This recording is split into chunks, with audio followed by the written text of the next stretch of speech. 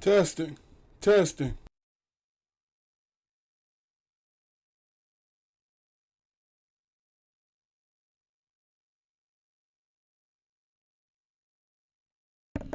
Testing. Testing.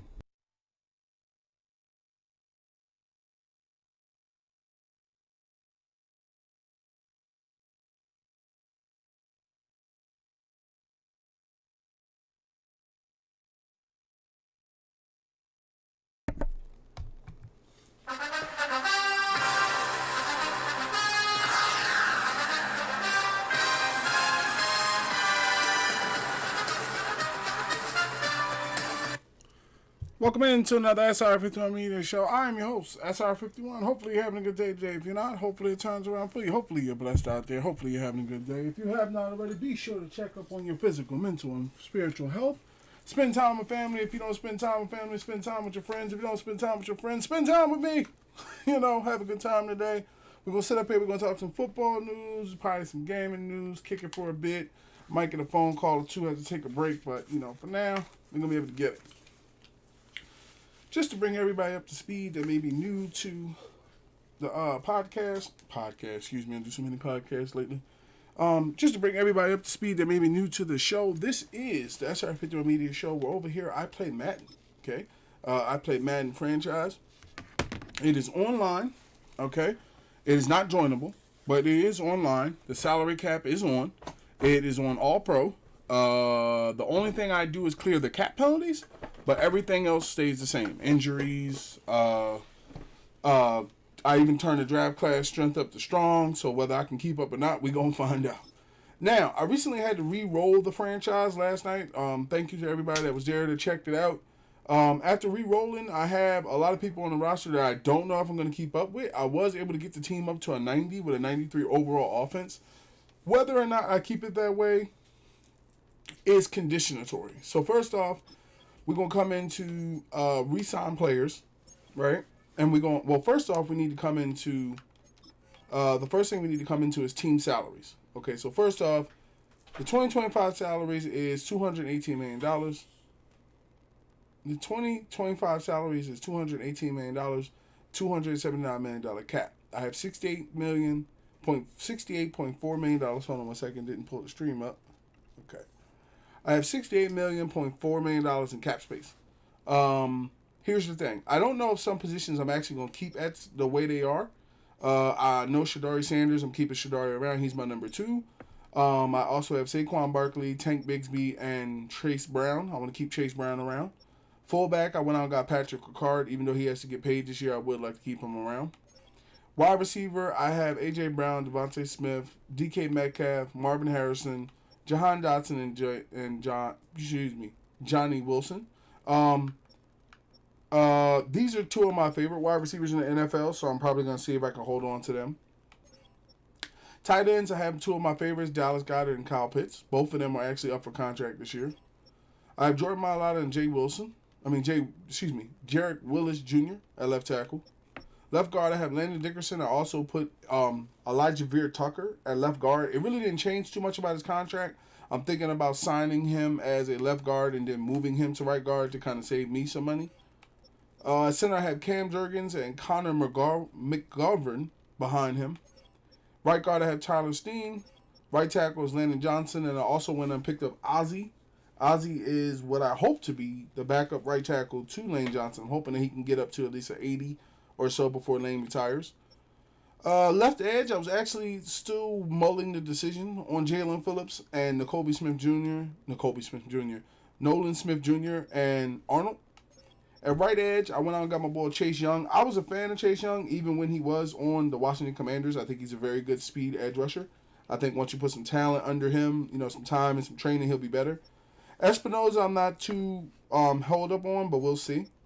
Defensive tackle, I have Jalen Carter, Christian Wilkinson, Jordan Davis, and Keenan Benton. Christian Wilkinson is actually asking him for a lot of money. Like, I'm talking like $40 million a year, so I might move on for him from a younger guy. Leo Chenal, Jahad Campbell, and Sayanoa are all running the same. At the mic, we have Bentley, Patrick Queen, and Nakobe Dean.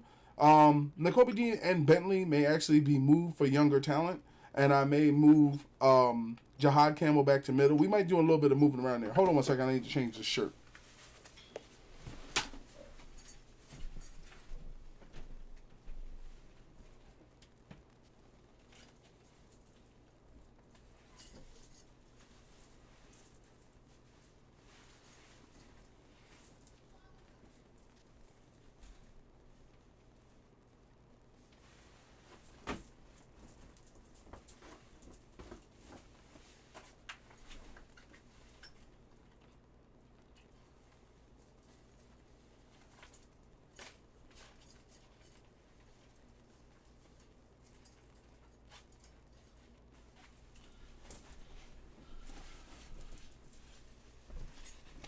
Sorry about that.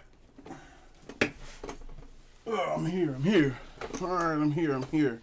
How I like to say. Hold on a second. I'm here. Or how I like to say. I'm black, y'all, and I'm black, y'all, and I'm blacker than black, and I'm black, y'all. Yeah. So I have at the will side linebacker, I have Zach Bond, Jeremiah Trotter. Cornerbacks, I was able to pick up Quinyon Mitchell, Cooper DeJean. I was able to bring Rasul Douglas back. I also have Kool-Aid McKinstry, and I also have Asante Samuel Jr. At free safety, I have Reed Blankenship. At strong safety, I have Makuba and Sidney Brown. So, here's the thing. If I'm not mistaken, I think I've traded away a lot of firsts, but let's come into the re-sign window because that's the next step. Now, in the re-sign window, we have about $65 million in cap space, okay? So, from what I can understand here, this is going to have to be spread out over players. Now, somebody like Leo Chenal, I think, has earned his contract because he is the number one strong safety, strong side linebacker in the NFL. So signing him to a $34 million deal means that you probably would never have to worry about that strong side position again, right? Now, when we come into my man Dallas Goedert is asking for $35 million over 3 years, which is also not too bad because he's willing to negotiate. Veer Tucker is the one that I think, first off, let's also see, before we get into that, let's see where we stand with the draft picks. Okay, so I have no first-round picks for 3 years. Now, this is before we automatically commit to not having any first-round draft picks. Let's see what we can work out. First of all, Veer Tucker, once he's traded back to right guard, is one of the most superest players out there. Okay, he's currently asking for, if I switch him back to right guard now, watch how his money jumps from 20. I think he changed it from like 24 million. He wants like 70 million to play right guard. So yeah, that's probably not going to work out. One second.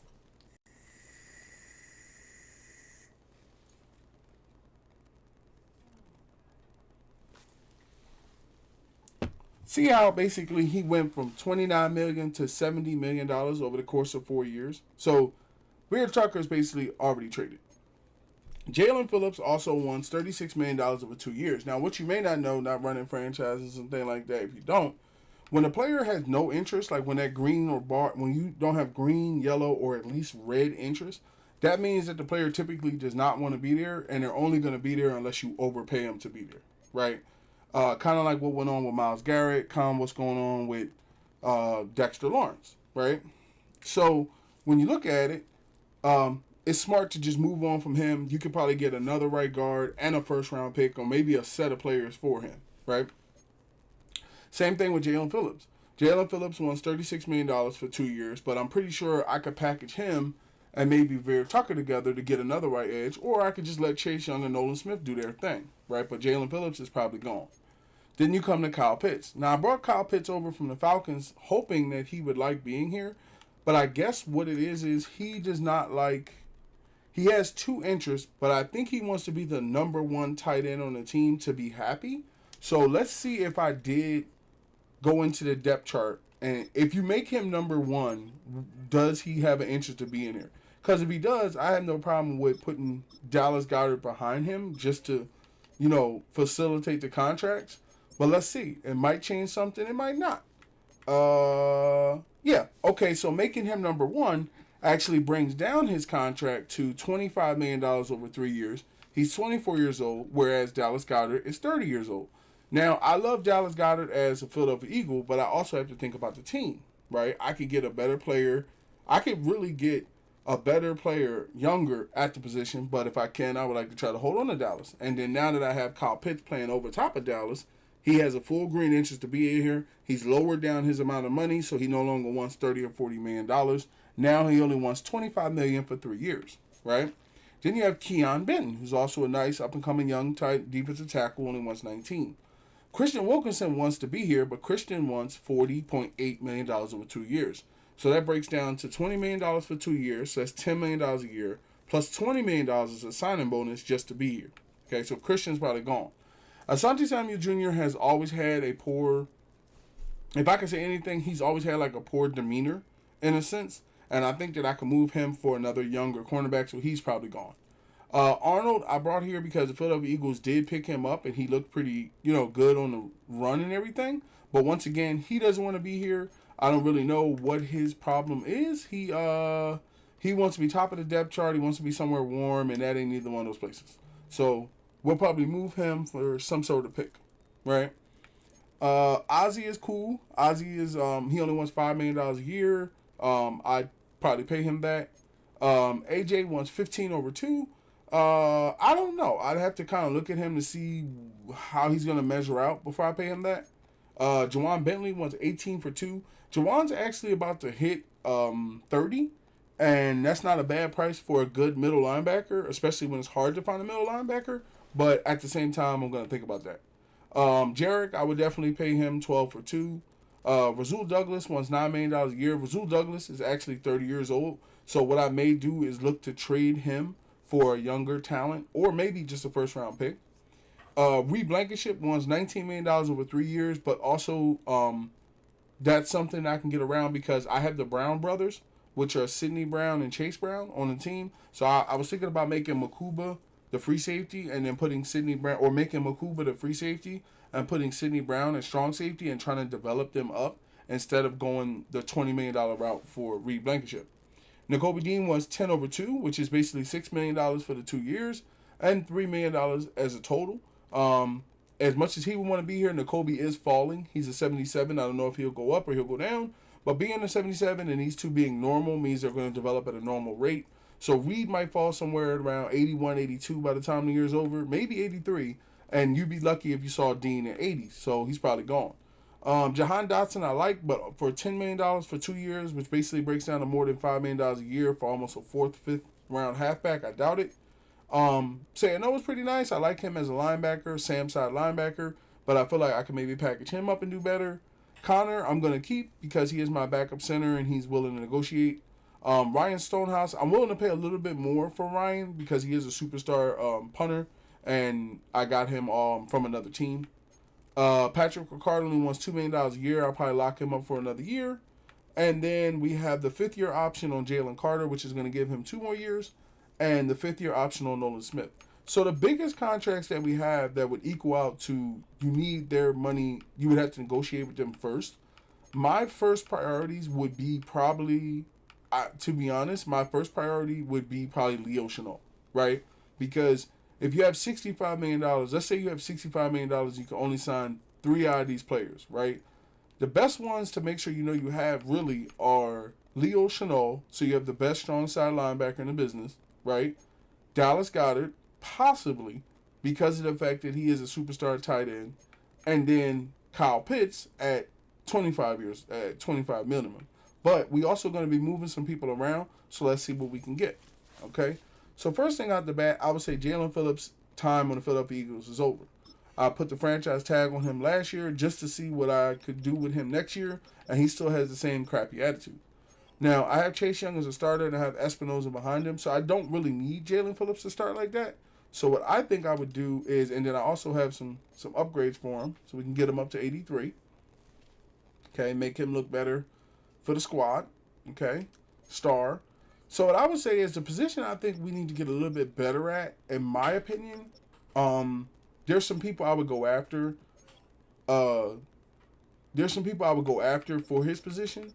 Like, say, Carson, okay? Carson is a rookie middle linebacker, but he's already rated as a top 20 middle linebacker, okay? He has an 83 hit power, 90 acceleration, okay? And he wants a team franchise quarterback, and he wants a big market. Now, if I could get Carson and say Graham, right? Another rookie who I think is going to be very good. He's a top 10 defensive tackle already.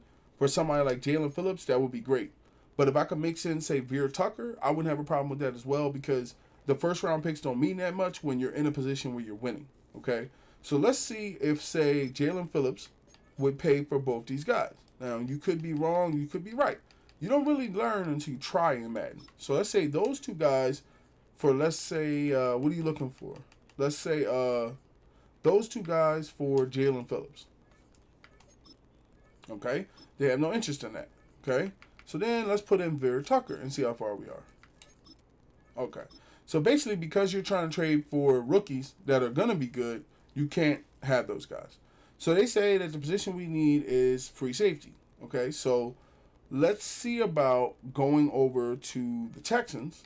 Well, let's see free safeties first off with the Eagles. Let's see who we have in the backfield and who we could maybe train up. First of all, who do we have in our practice squad, number one? Okay, we got some pretty good guys, backup guys. Okay, so we have Sidney Brown, who's playing strong safety, and we have Makuba, who's playing strong safety. So if Makuba is given a strong safety and we move Sidney Brown to free safety, let's see how he would hold up.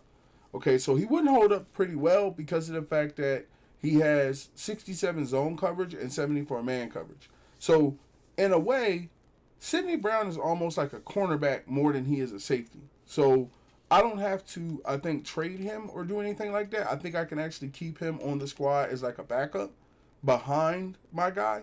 Now, the thing of it is, he wants a no income tax state and a warm weather state. So what I would probably do right now, before we get too far along, I would package him and his brother up and move both of them at the same time. Because 9 times out of 10, once you move his brother, he's not going to be willing to be around like that. I would also put Arnold along with it and see what pops up.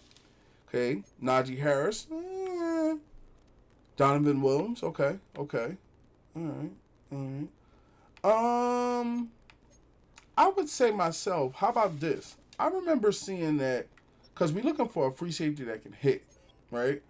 You might, I mean, moving a lot of money around also might put you into a position where you could keep somebody like Reed Blankenship. But from what I know, Reed went to, where did he go? I know N'Kobe went to the Raiders and Reed went to the Texans. So Reed number's already gone. So what I would say is let's see who could replace him without costing us $800 million. First off, you have the Jabril Peppers, who still plays for the Titans.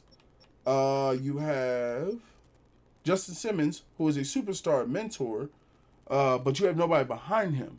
So, I mean, you probably could do an outright with Justin Simmons for somebody else, but Justin being in his 9th year might put you into a position where he's too old to hold down a position. And then once you get below Reed Blankenship, it gets kind of off the world right there. As far as strong safeties that can be turned into free safeties, I would say, I mean, you could do a one-on-one for, say, Jeremy Chin. I would say, let's see here.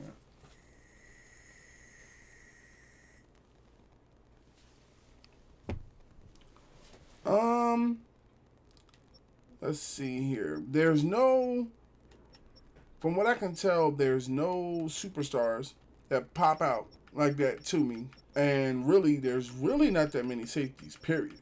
There's some really high ones up there, like the Derwin James, the Buda Bakers, people that would never be moved. There's a Brian Branch, who is very good. He was recommended to me by someone else in the conversation. He's a top 3 linebacker. He wants to be top of the depth chart, which is strong safety. He would be. He wants to be in a big market, which he would be. And he wants to be close to home, which is Georgia, which is not too far from PA. His contract would have to be for the next 3 to 4 years. Okay? His contract is over in next year. He wouldn't be that hard to negotiate with, and he is from Alabama. I wonder how far we would be on a trade for him if I was willing to, say, give them, what are they looking for? What if I was willing to, say, give you, what's his name? Jalen Phillips. How far out would it be? Okay? No interest there. Okay, they're looking for a right guard. Now, if I got rid of Veer Tucker, right, because Veer Tucker wanted $70 million, it would take our cap space from 65 million to 66 million. So you only gain a million by getting rid of him. But they have a super interest in him, and he is close to him as a player. Now, before I automatically make the decision to put a superstar in the backfield that is going to want superstar money next year, let's think about this a little logically.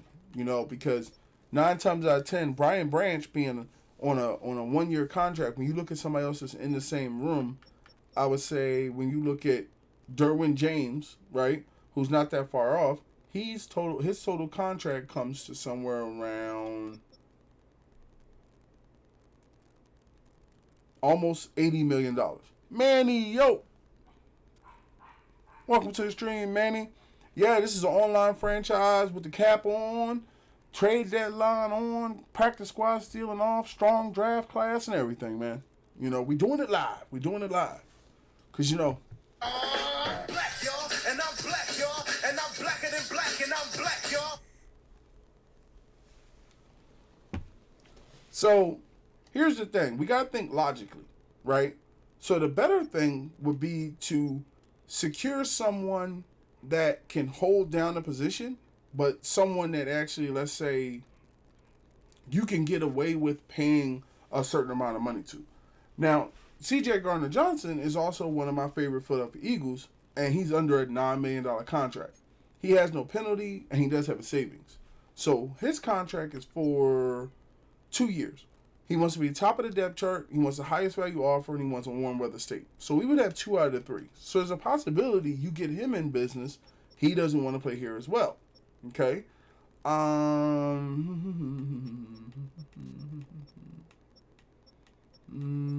Yeah, like I said, you got to train. If you go below a certain ability, you're gonna, because if there was some superstars there, because a superstar you would be able to train pretty fast, right? There's Kirby Joseph, who is a 90 free safety. That's not gonna happen. And then there is Justin Simmons, who you can take the hit at about $4 million. Dang, I lost my PlayStation Plus. What the heck? You mean you ran into financial situations, Manny, or you lost like the account?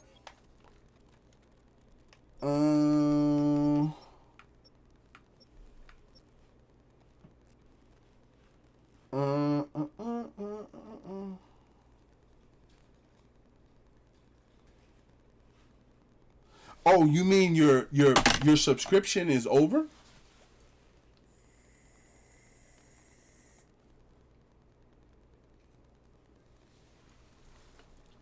I didn't lose my account. It just ran out. Oh, I feel where you're coming from. Yeah, that's why at a lot of times with my Xbox Live, because I have Xbox Live and I have the Nintendo Plus, I just play it with Nintendo. I think I gave them the 40, because I think it's like 40 or 50 for the year.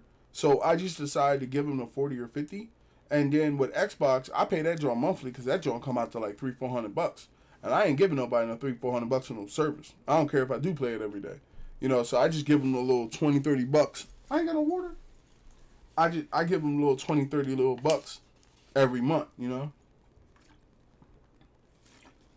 I tell you one thing, when they have a discount on some months of service, I'm gonna buy up ahead of time for real. It's ridiculous. Now also the other part of it is too to take into consideration, because they are Philadelphia Eagles, right? Before you automatically trade them, I would say when you come over here to, where's this contract at? When you come over to Reed Blankenship asking for $19 million over 3 years, that is not a bad contract. That is actually a very good contract. And then for Nakobe Dean to only ask for $10 million over 2 years, I think that's a good contract too. So I'm willing to take both of them off of the trade block. But Phillips is definitely traded. So the thing we want to do is we want to see if we can identify somebody. All right, first of all, let's put Jalen Phillips up there and see if there's any offers for him as an 83. First off. Okay, they're offering Jonah Jackson, a right guard. Okay, Dante Hall. All right. Yaya Dabe, 26 years old, 81, out of Tampa. Okay. Bradley Chubb. No, I saw Bradley Chubb get released a year or so earlier. Jermaine Johnson, number 2. out of the Jets. And then there's Amani Hooker, who is a strong safety, but I'm not looking to replace my strong safety. Now, what I would say is, could you maneuver a player and a first? Yes. But at the same time, we're already, like, not to say going to be down a spot, but what I would say is because Jalen Phillips is not willing to negotiate, he's definitely traded.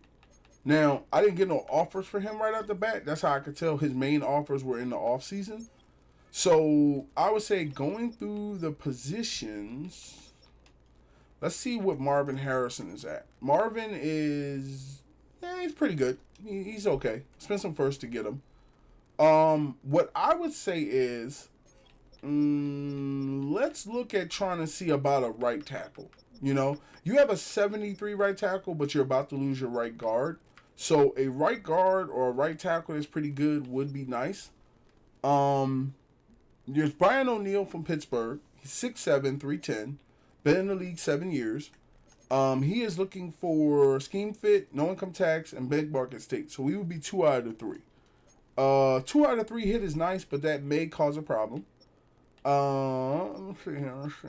Then there's Joe Alt, who is a superstar, 6'9", 321 superstar right tackle. He's the exact guy that you want to be behind Lane Johnson because he does have some injury history, and also at the same time, he protects Justin Herbert. But I'm not really a fan of the Chargers like that after they kind of ran their mouth after the playoffs themselves.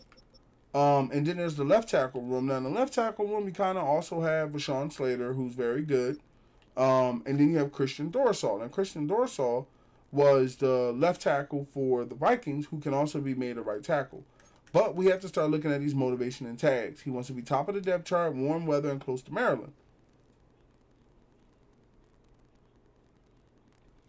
Overall, as an offensive lineman, doesn't really mean as much as your blocking stats.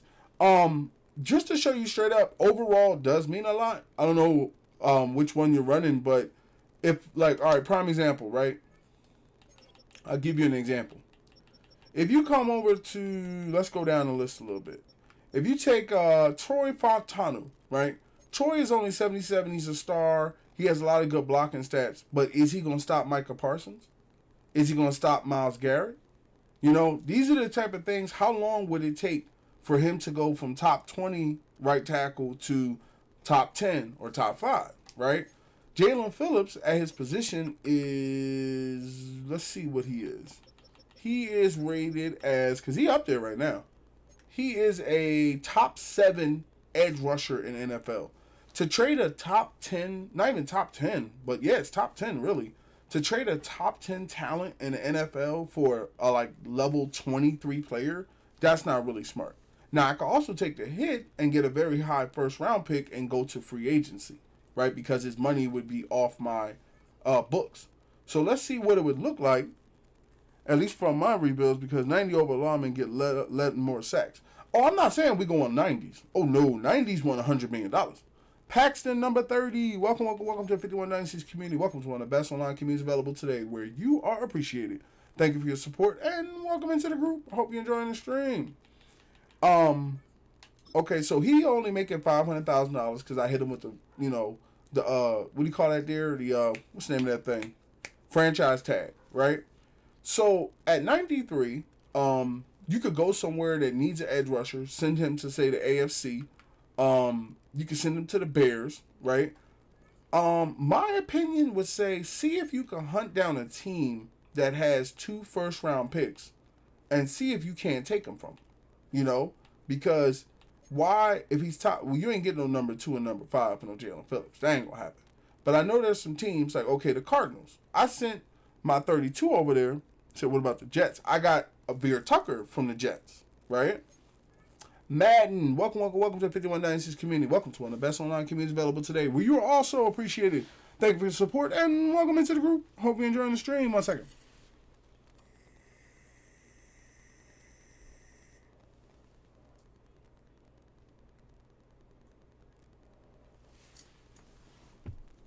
So here's the thing. Jalen Phillips for both your first-round picks. Okay, so you have a yellow interest. Okay, now they also want a defensive tackle.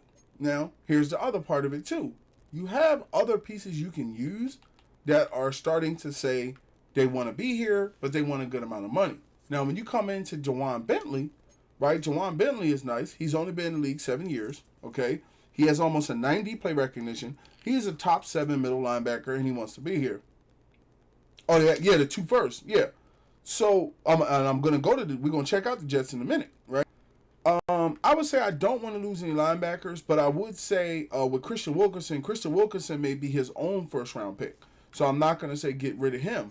But Arnold can go as well. So how far will we be out if I put Arnold on it? Okay, so we're really nowhere near a first round pick with them. So let's check out the Jets like you were saying. Okay. The Jets don't have 2 firsts. They actually have the 7th. I think they traded away one of those first to the Colts for Sauce Gardner, if I'm not mistaken. And then where were we at? We were at the who was it? Cardinals. Excuse me, just had dinner recently.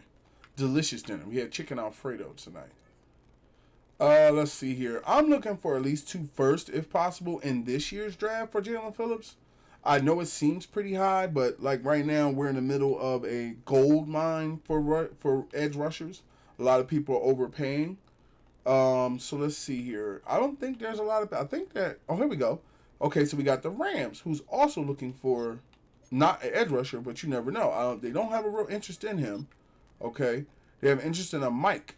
All right, so the Rams are not going to be a destination. Let's see here. All right.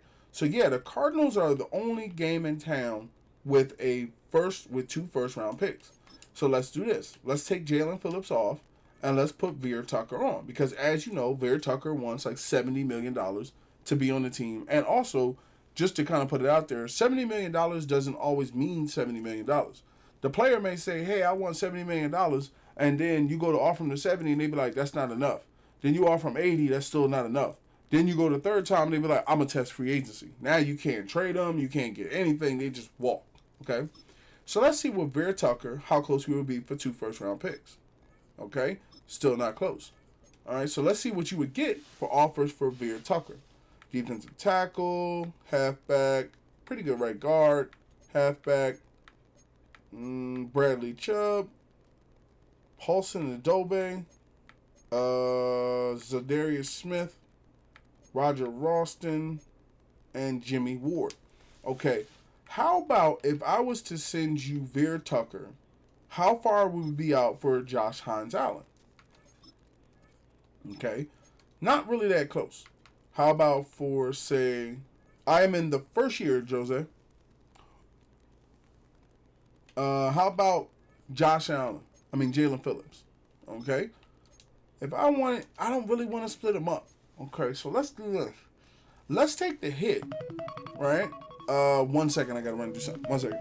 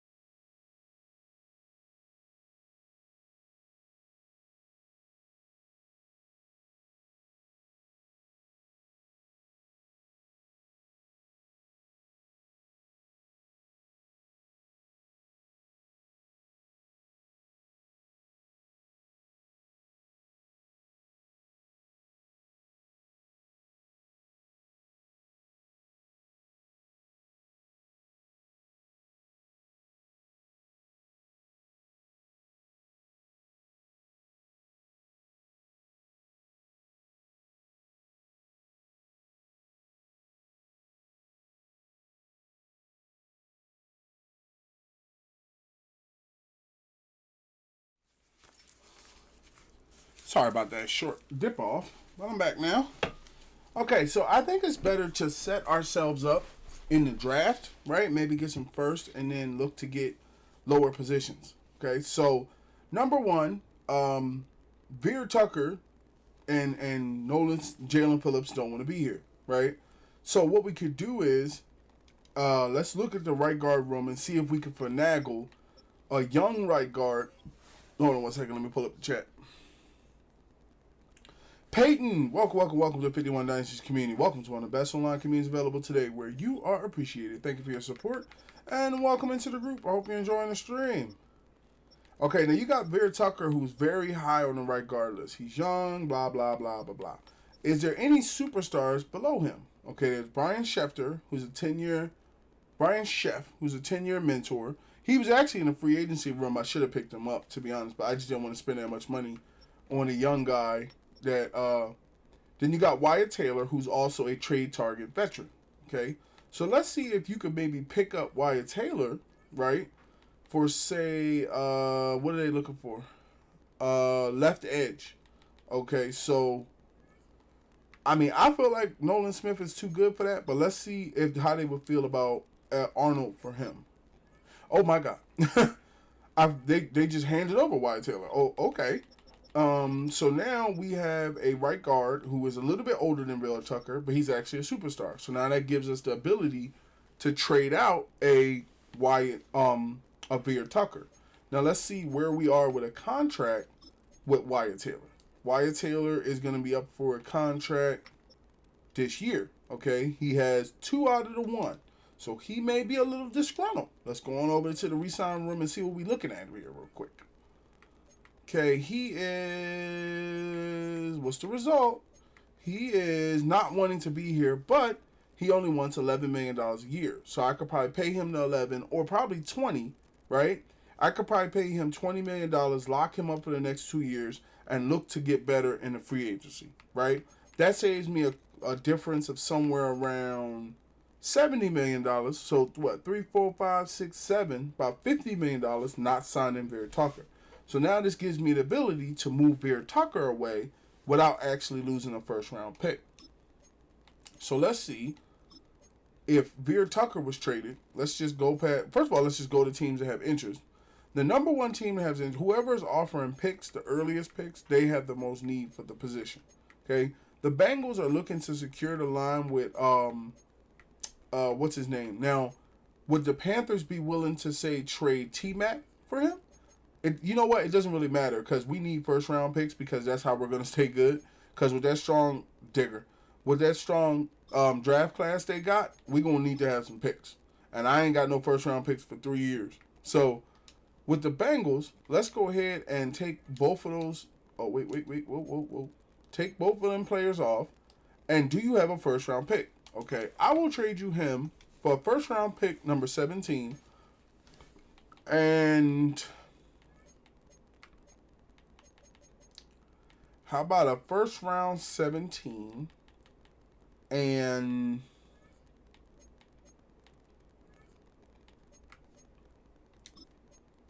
Demarius Knight is a rookie. He's a will side linebacker. He has run stopping and pass coverage. His zone coverage isn't really that good. He looks more like a strong side linebacker to me, built with acceleration, speed, and hit power. He probably can be coached up. He's looking for close to Georgia, head coach win percentage, and a big market. I mean, Georgia isn't really that far.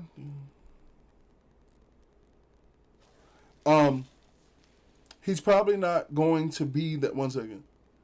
You said, dude, he's not even worth a first, and you're trying to get a first. Okay, so let me show you what we're talking about here, because I think you have like a misconception about where I am with this. Veer Tucker right now is rated as number 7 ranked right guard in the NFL. He is a top 5 linebacker. So what that means is the only person over top of him is Chris Lindstrom, who is number 1, right? And 3 or 4 other guys. So to think that you can't get a first round talent for that is crazy. Like, why would you trade a 5th round guy for a rookie?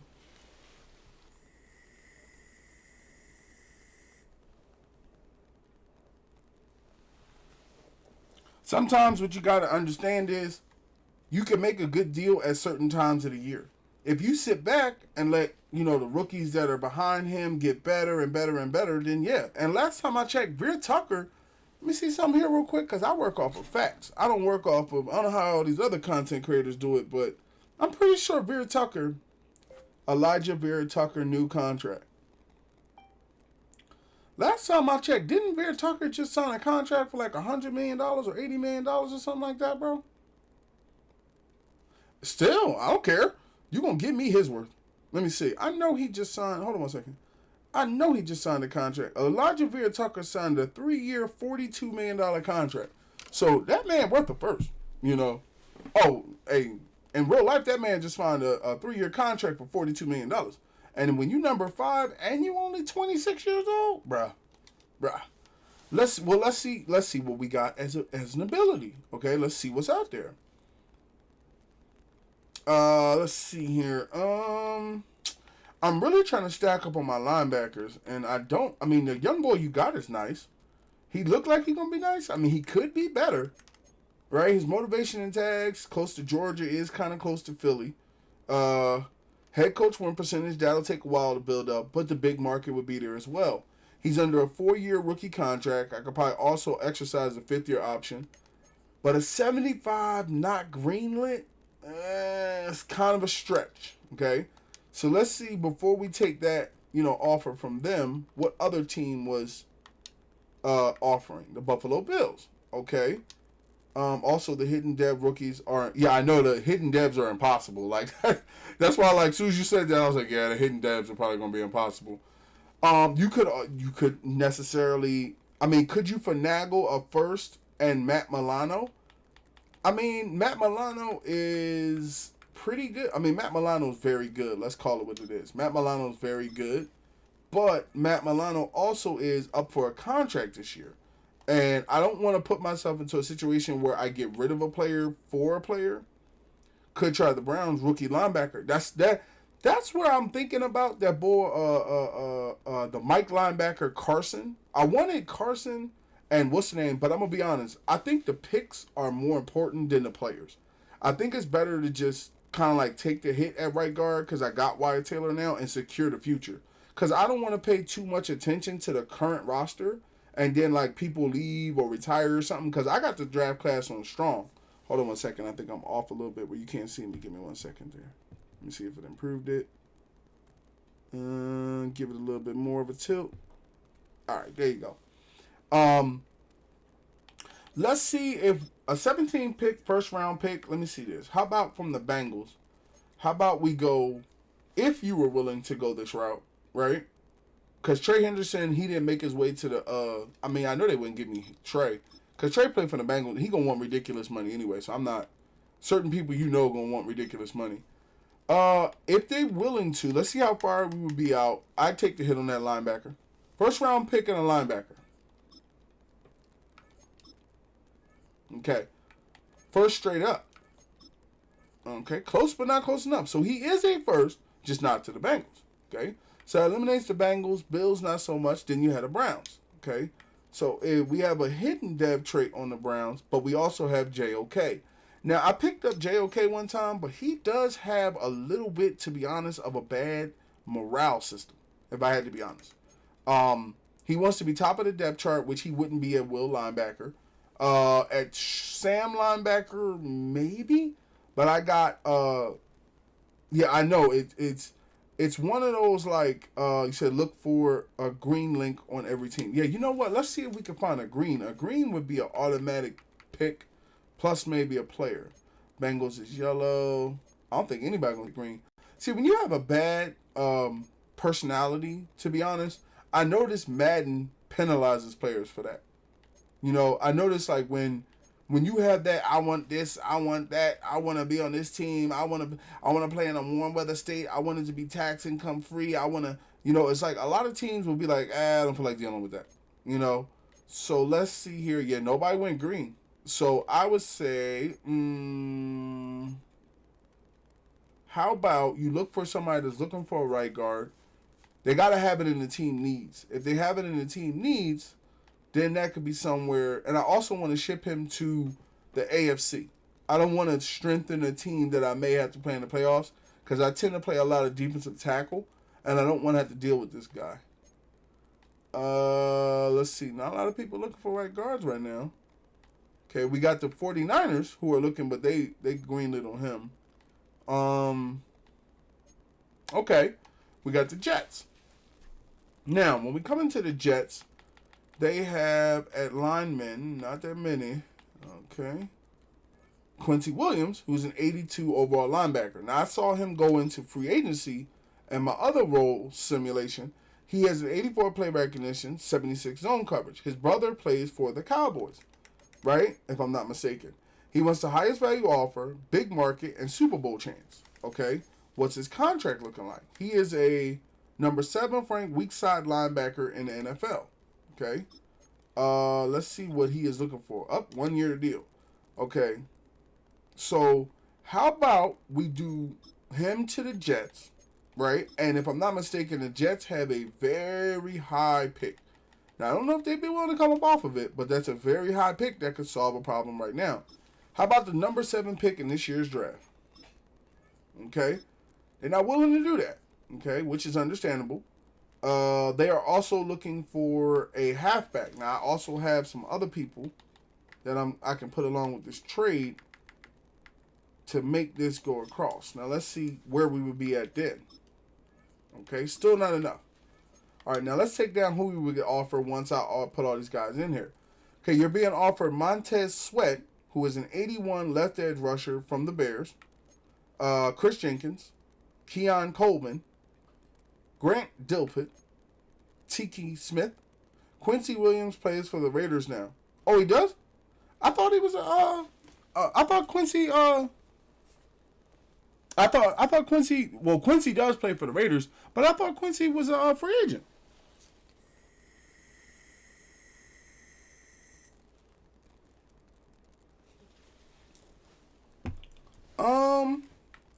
Let's see here. Kendall Fuller is a full free safety that I traded away. I mean, a cornerback that I traded away. Jair Brown. Nothing earth-shattering. Pretty regular. Zay Flowers would be a very good wide receiver. I'm surprised that they're giving up on him that early. Nick Chubb is past his prime. And Ryan Kelly would be a position that I wasn't worried about. So now if we come back to say, what's the team that we were looking at that had some people?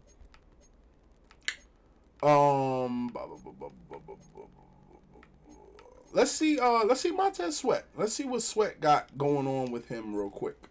Okay, he's a 20. Matter of fact, it's motivation and tags right out the bat. Okay, highest value offer, quarterback, franchise, and scheme fit. Okay, we would probably have 2 out of 3. Okay, and also let's do this. Are we in a trade room? No, we are in request to trade. So let's back up because the system will destroy this trade. Legacy 523. Welcome to 51 Dynasties. Welcome to one of the best online communities available today where you are appreciated. Thank you for your support and welcome into the group. I hope you're enjoying the stream, man. Okay, so you said find the best offer and counter offer for a position of need. They will give more. Okay, so let's go to Trade Center. Okay, we know that we're moving the Brown brothers, and we know we move in. First off, we move in Chase Brown, and we're also moving his brother, Sidney Brown, and we're also moving Elijah Vera Tucker. Okay, so now let's go up here, and it was the Bears, right? The Bears offered Josh Sweat. Okay, now what I wanted to see was,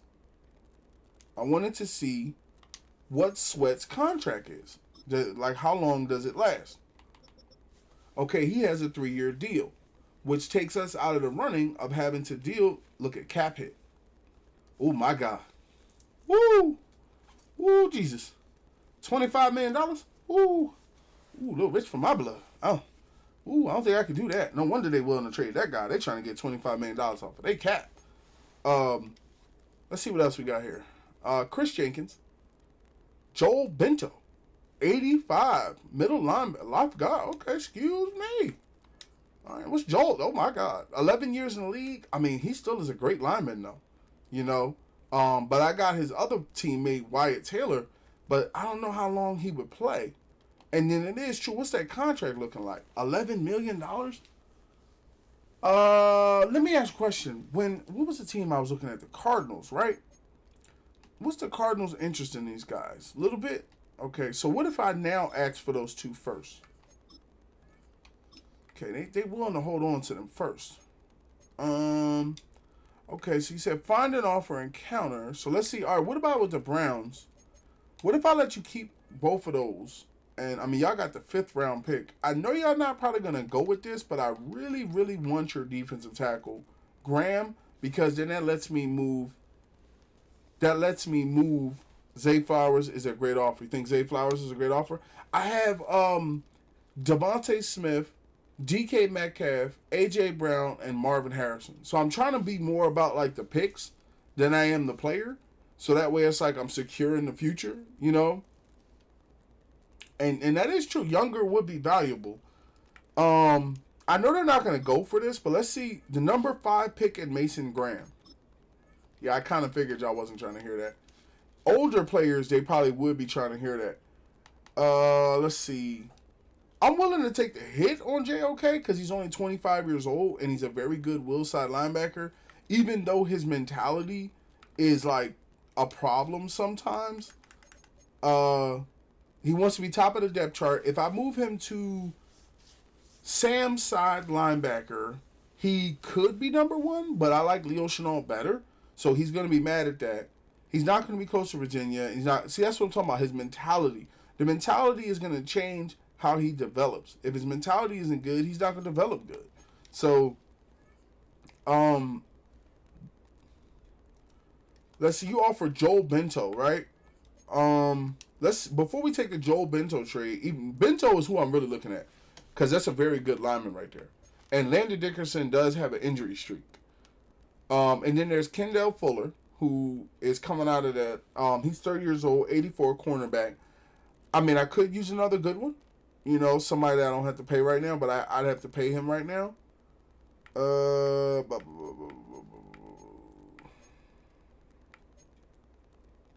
Kyle Duggar.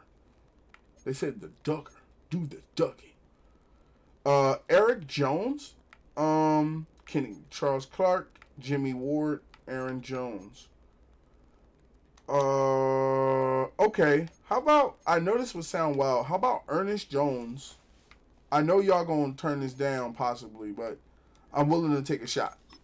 How about Ernest Jones, Tariq Woolen, and a 1st round pick for Sidney Brown, Chase Brown, and Veer Tucker? Okay.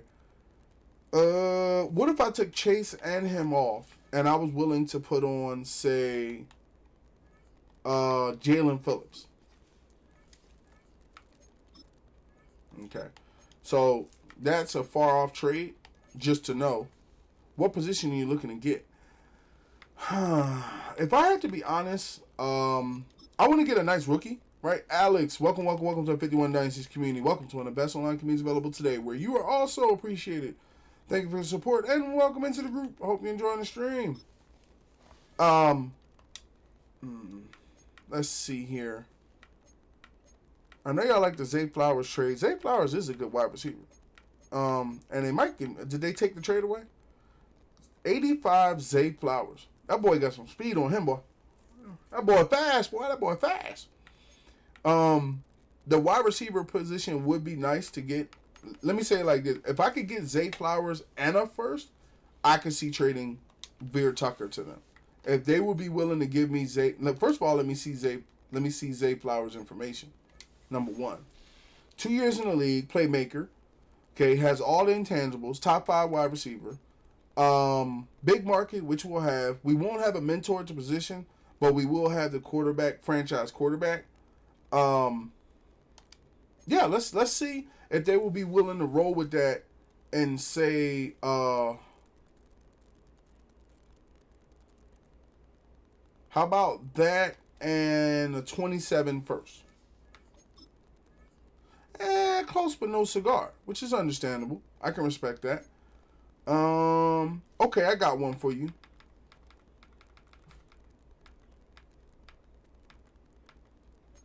How about from the Cardinals? How about you give me back Josh Sweat, right?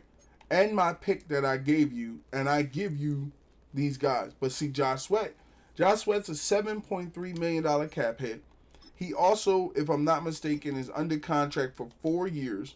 So I wouldn't have to worry about this for 4 years. So how about instead of my 32 pick, you give me your 16th pick and Josh Sweat for these 3 players? Okay. What if I ask for the 32? Okay. A little bit more interest. I don't think they'll give up a first, maybe a third. Since they made such a strong offer in the first place, you can also get someone else of value from the Ravens. Or you think because they made such a strong offer, they would be willing to come up off of somebody else, huh? Okay, let's jog back on over to the Ravens. Let's jog back on. Now you were willing to give up Zay Flowers, okay? My opinion, I think what is the gold mine of this year's Madden? I think somebody like, as wild as this may sound, if you could get a Roquan Smith, I think that helps the defense that much better. Because Roquan is only 28 years old, been in the league 7 years now. You won't get a first. There's no way in hell they're going to give you Roquan Smith in the first. But what I would say is he gives you that punch at middle linebacker where it frees everybody else to play other positions. You would have Zach Bond to the right, Roquan Smith in the middle, Leo Chenal to the left, Jahad Campbell behind him, Jeremiah Trotter behind Zach Bond, and Nakobe Dean and Jahan Bentley behind him. Now, let's see if they would do it for Roquan Smith. Now, I also need a pick because of the fact, I'm at least try for a pick, but I'm not going to try for their first because I know they're not going to be with it. I don't know how close we would be. Okay, yeah, we about a ways out. I don't think they're willing to come up off of Roquan. Yeah, they're not willing to come up off of Roquan like that. Let's see, who else they got in here? Nobody else is really, I'm really trying to stack up on linebackers, so Calvin Noe is way too old, so yeah. And then what's Zay Flowers hit? Zay Flowers hitting at about $3 million. $3 million of them things. How long is his contract? About 2 years. So he has to get paid next year, and he is going to be a little upset. Okay. Who else was the other teams? There was the Buccaneers. I am a huge, anybody that knows me and that's been watching my streams will tell you I am a huge fan of Vita Vea. I like that guy even when he was on Washington. But how big would the cap hit be? Okay, Vita would come in and take about $10 to $13 million away from our cap. But how far out would it be?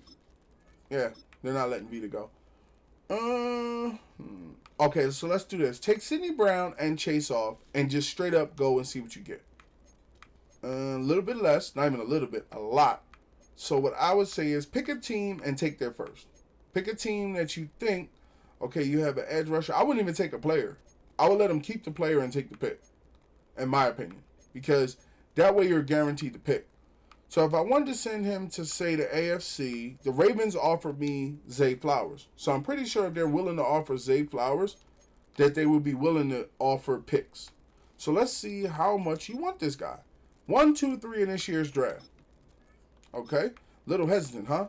How about 1, 3, 4 in this year's draft? Huh. Okay. How about a first round pick and your second round pick in this year's draft? A little hesitant, huh? That first ain't pissing you off that much, though. Okay. So how about 1, 4? 1, 4 is the lowest I'm willing to go.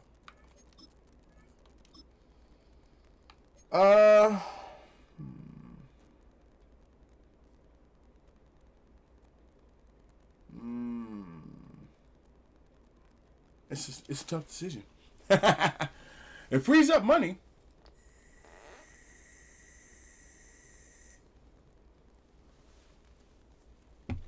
It frees up a good amount of money on the team doing something like this. But at the same time, it has to be the right pick. So the Ravens wanted to send me Zay Flowers, but they wasn't willing to come up off the first. And Zay Flowers is due next year, but it would give me a wide receiver. Yeah, I know I have Wyatt Taylor, though, so I could take that hit.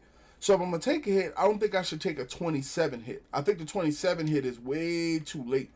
Like, I think by the time you get to 27, it's going to be kind of harder to find talent.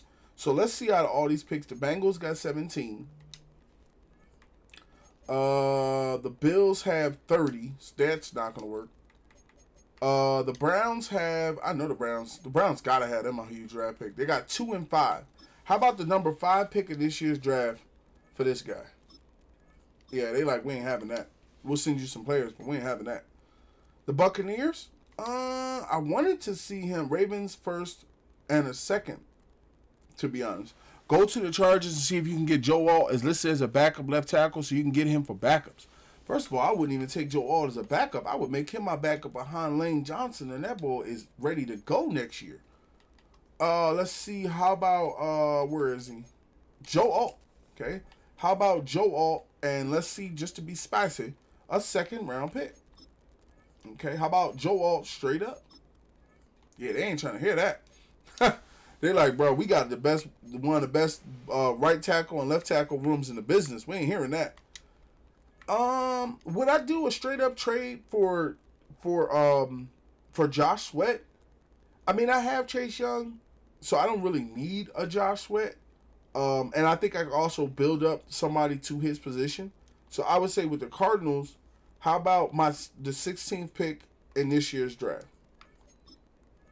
Okay. I could get my pick back at 32, right? In this year's draft and have a first round pick. And I do pick. Oh, sorry about that.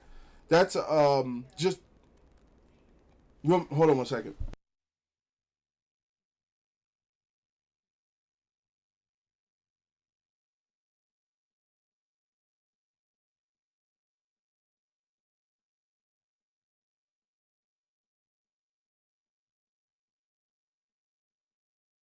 Sorry about that. You are going to hear a beeping in the background. That is something we're having fixed in our household that will be fixed tomorrow.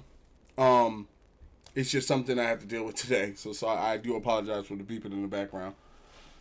32. I mean, I traded away 32. I'm not really trying to go that low for a good player. Chargers, they weren't willing to come up off of Joe Alt in a straight up. Let's see if they were willing to come up off of Joe Alt and say, because he could be the new Lane Johnson for the squad. So let's do Sidney Brown, and let's also do Chase Brown. And now let's see how far out would we be. Ooh, they ain't trying to come up off of Alt for nothing, which is smart. Joe Alt's a very good player. But I could send you a very good player. What do you have in the first round department? You have number 22. How about a first and a second? Okay, how about a first? Okay. If all else fails, you can take your pick back from the Cardinals. Probably easy, so we are guaranteed a first. So we can be a little picky. Let me see. Anakin Skywalker. Anakin, welcome to the 51 Dynasties community. Welcome to one of the best online communities available today where you are appreciated. Thank you for your support and welcome into the group. I hope you're enjoying the stream. Number 14, let me get number 14 and number 2, and you can have both of them.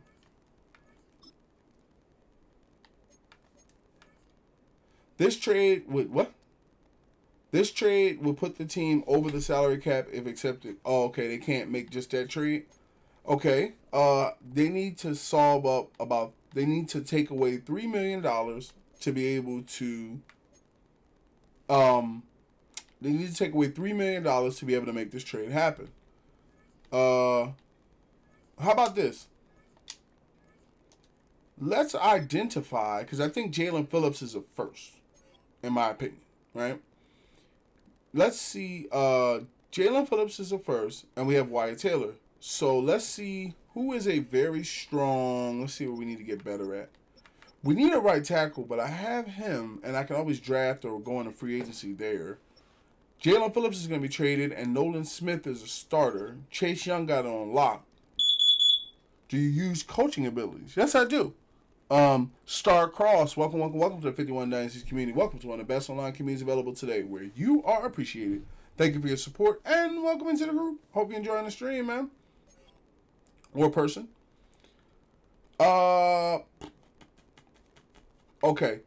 So we have a weakness at left edge, right? Julian, how you doing?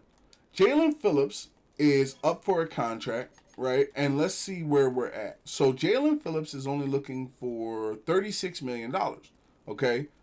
With the 36, I feel comfortable keeping him till week 3, right? So we're gonna take the first round pick with Elijah Vera Tucker, right? Because his contract is just enormously out of this world. So we're gonna put all those players back up there that we were trying to trade away, and we're gonna see whether or not we can finagle. Well, first off, we're gonna trade Vera Tucker to say the Cardinals, right? For because they have interest. Wait, who has the better pick? That's what we were trying to figure out.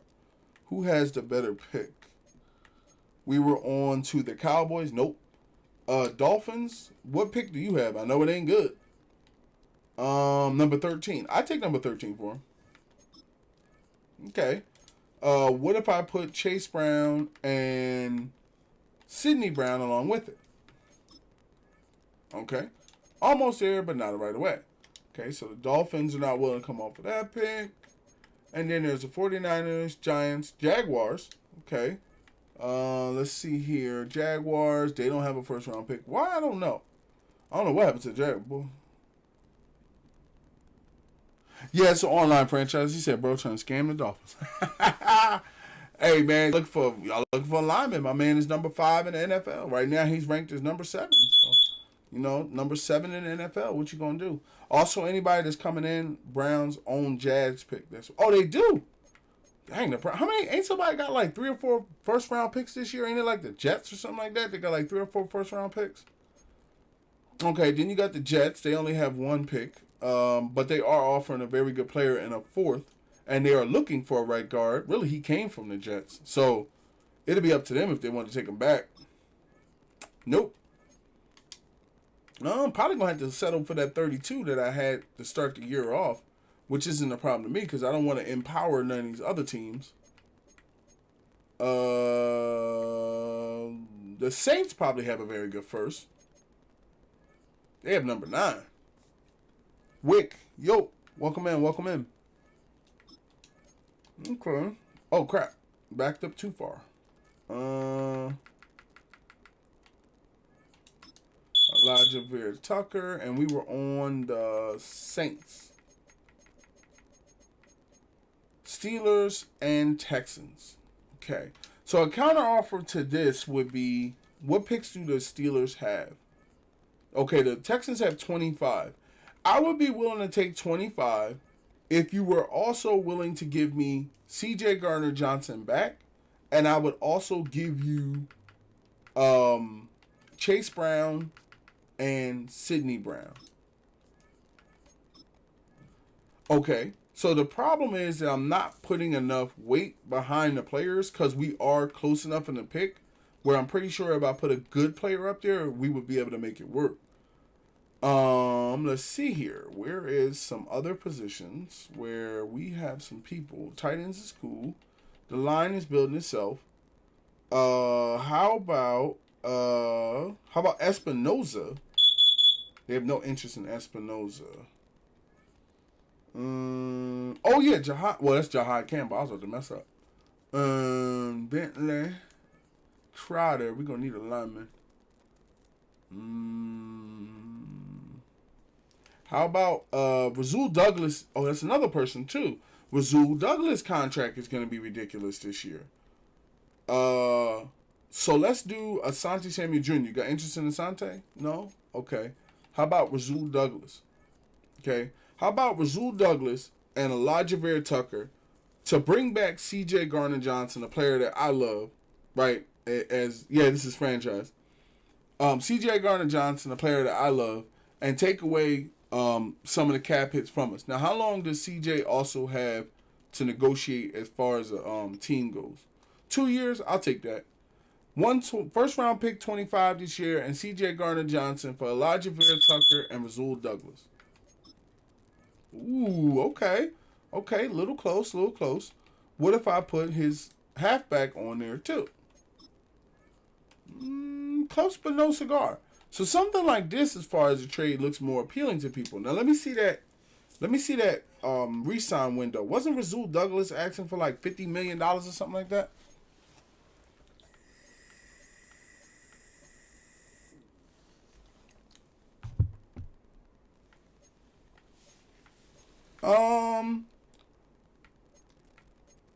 Okay. Rasul Douglas is asking for a 1-year deal at $9 million, so he feels like he's ring chasing to me. So I would say, put Rasul Douglas, save the Chase brothers right now. Put Rasul Douglas and Rasul Douglas, Veer Tucker, Rasul Douglas, Veer Tucker, and Chase Brown on a trade. In the trade window. That way we won't have to I be doing it out of the GM office sometimes. Let's go to the trade window. And let's do Veer Tucker, Chase Brown, and Rasul Douglas. Higher than before. 3 greenlets, all above 81. What do we got? Okay, we got a center that I don't need. Oh, we got Christian Benford, who is a very good cornerback, who I picked up, and he got very good on my team. Dilpit, Tycon Smith, Nick Bolton. Oh, my God. We have awoken Nick Bolton, an 84 middle linebacker from the Chiefs, who's only 25 years old. Now, that's a very good pick right there. Fuller, Tyler Nubin, Xavier Legette, Jeremy Chin. Okay, Jeremy Chin's a very good safety as well. C.J. Gardner-Johnson. Okay, so they're offering C.J. Gardner-Johnson, but they're not necessarily offering him in a first position, and that's kind of what I was looking for. Andrew Van Ginkel, I looked at him last night, but for him to be almost 30, that's a little bit of a hit. How about this? Would you give me C.J. Gardner-Johnson and the first round pick for these people? Okay, we're close. So if we take Chase Brown off, how far are we? Okay, not that far. So if I was willing to say Rasul Douglas is pretty good cornerback, and I want to keep Reed Blankenship, I would say, what are y'all looking for?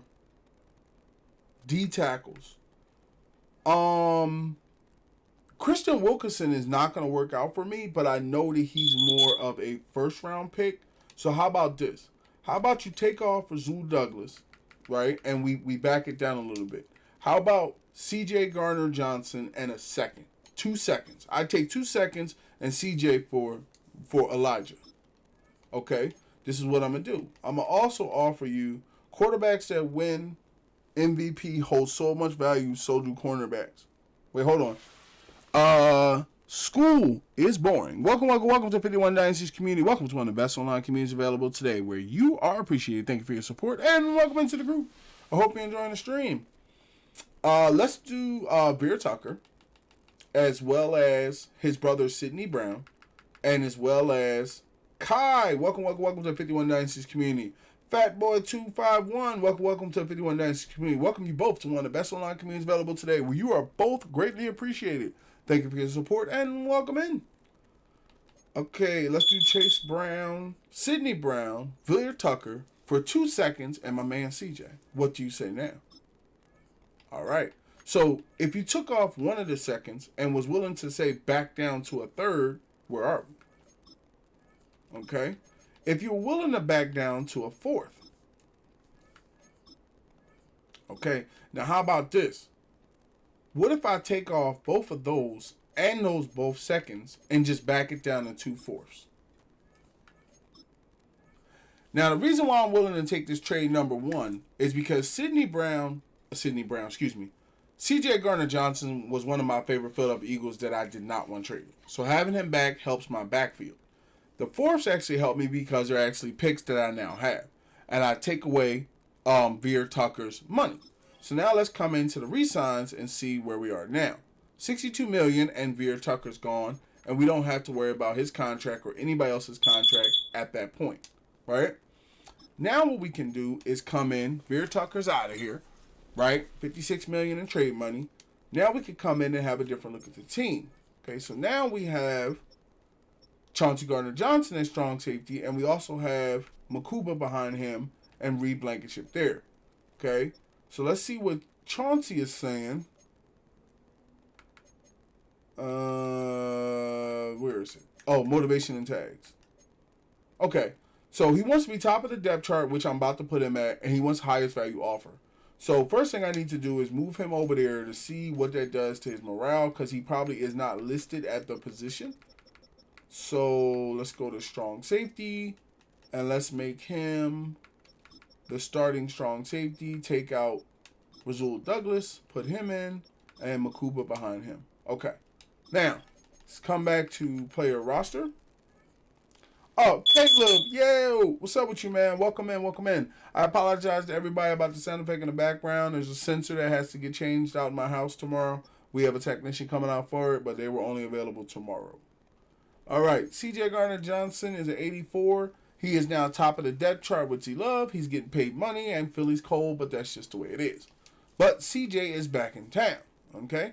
Now, what we're going to do is the next trade to get lined up is going to be based upon contracts that we can either sign or not sign. So, let's see if anybody else is asking for any ridiculous Ugabi money. Okay, you got Christian Wilkinson. Christian Wilkinson is offering. Christian Wilkins wants $40 million over 2 years. There's no chance he's getting $40 million from me for 2 years. And I had him on a trade block, but there wasn't a lot of interest. So let's see what we can get for him.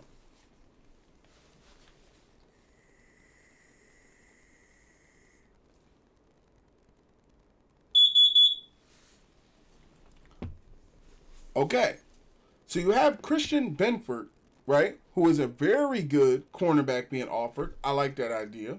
They have Nick Bonito, if I'm not mistaken, from the Broncos. They're also offering Joel Bento from the left guard. They are offering Davon Bland, who is a very good cornerback from the Cowboys. Let's see, Milton Williams, very good defensive tackle. He was actually a defensive tackle for us before he went to the Patriots.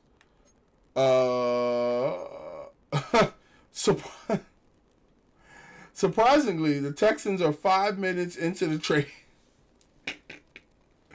Chase, welcome to the 51 Dynasties community. Welcome to one of the best online communities available today, where you are also appreciated. JJ, welcome in as well. And Kai, welcome in as well. Welcome you all into the group. I hope you're enjoying the stream. Thank you for joining one of the best online communities available today, where you are appreciated. 1 second, let me address this comment. Blind Bye. Thank you for that love. Greatly appreciate that. I'm glad you're enjoying yourself. 1 second, I'm trying to click on this person's name, but it is not popping up. Okay, we're gonna go with blank because you have no picture. Welcome into the group. Welcome into the group. Thank you for joining the group, and welcome to one of the best online communities available today, where you are appreciated. Chase, that's right. Go Birds. 5 = 5. Big Oli. Thank you for the likes. Thank you for the likes. So 5 minutes in. Here's the thing. This is why I'm trying to say this guy's like a problem, but he's just being passed around the NFL. 5 minutes into the trade, they are already asking to trade Veer Tucker away. Like, he said, I hate the Eagles, but I love the trade. Hey, it's not a problem, man. I got what is it? I had an uncle when he was still living, Lord rest his soul, that was a Giants fan. I had a family uncle friend that was a Cowboys fan. My sister-in-law is a 49ers fan. My other sister-in-law is a Seahawks fan. My brother-in-law is a Chargers fan. My other brother-in-law is a Raiders fan. So, but, it's like we're all over the place. And then if I don't get it, I want the Seahawks to get it. Or the Steelers. Use Bengals offensive playbook and Baltimore's defensive playbook. I like multiple defense run balance. By the way, I also hate the Chiefs. Look, here's the thing with Elijah Tucker, okay? Elijah Tucker is a great player and all that, but, I just don't know if you're able to signing him to a $70 million deal would destroy free agency this year. I could spread that money on Bolt Up. I hear that. Them Chargers. I hear that. Them Chargers. That's what I tell him. I tell him all the time, hey, trade me Joe Alt and Rashawn Slater for 2 firsts. He's like, nah, I ain't trying to hear that. Okay, so there's some very good people that's offered, but I think the best trade offered is Christian Benford, because I feel like Christian Benford is already proven to be good. And what's his motivation and tags? Okay, he wants a head coach win percentage and Super Bowl chance, which we will have. He is also, his health is at 90, so he's pretty good. His rating is he's a top 6 cornerback in NFL, so he would immediately help the cornerback room. It would be a position where I could take a hit with like another person. I kind of wanted to trade out a defensive tackle for a defensive tackle. So what I would be willing to say is, how about Christian Benford and potentially, do you have a young defensive tackle I could take hold of? TJ Sanders. Okay. I'm pretty sure you're not going to be willing to trade TJ because he's a young guy. Let me see what he got. He is a nose tackle. Okay, so that means he's going to be a little slow. Ed Oliver is more a power rusher, and I like him better. Would you be willing to trade Ed Oliver and Christian Benford? Wait, hold on. What's their contracts look like? Okay, Ed Oliver's under contract for... Okay, so we got to go to the trade. Hold on one second. It's in the wrong window. Our offensive line depends on Slater but last season it all fell down. I'm going to be honest with you. The offensive line that you guys picked is very good with Rashawn Slater and Joe Alt. Nobody, I think, and I'm going to say this coming from a guy that I believe has one of the best offensive lines out there. It doesn't last long, you know. Look at how time has flew. Landon Dickerson is probably only going to last, not like in health-wise, but he's probably only going to play maybe 2 or 3 more years. Lane Johnson is probably, this is his last go-round, 9 times out of 10. So, yeah, we're going to need a left guard and a right tackle. So, I'm right there along with you. I understand where you're coming from, you know. Okay, so Christian Wilkinson, right? And I don't think there was anybody. Oh, yeah, that's who it was. Christian Wilkinson, Sidney Brown, and Chase Brown. And you guys brought, oh, wait, we got some other people in. We got Logan Wilson from the Bengals, okay, Christian Benford. Dre Greenlaw, okay. Dre Greenlaw is a Mike linebacker who's very good. We're being offered another right guard, all right, Khalil Mack. Okay, now that you put some people on there, kind of spice the trades got kind of spicy. Like I like my woman hot, like I like my crawfish hot and spicy.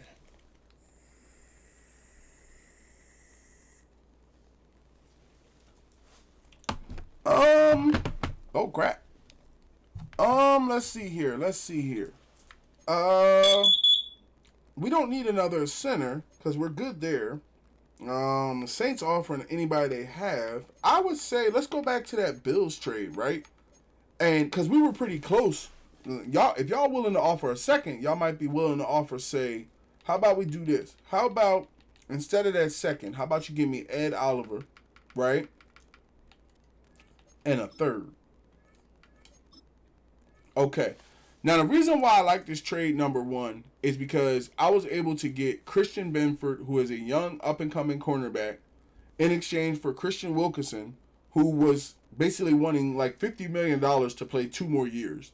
Okay? Sidney Brown and Chase Brown are brothers, so I was able to do right by them and send them to the same team. Now, whether they keep them together or not is not my concern.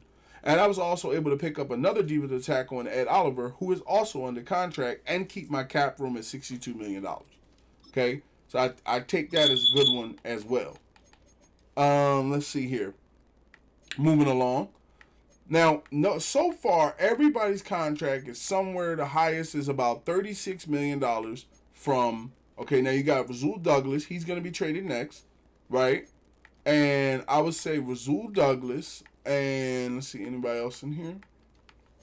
All right. Now, we have $40 million in cap space.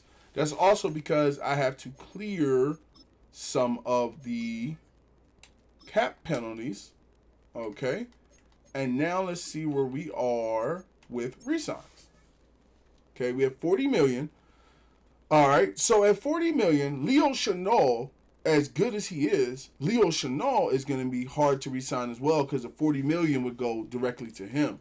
And then it's the same thing with Dallas Goedert, where Dallas Goedert would want, $40 million himself. Now, Jalen Phillips, making a choice between the two, a tight end of Dallas Goedert's position, is he easy to replace? No. He's not easy to replace, but he definitely is a first-round pick, okay? I also have Kyle Pitts, who's the new number 1 tight end, right? So if I wanted to see, take everybody to the 3rd week and then make a trade, that's one thing. I think that's the best option to go because I'm curious to see how this $40 million gets divvied out. Let me see if they talk about it. So Let's see. Oh, wait 1 second. When signing contract, oh, I messed up. I'm trying to see what part comes out.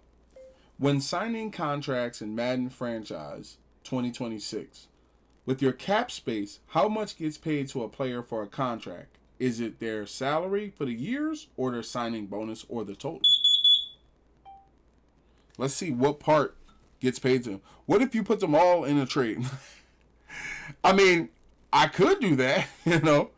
It says in Madden 26 franchise mode, the contract amount that hits your cap space is not the total contract. It's the annual cap hit, which is calculated from the base salary from the specific year that the portrayed person gets.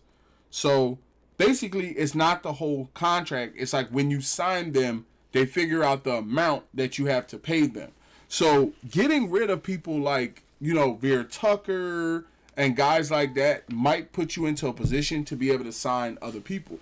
Now, if I had to be honest, right, some of these players, if they walk, I'm not going to be too mad about it, right? But I can save some more cap space by getting rid of some people. But I would rather take this to week 3, you know, because I think we got a good. My main people that I'm going to start off contracts with, the 2 people I definitely want are what's the 99 overall player name? I forgot. To be honest, too confusing. I just turn off cap space. I'm not gonna lie. I normally play without cap, but it's a new level of fun, you know. XAU, welcome to the 51 Dynasties community. Welcome to one of the best online communities available today, where you are appreciated. Thank you for your support, and welcome into the group. I hope you're enjoying the stream, man. Or a person. Okay, so we have Rasul Douglas. Let's see what offers we get for Rasul Douglas. Okay. All right. Okay. Well, alrighty then. Let me ask you this. Do the Chiefs have an interest in him? No, they don't. Okay, so the Cleveland Browns have an interest in him, as well as the Chargers. The Chiefs do have an interest. Okay, so let's go here, and let's see, would you be willing to come up off of Nick Bolton? You offered me Nick Bolton, so how far would we be out for Nick Bolton? Okay, not that close. Not all that close, but let's see what we're looking for. I would never send him there. But wide receiver wise, I have Jahan Dotson and Wilson. Okay. So let's put together, who's the other person? I think it was Leo Chenal, but Leo wants to sign his contract. But Leo also is a commander, right? Isn't Leo Chenal a commander now? I think eventually you should trade Lane Johnson before he retires. Lane got his X Factor into the year. I can't do paid to Lane like that. That's one of my favorites. Right? Dallas Guy is my favorite too, but Dallas is, you know, Dallas one of those, like, he not gonna retire, but the money, he ain't gonna be the same next year. That's why I brought in Kyle Pitts. If you were to do Rasul Douglas, right, and let's say you were willing to move away from Dallas Goedert, right? Let's see what they would offer. Your cap room would go up to $73 million. Let's see what they would be willing to offer, like what teams would offer. Okay, so that's a good trade. Okay, Jennings. Okay, Chris Godwin, Lad McConkey. Okay, Isaiah Pacheco. All right, Jalen Waddle, Travis Etienne, Edrin Cooper. All right, Alvin Kamara at 84. Cooper Kupp. Okay, Elijah Vera. I'm telling you, you could. I'm gonna tell you something, man. You could literally probably trade Rasul Douglas and another dude and get this guy back. Let me see something here real quick, cause you never know, man. With them passing him around like that, he might take a lower contract. What was it that I had that they was really looking for or something? Like, that's crazy. Like, I don't know if it's because of his contract or what. Like, that's wild. Like, he literally been there for like 5 minutes, and they're like, "Yo, we don't want this guy, bro." Like, I mean, you can have Asante Samuel Jr. too if you really want somebody. Okay. What was the picks I picked up? A third? Yeah, I mean, let's go ahead and see a third and a fifth. Why not? I needed to clear some cap space. They're out of here. Veer Tucker's back with his $70 million contract. and we'll just see where we stand with the guy at the end of the year. We don't have a lot of other contracts like that, so I think what we'll do is just run it to week 3, sign the first people we have. Method, bro, you got to trade these players over 28 for picks. Trust me. Okay, so let's see what we got here. For the trade center, I need first because I have the draft class turned to strong. So that means that this year's draft class is going to be very strong. Let's see what we have on the re-signs. Linemen are also super hard to find, so that's different. For Dallas Goedert, I remember Dallas Goedert was almost strong enough to get me, what's his name from the Jaguars? Josh Hines Allen. Like, they were looking for a tight end so bad that they were willing to give me Allen almost, if I'm not mistaken. Now, Allen would also turn my cap space from being $80.6 million. Now, the question of it is how long is his contract? Okay, his contract's for 4 years. So we wouldn't have to worry about let me go to the draft room. The other Allen. He said the other Josh Allen. You know what? I did just kind of get knowing that, he is like the other Josh Allen, where like everybody's like, no, there's Josh Allen, and then there's the other Josh Allen. I think he's very close. And then also, I wouldn't be screwing Dallas Goedert over because he would go somewhere where the Jaguars are going to pay him because they don't have a stand-up tight end, like what he is. So let's see if you could do Josh Hines Allen and say if you wanted to try to say come away with a second. Okay. How far would be out straight up?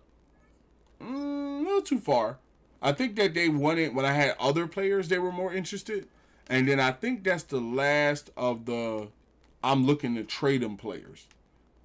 Yeah. I think that might be the last of the I'm trying to trade them out players. Because we're going to have to pick up some free agents and stuff to make some things happen.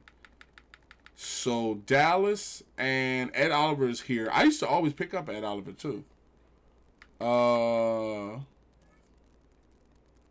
about Dotson and Wilson on top of it? Okay. So Josh Hines Allen is too high to pick up. What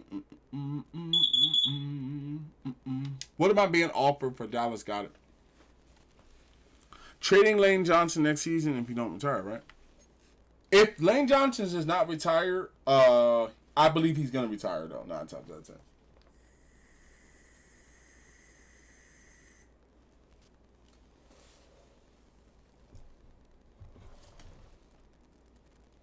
The player that I traded away was, what's his name? Brandon Graham. I traded away Brandon Graham because I know he's going to retire. Oh, my God, they're offering me Jackson Smith and Jobu. Oh, man. Oh, why'd I have to go and do that? Yo. Oh, they offered me Jackson Smith and Jobu. JSN. That is JSN for Dallas Goedert. And JSN is probably not up. He said, do that right now. He said, do that right now. Jackson Smith and Jobu for Dallas Goedert. Okay, and they're offering a 6th and a 6th. First of all, Jackson Smith and Jobu is probably going to be one of the best turnout wide receivers in this year's Madden. But I want to see if I can get a higher pick, right? So I'm not going to turn down the offer. I'm just going to see if I can add, say, a 2nd, see how far. Okay, so the 2nd's a little far. Okay, I know I have a player that I'm not going to use. How about Jahan Dotson and a 2nd? Okay. What if I put Johnny Wilson with it? Okay. So if you come down, he said easiest trade of your life. Make it a 3rd. Okay. And then what I'm going to do is I'm going to give you Johnny Wilson. All right. A 30-year-old Dallas Goedert who wants a 30-year-old Dallas Goedert who wants basically I think $40 million for 2 years for a rookie Jackson Smith and Jobu it's a no-brainer. You can't not do that. Took the offense up to 93. Okay, and now let's go into the re-signs again. We're clearing a lot of cash. Man. There's nobody else that really has that high of a contract. Everybody else is like 19s and 20s and things like that. And everybody else really has interest to be here. So if you really wanted to like roll the dice, right, what you could do is look to sign. Of course, the first two I'm going to negotiate with are going to be N'Kobe and Reed. Those are my first two that I definitely want to have back. And then the priority after them, I think, would be I wouldn't do Joel Wyatt Taylor just yet because he's looking for a 1-year deal. What I would look to do is probably try to lock up Elijah Vera Tucker. Yeah, he's still on his rookie contract. I would try to lock up Elijah Vera Tucker and Jalen Phillips, and then with Leo Chenal, I'm probably gonna trade him out because he's the enemy right now. If I'm not mistaken, Leo Chenal is literally the enemy because he plays for the Commanders.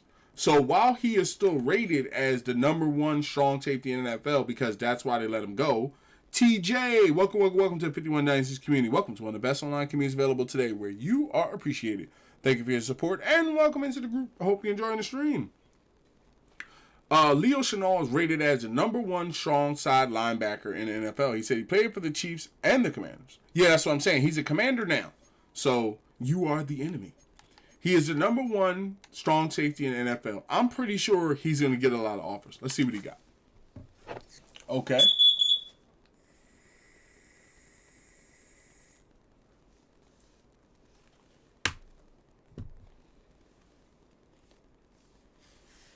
Okay. So they're offering Yaya again. They offer Yaya Dabe the first time. Okay. They're offering Darren Waller, 32, tight end. Brooks, Hunter Henry, Elliott, and Kelly. Okay. So Leo Chenal, what I would say is, Leo Chenal is one of the best. So not even one of the best. They're claiming him to be the best. So when you are claimed to be a best, you can maybe get away with asking for more. So let's come back to these 2 first-round picks they didn't want to come up off of, and let's see where we stand now. Okay? So how about Leo Chenal? And I know there's somebody else on here that asked for a boatload of money that's not going to get it. Okay? So let's say if you were to run with...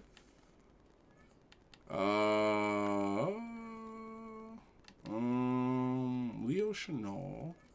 And we run into linebackers already, correct? Okay, so we wouldn't do anything there. You know, I have to replace 1 for 1. So let's go and see. First of all, let's see free agency real quick. Let's see what the linebackers in free agency are looking like before we commit to certain people. Okay, there's no Sams.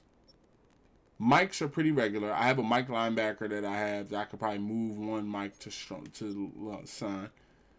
Will side linebackers is at about 71. There's a 21-year-old run stopper. Okay. He needs some work. And then there's also week 3. I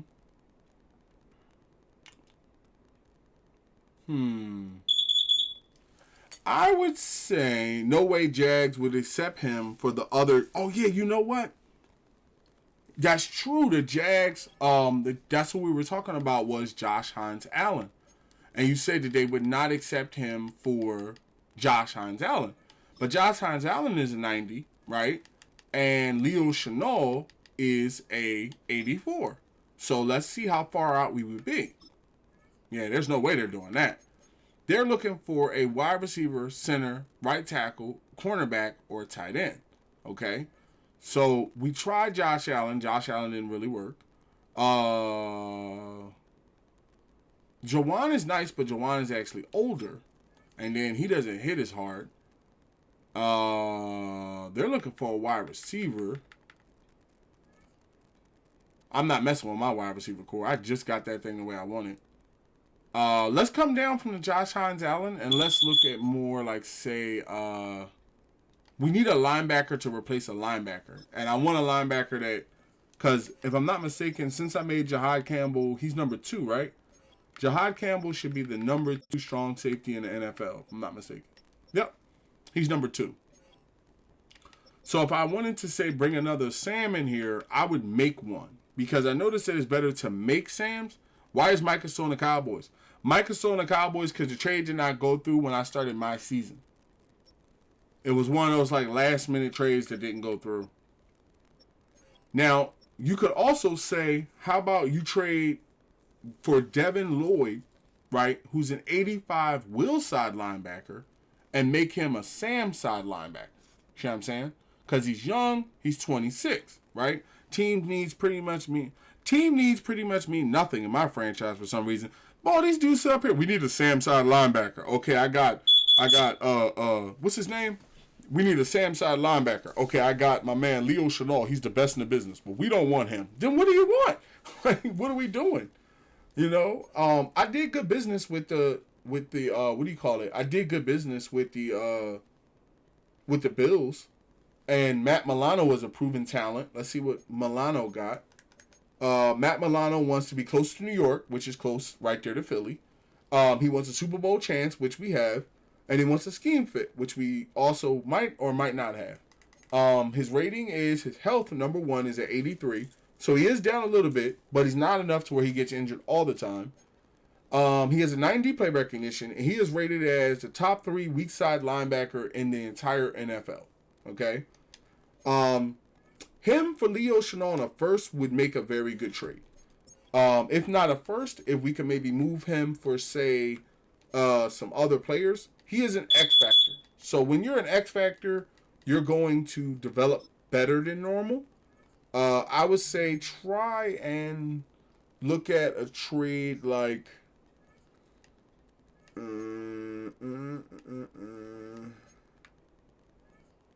Shaq Thompson doesn't have the trade veteran target thing just yet.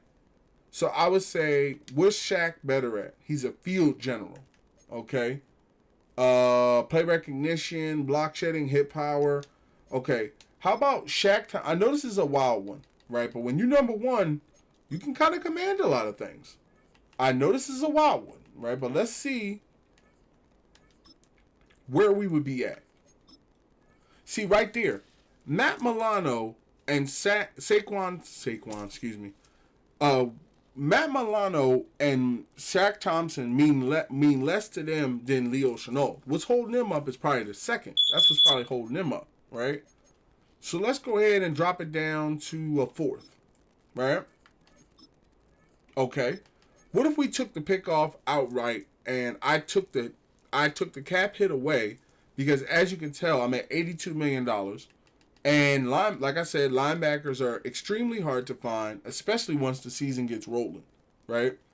So in the linebacker core, if I took these two dudes and gave you Chenal, how far would we be out?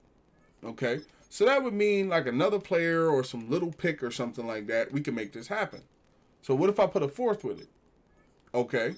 So a higher fourth, like say the 121. Okay, so I need to bring up, say, like a practice squad player or something like that, you know, to make the trade go through.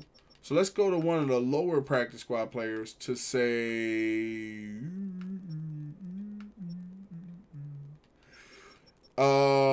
give me Byron Young, the defensive tackle. Call him up, Byron. Come on up, Byron. Your time has come. Your soul is mine. Let's go with, where was we at? We was at the Bills, right? And let's do where we were with Shaq Thompson and Matt Milano for Leo Chenal and Byron Young. All right, now, let's check out these contracts to make sure that we're not, you know, putting ourselves in a bad situation. Okay, Shaq Thompson is actually going to be up for contract later this year. So that can be a problem. Let's see what his motivations are. Highest value offer, close to California. He's not going to be close to California, and he's going to have a head coach win percentage. He also is been in the league for 10 years. I think that's a little not smart to take, because basically, he could end up becoming a problem. You know, Good player, but I think he's a little too old in the tooth. Okay, so you have Terrell Bernard, who is projected to be a first-round starter. He has all the intangibles, 85 play recognition, 91 play acceleration, and I'm pretty sure he's only been in the league, 3 years? How long is his contract? Okay, so he has a 4-year deal, and he's looking for, he wants to be close to Texas, which he won't. We are a big market, and we have historic championships. And he's a future starter, so he's going to get bonus XP. So let's go with Terrell for Leo Chenal, and I'm going to take Byron off and say, now that I'm doing a lower player, you know what? What if I put Shaq on there too? How far would we be out? 3 linebackers? Let's do 3 linebackers, and I gave John. Okay, 3. The whole Bills linebacking core? Bruh. Oh, you can't turn that down. You can't turn that down. I'm sorry. You can't. You can't turn that down. I'm sorry. 84 X Factor Matt Milano, a future starter, and Bernard, who knows 95 play recognition, and a veteran Shaq Thomas, basically the entire linebacker core for the Bills, and their star cornerback, one of their star cornerbacks, Benford, who was previously traded, for Leo Chenal and Brian Young. You got to take that one. You got to take that one. Took the defense up to 87. You got to take that one. You got to take that one. Okay, now let's see. Hold on. I know I got some cap penalties for that. That's the only thing. To tell you the one thing, though, when you're dealing with these, you got no picks on? No, I had 3rd and 4. I don't have any first. No, I ain't got no first for like 3 years. I traded them things away, bro. I traded them things away. I got 4th. I'll probably pick up a first right now. I wanted to stack out the team a little bit. Okay, so we got some strong. We got one of the strongest linebacker cores in the business. Okay, I'm talking about in the entire business. I would say let's look at that re-sign window and see where we're at. I might have messed with the money a little bit. We're at 34.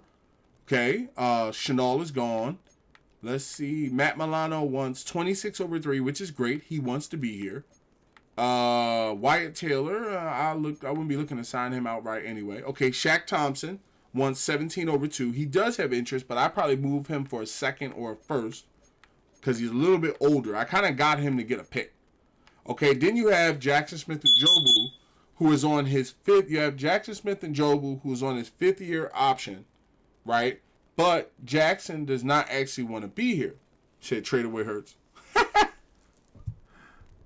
Said trade away Hurts. All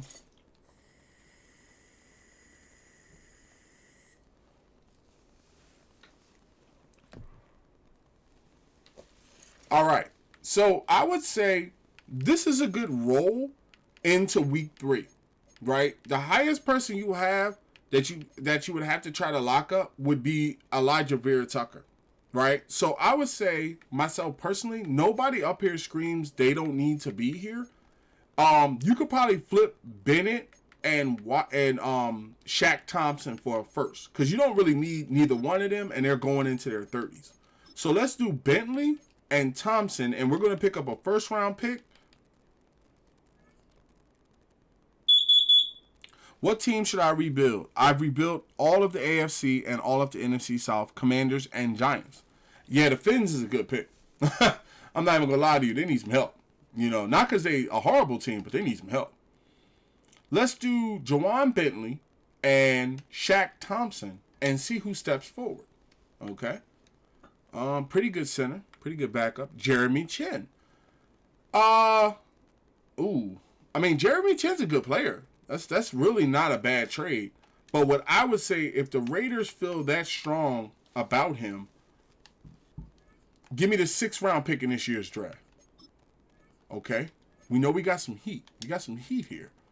The Cardinals would probably not trade me back my 2 first-round picks. Okay? What if I asked for my pick back and I gave you Shaq Thompson? No? Okay, what if I kept Shaq Thompson and I gave you Jawan Bentley? Okay. I could probably move Shaq Thompson for a 2nd somewhere. Let's see what we can offer for Shaq Thompson. Chase Brown, McMillan. Sometimes they be putting people up here that you don't even know they're trying to trade. Zach Charbonnet. That's wow. Okay, let's go to Seattle.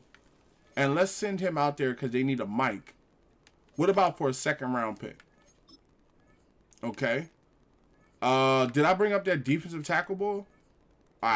Let's bring up another guy. Because we can get a second. Yeah, we're not that far away. Cowboys kind of needed a rebuild after the Fins, maybe. I feel like the Fins need more of a rebuild than Dallas. I don't think Dallas is really all that bad. I think the Fins are in a situation where they kind of bad. Let's bring up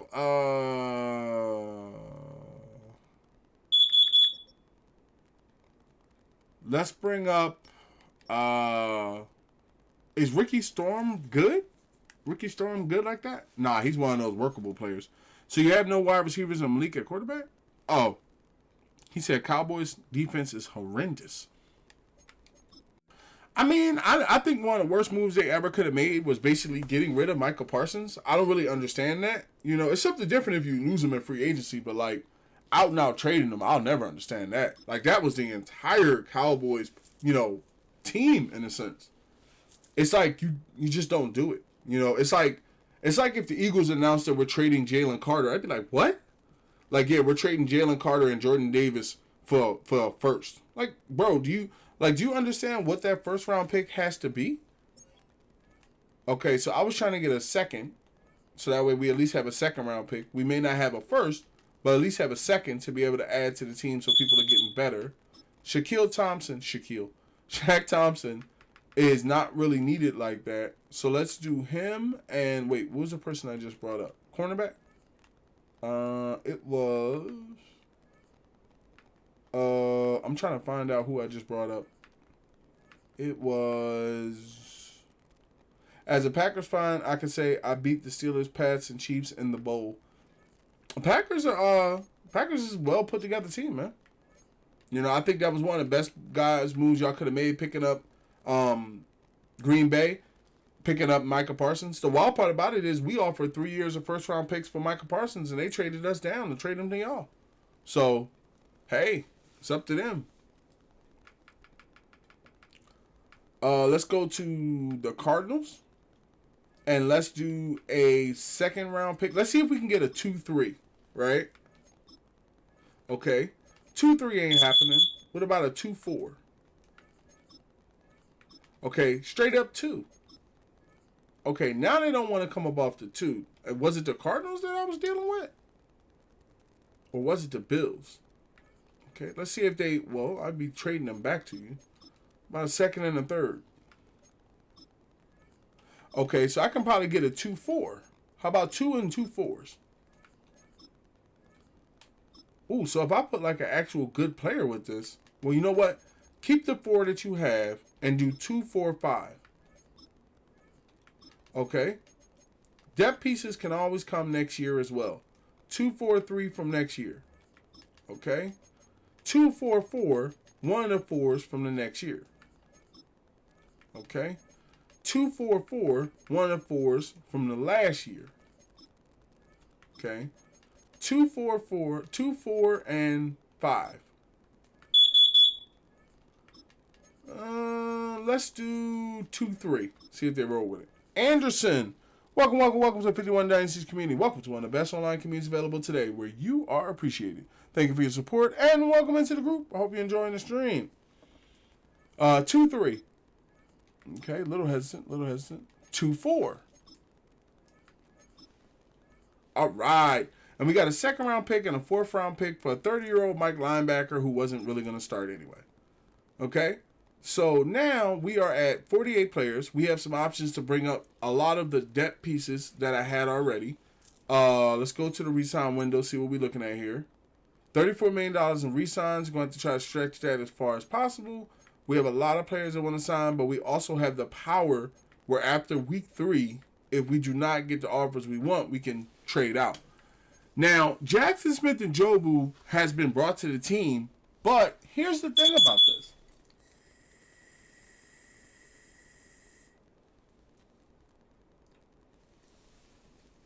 The thing about it is,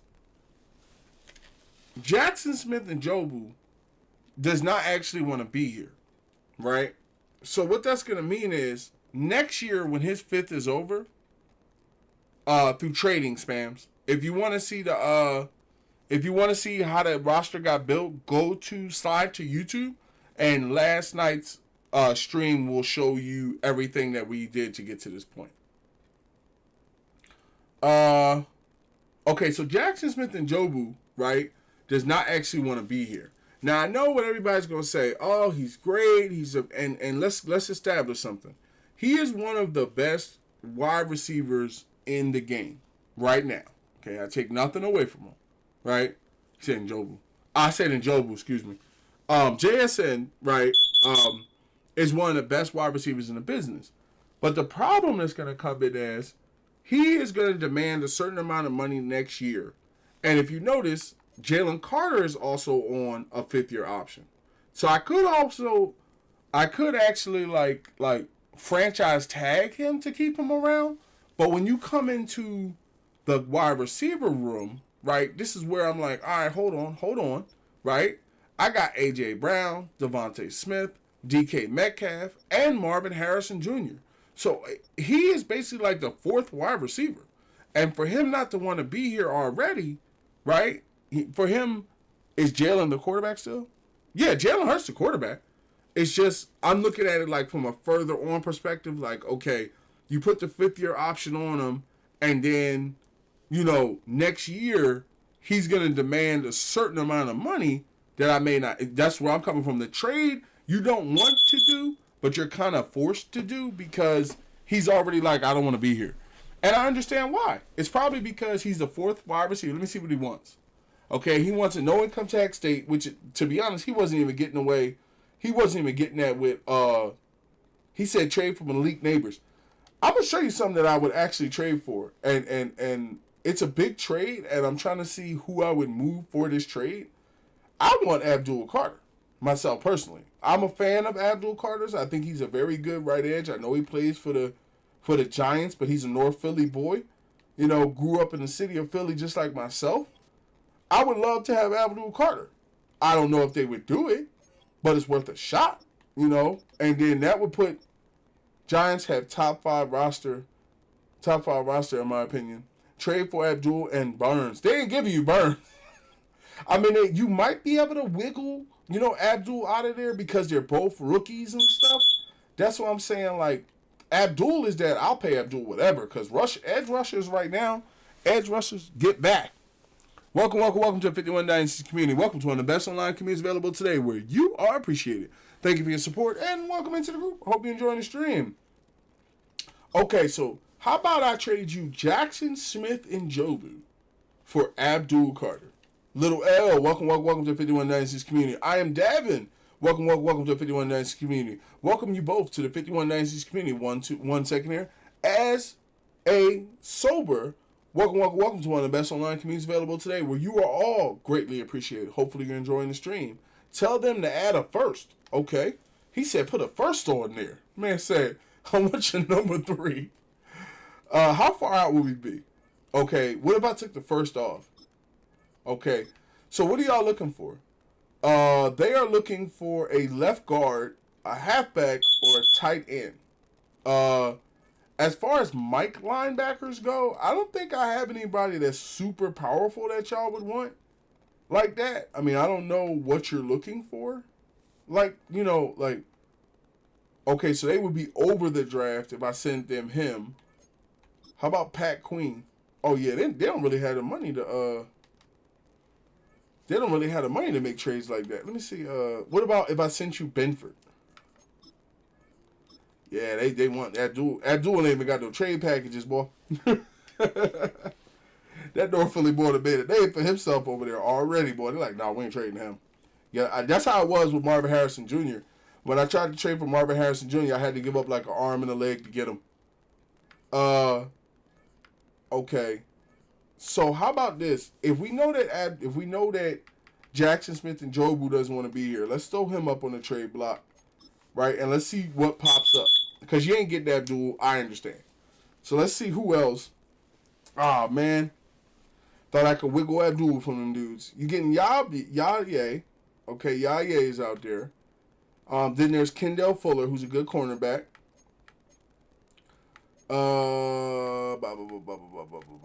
Adolphe Owe, who was one of the first international players in the NFL. I'm wondering if my chair gets hot because I have my lights on. You know what? I got my fan on, but dang, it's starting to get a little warm in this show. Like, I think this is on low. Hold on one second. I'm about to turn this on high. Oh, no.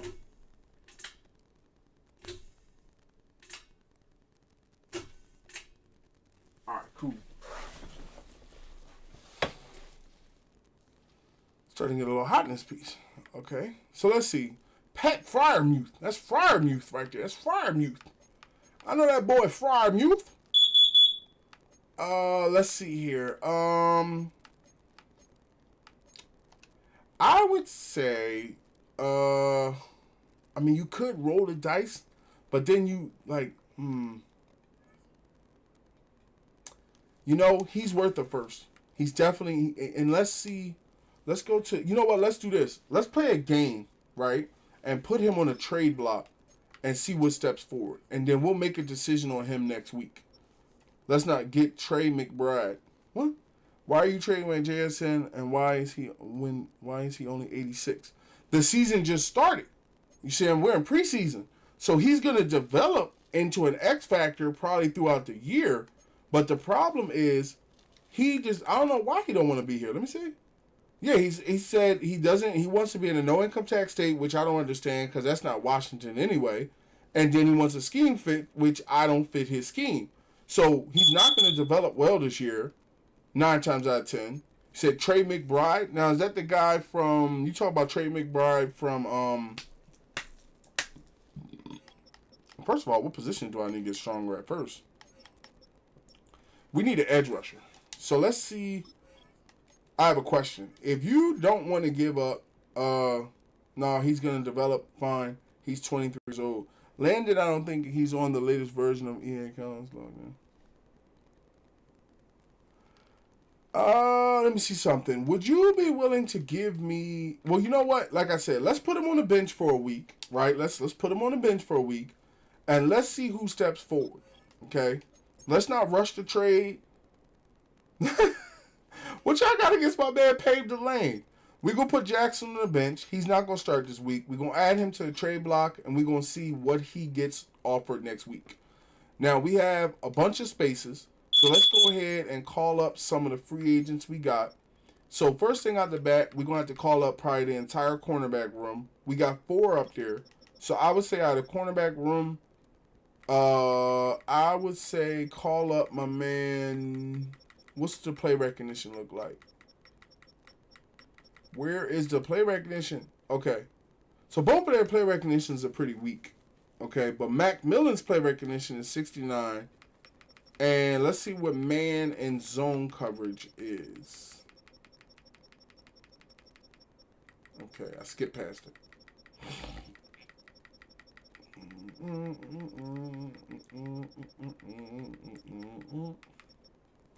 Okay, so Mac Millens has better man and zone coverage, but I think Kelly Ringo is a better tackler. Yes, Kelly Ringo has a better tackle ability. It doesn't matter if you can tackle somebody if you can't keep up with them. So let's see what free agency looks like because we did make a good amount of trades. Rico Dowdle, okay. Now I'm an elusive halfback, 80 overall. Okay, only looking for $1 million. All right. He's 35 years old. You can get a younger stud. Oh, Kelly Ringo is my brother-in-law. Really? He's a good player. I hope we hold on to him. He's not. I don't think he's on the practice squad anymore. A wide receiver in my league just had 2,220 yards. What? Get Rico and train him up. Okay. He make a good guy. Let me see what his stats look like. That's pretty good. 90 acceleration, 80 speed. What's his motivation in tags? He doesn't really agree with us. He wants to be top of the depth chart. He's really going to be 3. But it's a good person to have. Wait, let me see what my practice. Can I see my practice squad from here? No? I'm mainly in need of cornerbacks right now. Tyson Hill was a good one. I had him on the squad for a while. He has an 85 play recognition, 76 zone coverage, and 78 man coverage. He's a very good linebacker guy. Let's bring him on. And then there is, let's see who else is out there. Any mad names? Okay, so you don't want to go below the people you have. Then there's Jaquan McMillan. Hey, bro, trade away Lane Johnson. He's 35 years old. You get a stud, bro. Like, you can get a cornerback. And then my line's weak. Oh, my God. This dude has a 79 play recognition, 76 zone coverage, 76 man coverage. I think I just found both my cornerbacks. You're getting signed to the active. Okay. So how many do we have now? Okay, we have 53 positions. All right, so we got the two cornerbacks, right? Defense is coming together nicely. We didn't spend $80 billion. Okay, and we currently have 6 cornerbacks, which is cool with me because we have no free safety, so one of them would be a free safety. The will linebackers looking good. Mike is running at 4. Sam is running at 2. Okay, defensive tackle's running at 4. Edge is running at 1. And we need another edge rusher. Okay, so that's a position we need to work on. Well, not work on, but it's a position we need to pick up. Tyler Steen, I'm going to swing over to the left guard position to be behind Landon Dickerson. So that way, yeah, McMillan, I'm like, what? They said 80-something play recognition? Though, 85 play recognition before you even start the season is going to be a monster at the end of the year. He might go up to like superstar. Backup center, okay? Backup left tackle. We need, so for the three positions, we're going to need at least one more tight end and one more edge rusher. And then wide receiver is already taken care of. Halfback can run in 2, and we have 2 quarterbacks for right now. Yeah, I would say one more tight end and one more tight end and one more edge rusher. Make that 84-year-old middle linebacker a Sam. Who is that?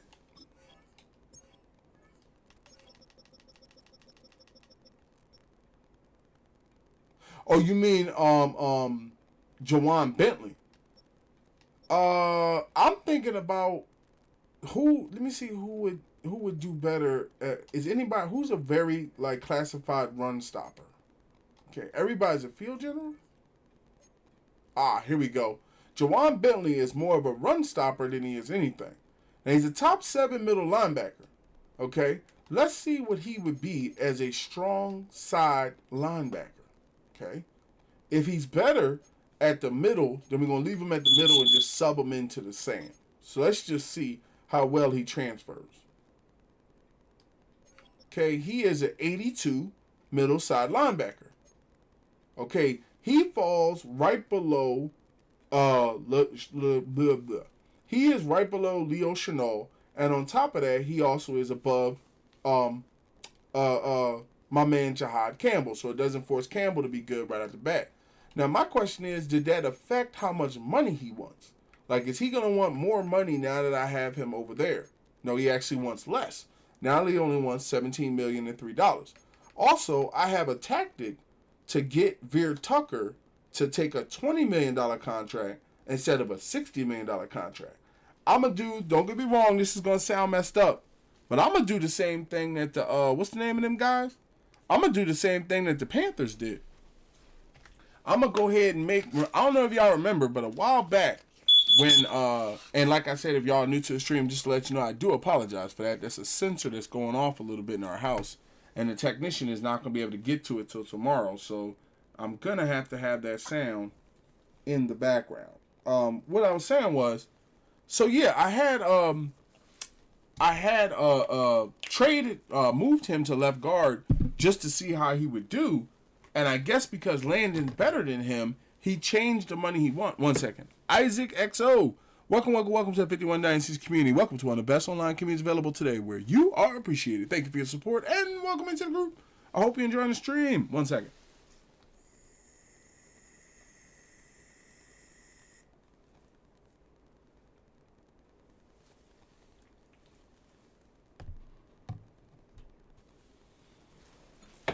So I had a tactic, right?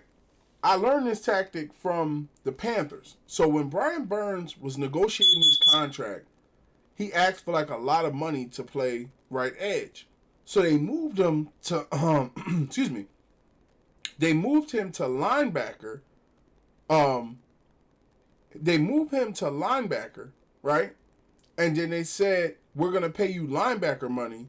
And then they traded him to the Giants where they had to pay him edge rusher money. Go Birds, baby. Welcome to 51 Dynasties community. Welcome to one of the best online communities available today where you are appreciated. Thank you for your support. And welcome into the group. I hope you're enjoying the stream as well. So that's why I got Veer Tucker back. Finally found an updated roster to rebuild. Who's that? Let me show you. We'll do it after the game. I'll show you after the first game when we get down to week 3. Okay, so we have some other open positions, which is good.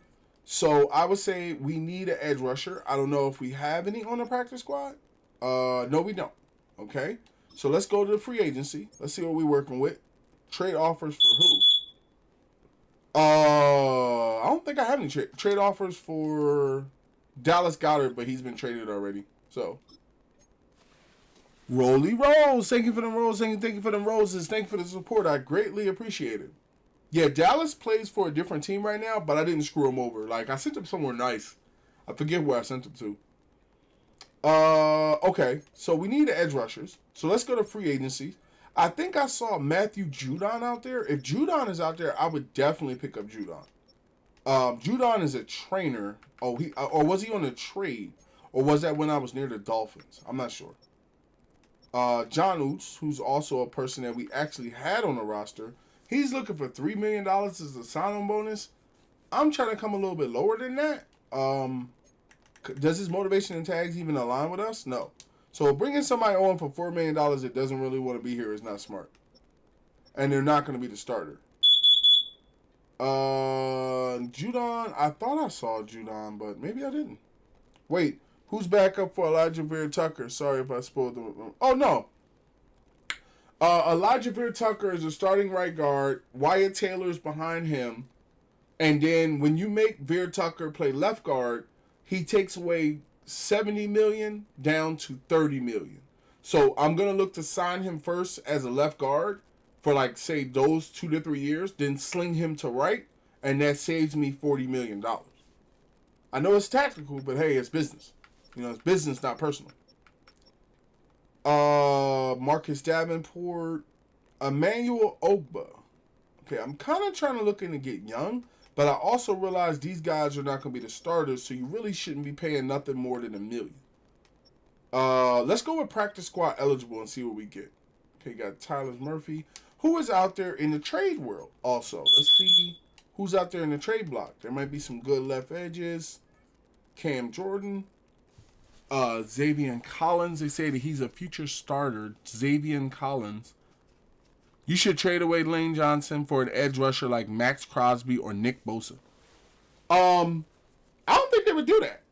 I mean, if you want to trade somebody, let's see if they would take, Max Crosby is the man. You know, and then 9 times out of 10, once the season get rolling, Max will not be able to be traded for.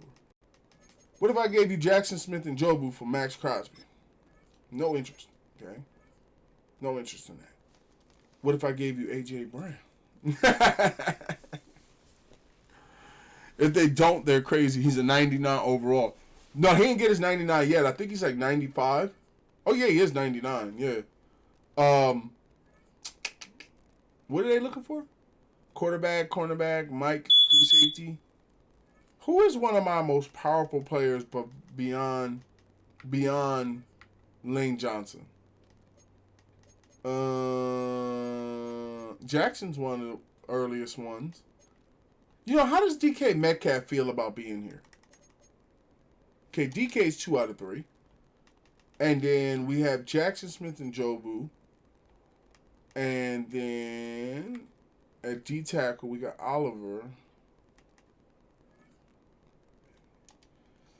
Let me see something here. As a statement. If I was to offer you Jackson Smith and Jobu and Ed Oliver, how far would we be out for Max Crosby? Ain't enough. Not enough. That That is true. Lane Johnson will retire next year. I doubt if they do it. Let's see. Yeah, they ain't with it. They ain't with it. They like, bro, we know we only got this dude for like 1 year. We are not with it, bro. We are not with it. He said, add who?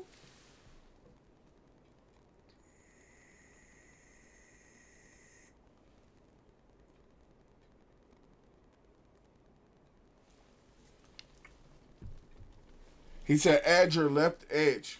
You mean, Phillips? Let me see. I'm trying to think. Give me a second here. Cause see, the thing about Lane is, I know there's other linemen. He can't. Is he the oldest lineman that's playing right now? Cause if he's the oldest lineman, he probably is gonna call it a day. Boom, boom, not enough. Boom, boom, not enough. Okay, so he's been in the game for 12 years, right? And then everybody else, Lane Johnson is 35 years old. I'm just looking through the numbers. Okay.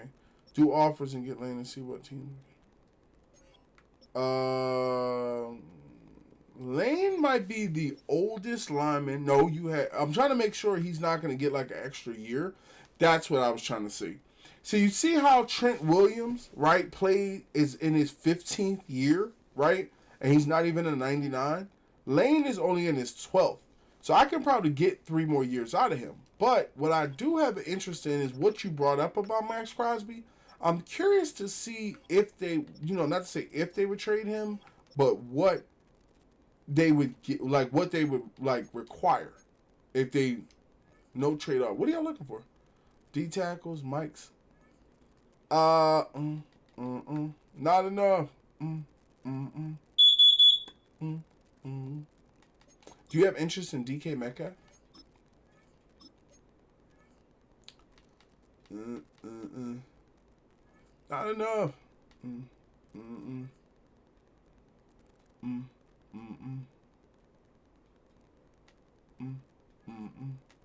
Not enough.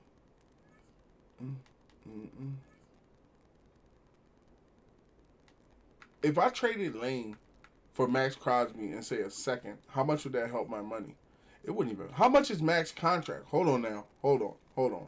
How long is Max contract? Damn, Max signed up for the next 5 years. I would have the elite right edge for the next 5 years. Okay, now before we make this trade, let's.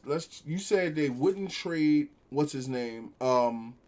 Josh Hines Allen, because you're losing basically the best number 1 right tackle in the business for the best right edge rusher in the business.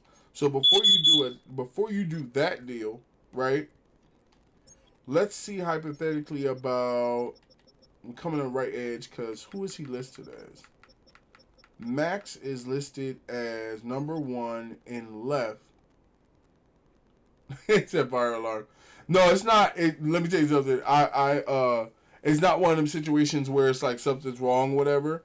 It's one of those things where like the sensor is weird, but it's an electrical one. Like it's not those old school ones where you just take it out the ceiling and put a battery in it. It's one of those like connected to the electrical of the house. And I'm not an electrician, so we're waiting for the person tomorrow to come and fix it. Mike is on the Cowboys because his trade was later after when I started. I mean, they're willing to trade him. Lane is a first round, and JSN, trust me, ain't going to go through. You said Lane is a first round, and JSN, trust it might go through. Here's the thing. Before we swing super high, right, let's see how much we would comparison here. Because you have a Will Anderson who's an 89, who's a superstar out of Alabama. Now, let's see what his motivation tags are. Warm weather, no. See, he's hard to work with, too. And then with excuse me, with Josh Hines Allen, I'm a fan of Josh Hines Allen. He wants top of the depth chart, which he would have, and team has franchise quarterback. If I was to offer you, say, Jackson Smith and Jobu for Josh Hines Allen, you guys need a wide receiver. How far out would we be? Okay, what if I put,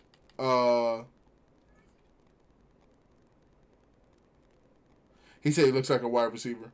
What if I gave you, say, you're looking for linemen, right? I mean, Benford's super good, but Josh Hines Allen is an X Factor right edge. Okay, so if I put a second with it, I could get Josh Hines Allen and keep the people I had. Because when you really look at it, now let's examine this trade, right? To add a second. Wait, so when was this franchise? The franchise was created, I rolled it last night, but I chose the preseason because I wanted a shot at this year to be able to draft in the draft. I didn't want to actually not draft in the draft. To add your right edge. Okay, so we do Jackson Smith and Jobu, right? Because he don't want to be here. What's up with Benford? Does he want to be here? Oh, Benford don't want to even be here. He don't want to be here anyway. And then we would get Josh Hines Allen, who is an X Factor right edge. He's 28 years old. He's 6 years in.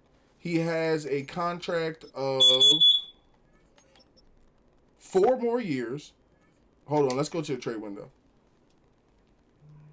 I know I tried to get Jackson. I tried to get what's his name? Hold on 1 second. Let me check this message. Oh crap.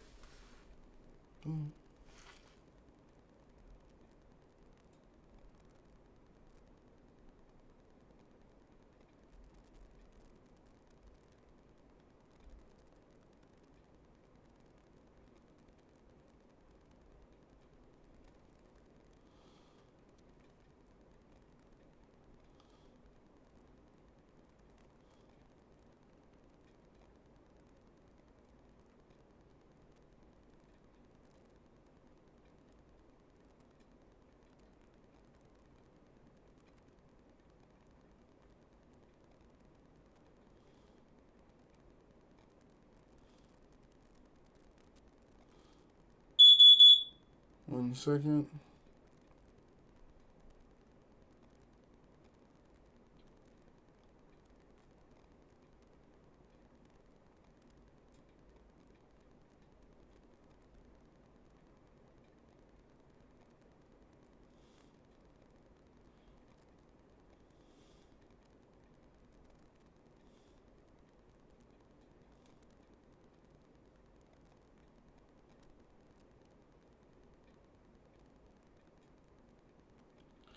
One second, texting the wife.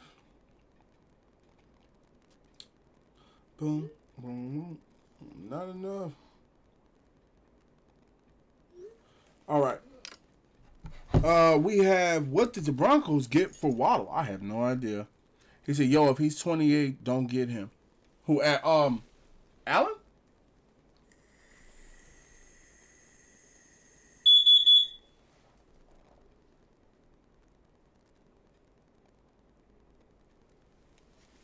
Oh crap! Almost made a mess up trade. You said Josh Allen. If he's 28, he's saying if he's 28 years old, don't pick him up. Okay, now let's see. Is Josh Hines Allen over 29?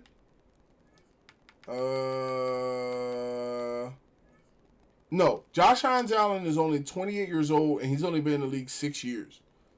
So with Josh Hines Allen being 28 years old, that's what I'm saying about their overall goes down when they're 30. Yeah, that's what I'm saying. Like when you get to like take up Max Crosby, right? Max is a 96 at X Factor, but at the same time, Max has been in the game as long as Josh Hines Allen. So it kind of weighs out to the same thing. See, Lane Johnson may not retire because Trent Richardson is in his 15th year and Lane Johnson's only in his second. So if you trade away your best right tackle, right, now you're in a position where you could put a young guy over there. Hold on 1 second. Got another message.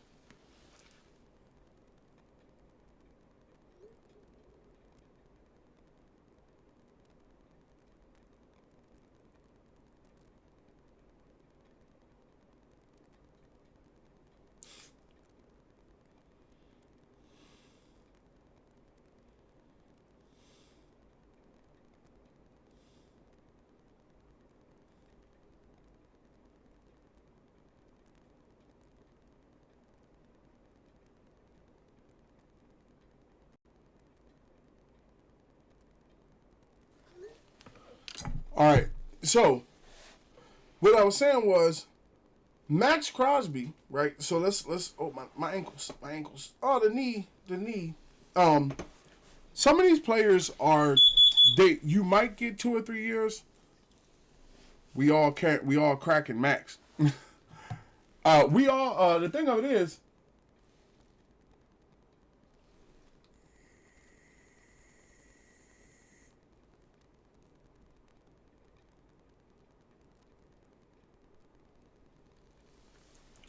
this is what I'm thinking, right?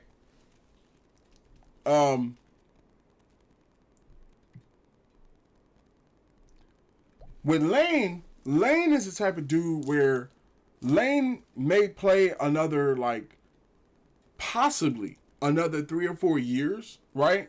But what I did notice was Penei Sewell took over his #1 spot, like I think the following year, right? So that means he went down a point. Now, if Lane doesn't play the next 3-4 years, right? And let's say I don't take the Crosby trade, then that's a situation where basically Brady played until he was 40. Lane's got that easy. That's another thing where I'm coming from as well, where Lane may where is he at now? He is now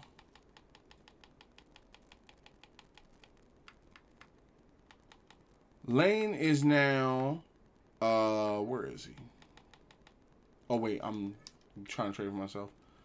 Lane is now only 35 years old, right? He's been in the league 12 years. So if he goes another 3 years, he would be closer to 40, right? But it's hard to tell with linemen. You know, they are the types where I could win the Super Bowl this year and Lane like, all right, I'm done. You know, 3 Super Bowls, Hall of Fame, I'm done. Whereas with Crosby being in his 6th or 8th year, you could see him going long term. Now, if you wanted to keep Lane because you don't want to give up, you know, basically the best person at his position, we could. My thing is, I want to take a crack at Abdul Carter again. Now, with the Abdul Carter trade, how about Jackson Smith and Jobu straight out? How far would we be out? Okay. A little bit of movement, but not a super amount. They're mainly looking for a Mike, tight end, halfback, or left guard. Okay. So at right guard, I have Wyatt Taylor, who I can add to this. See, now they're over the cap. That's what's also preventing them from being able to trade him. Okay, put that guy on there. Crap, I flipped the thing. I don't know, give me somebody that ain't worth nothing. Where we at? Okay. Yeah. How? Jai, just to let you know, if you're wondering how it happened, the salary cap is on. I've made no punting trades. I've created no players or forced any trades. You can stop past YouTube and look at yesterday's stream, and it will explain everything on how we got to this point. So yeah, with Lane Johnson, what I would say the smarter trade, because they're both 28 years old, I would say the Josh Hines Allen trade is better because you keep your #1 right tackle, right? While at the same time not giving up much, but players that don't want to be here anyway. Because the Jaguars, when you come into Josh Hines Allen, Hines is rated as the #4 ranked right edge in the entire NFL, right? The only person that's going to climb up there with him is probably going to be, let's go take a look at that to see what we're actually looking at here. First and foremost, first free agency move, the Fins franchise is getting Stephon Diggs because I need wide receivers. I mean, Stephon Diggs is a good wide receiver, man. I ain't got nothing bad to say about that. I would say with Josh Hines Allen is #4, okay?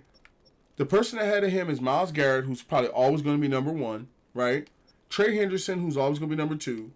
And then Danielle Hunter is probably going to come down, and you can see Josh Hines Allen is only 1 point out from taking them over, right, and being #3. When you come into the left edge room, Max Crosby is already below Micah Parsons. Bro, I'm saying the Masters.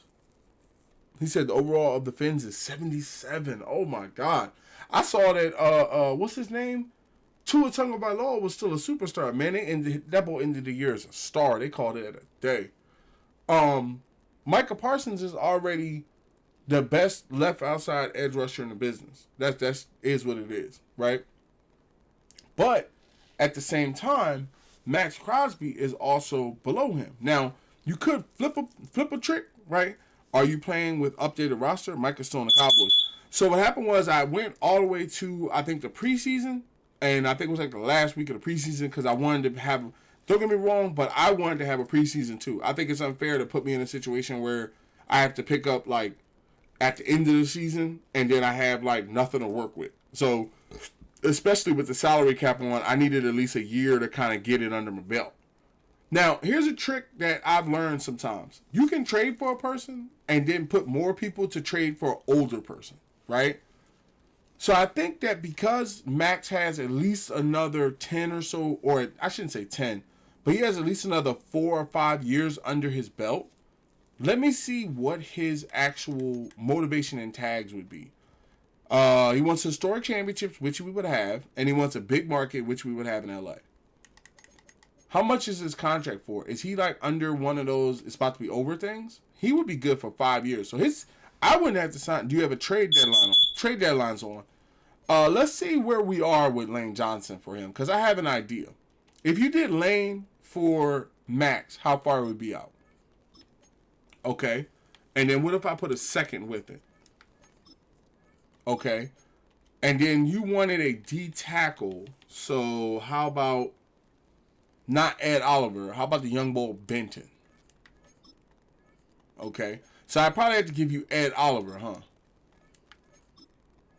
Yeah, see, even with Ed Oliver, you giving up too much. See what I'm saying? They want too much. That's one of the downfalls I feel of the Raiders, that basically they want too much. They want like Max Crosby. I mean, they want Lane Johnson, 99, number one in his position. Jackson Smith and Jobu, one of the best wide receivers in his position. A second round pick and another player. Like, bro, that's now you raking me over the coals. So I would come back to more the Josh Hines-Allen trade, right? And I would put in, say, you're looking for wide receivers. So I would say, how far are we out for Njoku? Okay.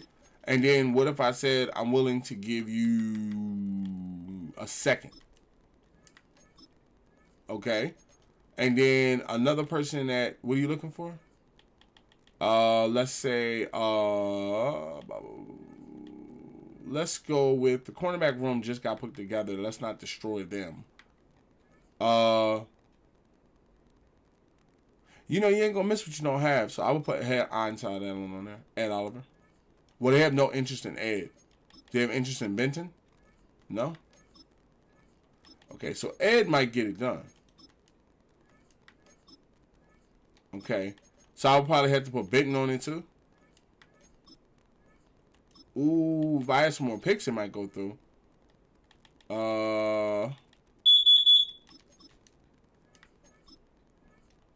Okay, so the players, the lightweight players that you're giving them is what's making them not want to take the trade. They're looking for wide receivers, centers.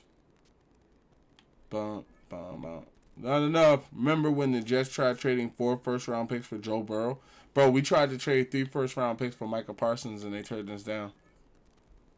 Oh, I could put Wyatt. That's what it was. It was Wyatt Taylor. Wyatt don't want to be here anyway. Okay. And then let's throw that second on there.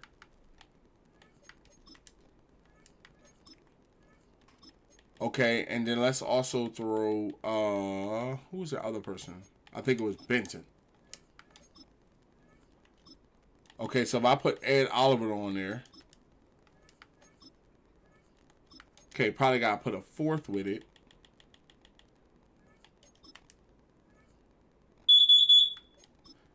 He said, we tried our hardest for the other Josh Allen. Jackson Smith and Jobu, let's do this. Let's like I said, let's run the game first and let Jackson Smith and Jobu be on the practice squad, excuse me. We're going to put Jackson Smith and Jobu on the trade block and we're going to hold him out from this game.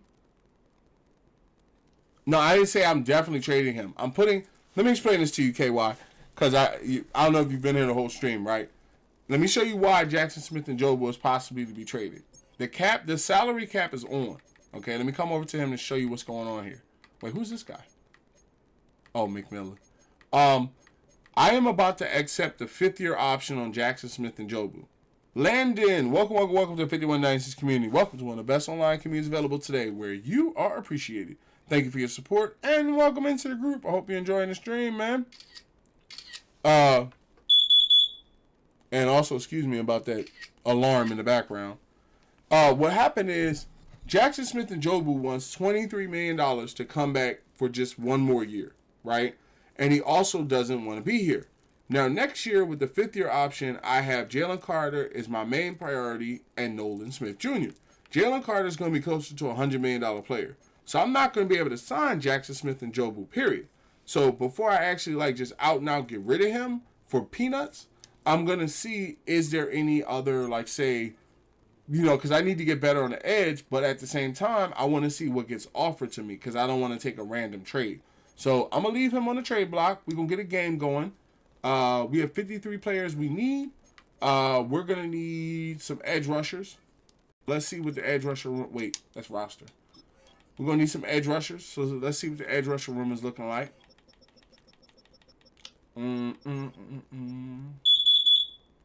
Looking a little sparse. I'm really only looking to pay like $1 million or so because I want to try to work things out with Jackson Smith and Jobu. I mean, not Jackson Smith and Jobu. With Jalen Phillips, because that would really save me a lot of money and trade ability. I'm saying I'm trying to do like $1 million. Tyus Bowser, I remember him. You know what? Let's go by block shedding, because I know a lot of people ask, what is block shedding? Block shedding is the ability to get off the block. Okay, Marcus Davenport is winning, and then there's Torkel Lewis. Okay, so who is the higher level? Okay, one's 28, one's 30. Okay, $2 million. Star. Good acceleration. Block shedding's pretty good. Top 27. 2 out of 3. Okay. Let's go ahead and trade him. Sign him. And then I think we should be good with the linemen, right? Okay, we got Davenport and we got Phillips. Okay, so we should be pretty good there. We got defensive tackles that can help at that position. And then we're going to need a tight end and a backup quarterback. Or at least a tight end. And let's see the practice squad. I don't have no tight ends over there. Nope. Okay. Javarius, yo. Wait, why you say his last name like that? Who? Jackson Smith. I keep saying Jack. And Jigba. I keep saying Njobu. I don't know where I'm getting Njobu from. Where am I getting Njobu? Our guy's Njobu, if I'm not mistaken, right? Let me see. That's Makuba. I don't know where I'm getting Njobu from. Yeah, I'm going to pull up the team.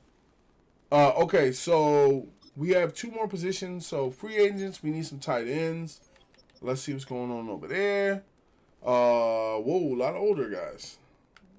Then there's Jordan Atkins. He's possession. He can run the routes. He can catch the ball. That's enough for me. Okay, put 2 of them there. And then we're going to need a backup quarterback in case everything goes to hell. Give me my man, Big Winsadelphia. Even though he don't like being the 3rd string, bring in Winsadelphia. Okay? And we got 53 people. All right, so let's get the roster organized. First off, we got to get the first game set up and ready to go. And then Jackson's on the practice squad. I mean, not practice squad. He's going to be on the bench because I don't want to get him injured where he can't play. So we're going to bring in Big Winsadelphia behind Shadari Sanders. Halfback is going to be Tank and Saquon Barkley. Fullback is going to be Ricard. Wide receivers is going to be A.J. Brown, Devontae Smith, D.K. Metcalf, Marvin Harrison, Jahan Dotson, and also give me Atkins out the side. We only have 2 tight ends? Oh, okay. We have them, and then we have a fullback that can play tight end. Left tackle's looking good. Left guard is backed up by Tyler Steen. Center is good. Fins might go 0-17 next season. I mean, if they do that, they basically tank it for the pick. Yup, it's online. Uh, contracts are going to determine who's who. That first contract, like when I tried to get Max Crosby right, I think I offered them. I think I offered them Lane Johnson. If I'm not mistaken, I offered them Lane Johnson and a second round pick for Max Crosby. I don't think that would change. The problem is I don't have enough firepower to offer outside of Lane Johnson. That's the reason why they know I have to kind of go along in a way with whatever they're offering. Because of the fact that basically I don't have the firepower to go higher in the trade. Okay, and then at the Sam linebacker, we put in Jahad Campbell. And we also have 3 Sams, which is Sayanoa over here.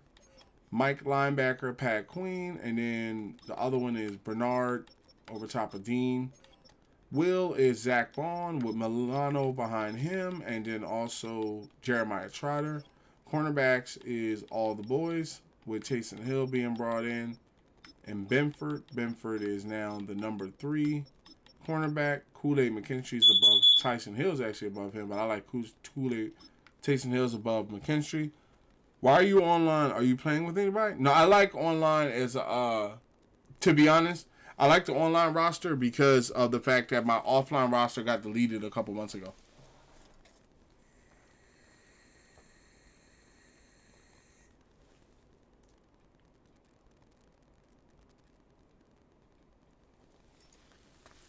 Not even like me deleting it. It just something happened with the file where it just ended up getting deleted. So I just decided to start playing online now, so that way if anything happens, they have a backup. Free safety is gonna be my man Reed Blankenship. That's Reed right there. He's gonna throw the blanket on you. And then you got Chauncey Gardner-Johnson, CJ running topside with Andre Makuba. Go to adjust lineups. I don't like doing that. I like the old school method of going position by position. Yeah, that's why I stopped playing. That's why I'm not probably going to play offline anymore because I was pissed, man. I had a really good franchise going. I was like 4 years in, winning all these Super Bowls, and then out of nowhere it happened. 308. Welcome to 51 Dynasties community. Welcome to one of the best online communities available today, where you are appreciated. Thank you for your support and welcome into the group. I hope you're enjoying the stream, man. Okay, so we got Jalen Phillips we're working on a contract with. And then from the left edge room, we're going to bring Jeremiah Trotter off the left. Right edge room is going to be Chase Young. Well, actually, Jalen Phillips is pretty good, too. He's actually better than Chase. So we're going to put Chase. We're going to put Phillips ahead of Chase. And Chase there. And then we're also going to bring Sayanoa off the side. Right defensive tackle is going to be... rush defensive tackle is going to be Jalen Carter and Ed Oliver and Jordan Davis. Nose tackle is going to be Jalen Carter, Jordan Davis, and Ed Oliver. Sub linebacker is going to be a change up. We're going to bring out Pat Queen, and we're going to bring out Matt Milano. So the line got just that much better for the linebacker core. Slot cornerback is going to be my man Cooper DeJean. I think he, if I'm not mistaken, is best at slot. Or no, I want Coop floating. So we're going to put Benford up there, and then we're going to put... who's another guy? McMillan. We're going to go ahead and put him in there, and then we're going to have Kool-Aid behind him. All right.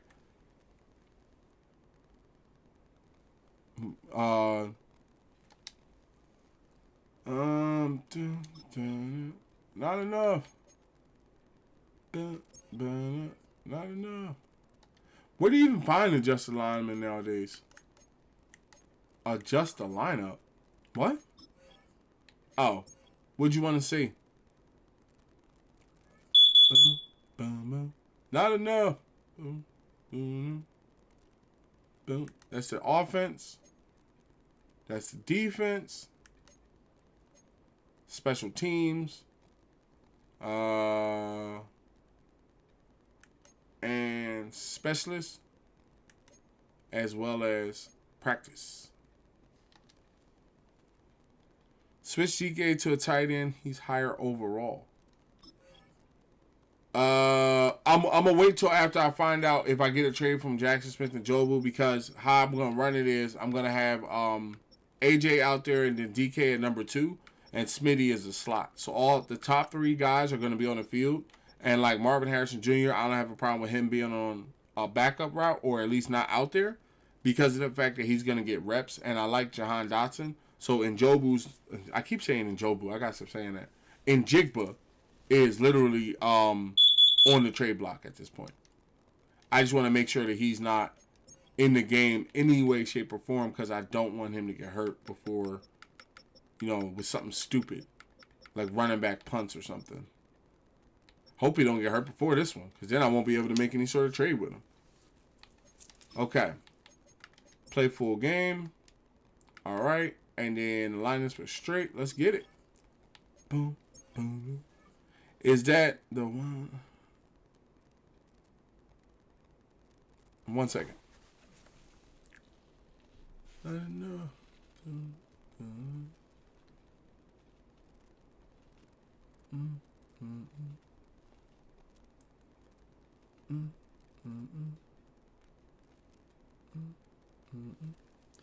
Oh.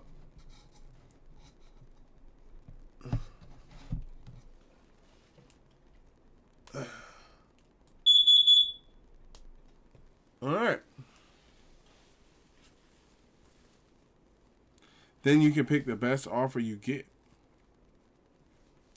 I think you can put him at and see what everything's offering.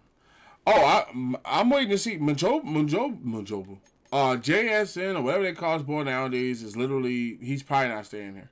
I'm not worried so much about the first. I'm worried more about like what I want to see what the NFL would offer before I actually take the what do you call it? The offer for, if put it to you like this. I'm gonna say it like this. If Jackson Smith and Jobu does not get a great trade, I will probably trade Lane Johnson and Jackson Smith and Jobu and Wyatt Taylor in a second for Max Crosby. I probably will do that. Matter of fact, I could probably do that before we start this game. Let's see if they ran with that. Let me see something. Because that might be what's holding back that Max Crosby trade. I mean, let's see. Because Max Crosby, one of them dudes where if Lane was like 20 years old, it'd be different. Like, that's the thing about it. If Big Lane, you can put him in and see if they just what they want. The thing of it is, if my man Big Lane was like 20 years old, that'd be different, right? But he getting ready to retire next year. Yeah, go see his name and click trades and press Y and you'll get trade offers. Yeah, let me see. We'll see what he offered so far. Let me see. Because the trade offers probably ain't going to be as much once we get the plan. You know how people get out there during the year? Yeah, see, by himself, he doesn't yet, because it's not that X factor in, JSN from the end of the year. It's the beginning of the year. So I'm thinking, how about Max Crosby for Lane Johnson and JSN? How far out would we be from that trade? Okay. What if I put...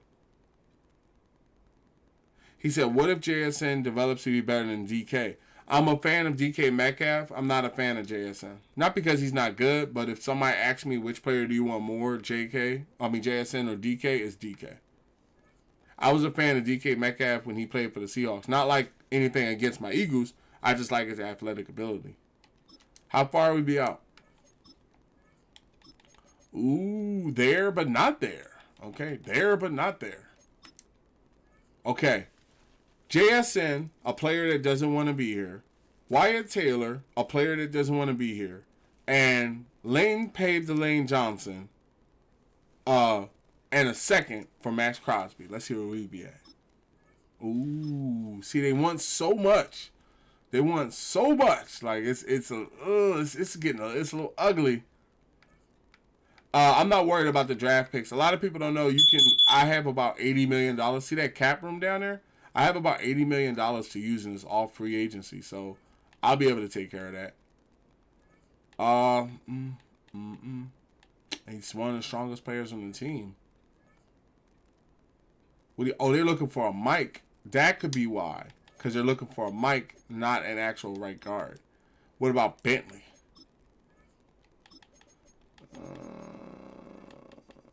What about Benford?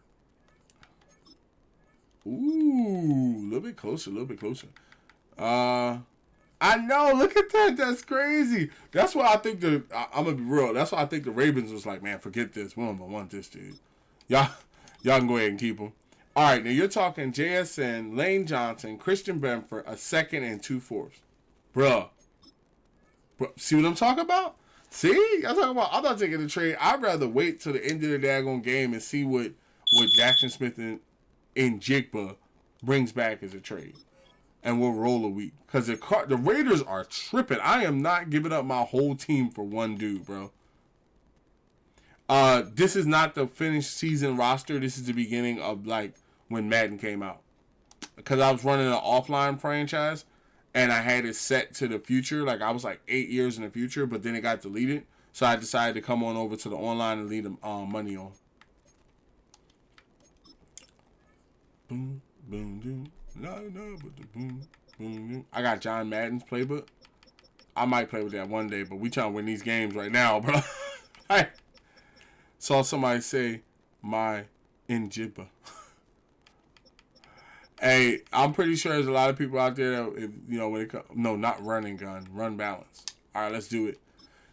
All right, so of course they still got Micah Parsons, CeeDee Lamb, Brandon Aubrey, and Dak Prescott. Let's get out here and see what we got. Well, what happened? All right, let's get it. Fly, Eagles, fly.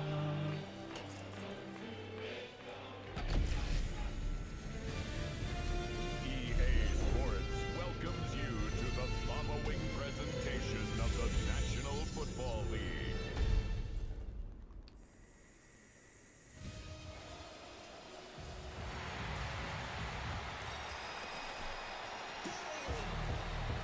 All right.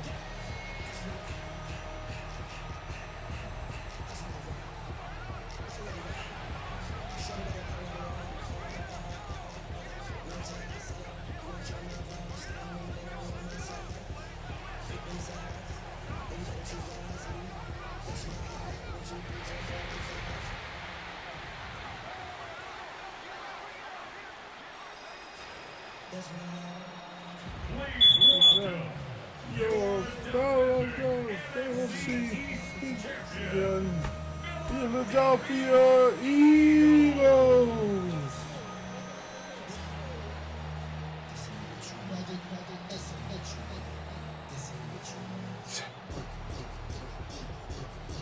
You know, a lot of people ask, how do you feel about Jalen Hurts next season? Not a problem with it. Not even an issue with it. I have full faith in Jalen Hurts, Nick Sirianni, Howie Roseman, Jeffrey Lurie, and everybody else on the team, man. If A.J. Brown is here, if he ain't, cool. You know, I don't know if the man said he do want to be here, don't want to be here, but basically, I'm worried about the people that do want to be here, for real, for real. All right, now let's see where we at. All right, let's do this. Come on now, who we got? Come on, Dotson. Come on, come on, come on. Ah. Oh, my God, I got demolished. Jesus. The Tush Push Philadelphia Eagles. I could say the Deflategate Patriots. The Deflategate Patriots. I could say the Bounty Hunting Saints. Everybody got a tag, man.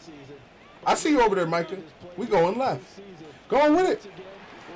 We out of here. That's what I'm talking about. No huddle. No huddle right off the bat. That's what I'm talking about. Look at them lines. Look at them lines. Where's Micah at? Micah went left. All right, I see you, Micah. Go on with it. Oh. That's what I'm talking about. Oh, I thought you had that, Smitty. Oh. True if it was confirmed. First of all, Bountygate was already confirmed by players that played for the Saints. And Deflategate was already real because it's a whole documentary on it, bro. That's Big AJ. Micah Parsons is down. Is that Micah? Oh, my God. Micah is jogging to the locker room 5 minutes into this game. Wow.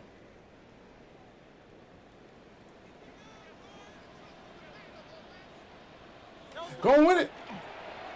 Ah. That's right, big Saquon. No huddle.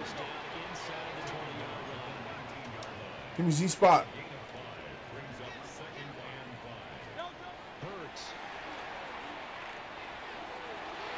And I threw in the triple on that one. I was a triple throw on that one.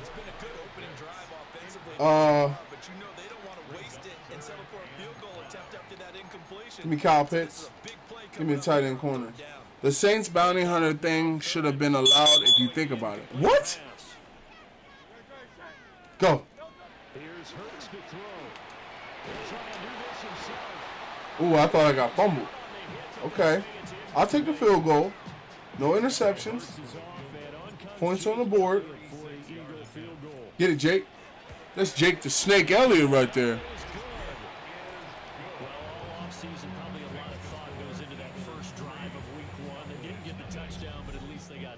And what I like about it is that they didn't overthink it, because you're exactly right. A lot goes into the offseason, the preseason to get to that first. You said, I don't know how to explain it. Okay, so let's bring in the internet. We live in the era of the internet. Okay. What was the information that came out? Excuse me.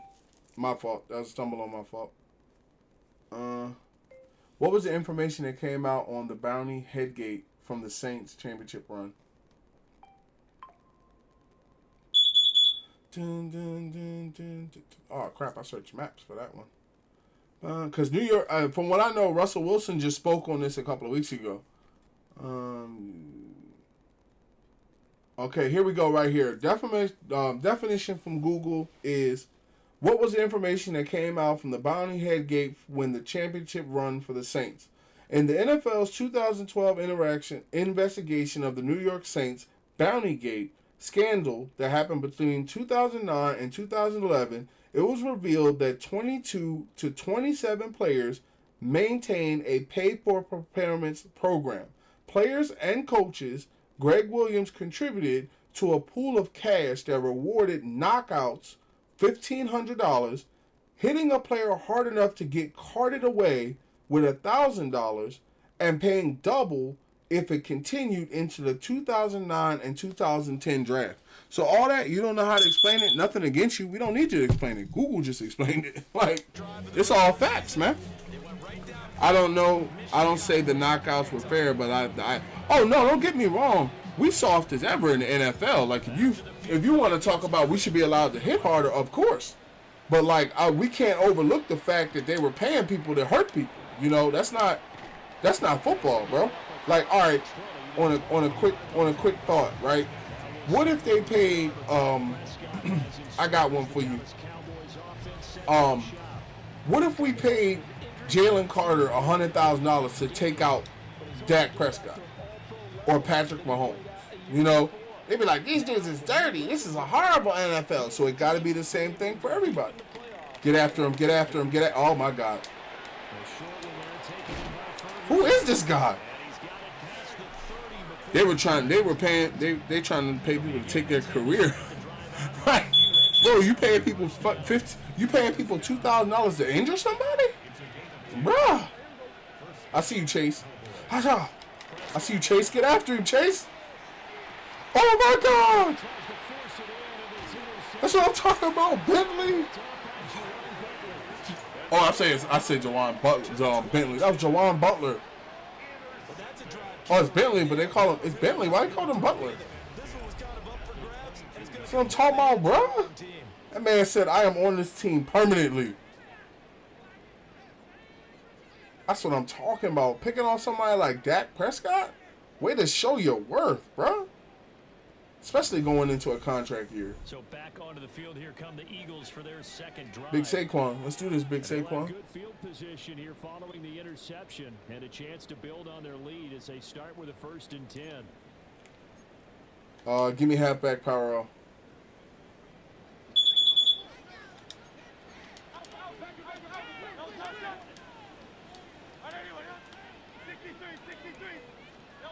Throwing is Hurts.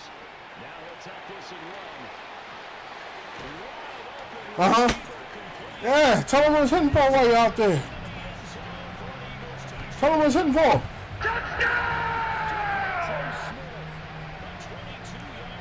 Tell him again. Because we out there throwing that. Final flash!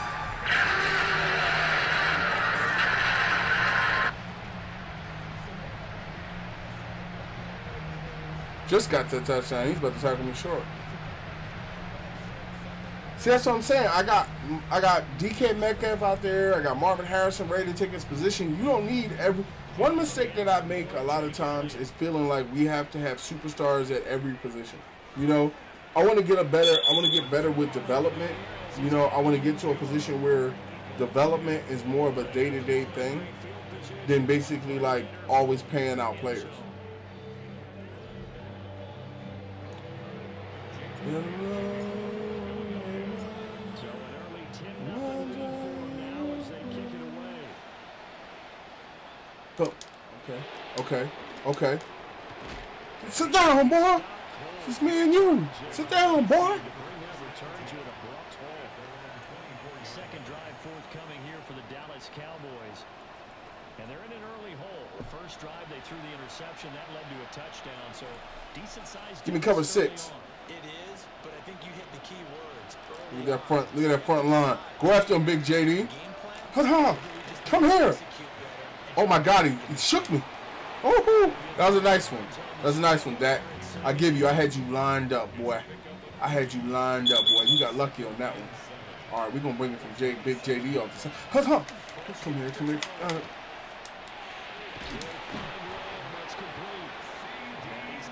It's cool, Zach. It was my fault. Do Pickets have any scandals? Do Packers have any scandals against them besides Perky Rogers? No. The Packers, I don't think they never had like a scandal like that. Needed something good to happen. Plays like that will continue to dig out of this hole. That's what I'm talking about, boys. Defense looking strong. That's what I'm talking about. That defense looking strong. Let's go to cover 2 Embry. Oh no, he's looking downfield. It starts with the guys up front, so when you talk with GMs or putting together a team, a lot of times they're built from the inside out because you control the Sit down, boy. I ain't playing with you. rest of the ball game, but that's what we're saying. Send pressure 3. Let's go. In the offense's backfield, not necessarily just playing at the line of scrimmage. To throw is Prescott. This off to his fullback. That's right, Reed. 3 yards on the catch. Turn middle. Let's go. And that'll bring up 4th down. Anger is on to punt, and he gets this one away. Oh, I thought Dotson was about to break it full stride. I thought Dotson was going to the house. Football 1st and 10. Here's the Philadelphia offensive unit now as they head out to take over possession. Charles, these early season in-division games are always interesting because you're still kind If I ever see green if I ever see any green in any Super Bowl logo, okay, my Packers making it once it's like 15 years. Hey man, I think you got a good thing going with Michael Parsons. Oh my God, big Saquon. I think that you got a good thing going with Michael Parsons, and I think that if you guys stay healthy, you gonna challenge for some stuff this year, bro. back to throw now on 1st down. Now Hurts is going to do it himself. Good run, Big Hurts. Nothing open downfield. He keeps it himself for 11 and a 1st down. Read option. First and 10 at the 48-yard line. He'll look to throw. That's right, Kyle. The man is Kyle Pitts, his tight end. That's right, Kyle. Get this one down near the 20-yard line, just shy of the 20. Getting it to him in space. Pace right. big time. That winds up going for 31. He's a healthy playing show. One of these in the first quarter of a brand new season.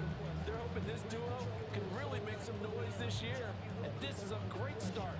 A big play here early in the ball game.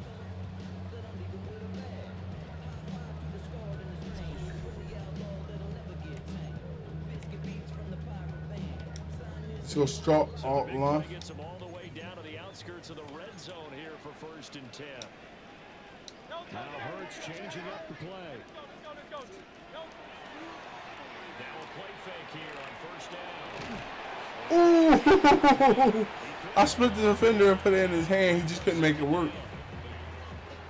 Makes it 2nd and 10 at the 21-yard line. They'll drop to throw. Ooh! That was a nice try, Cal. That was a nice try. Give me the flood. We could have went 11-6 if Jordan didn't get injured. Oh, you mean Jordan Mailata? Oh wait, who are you talking about? Oh my God. Oh my God. Okay.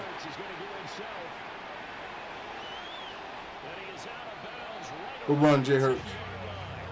Jordan Love. Yeah, that's true. I'm not even gonna lie. When you lose your main quarterback, that's like if Jalen Hurts was to get hurt for us. It's kind of over. 1st and 10 at the 10-yard line. Off the play fake, here's Hurts. Let's call AJ Brown out there throwing that.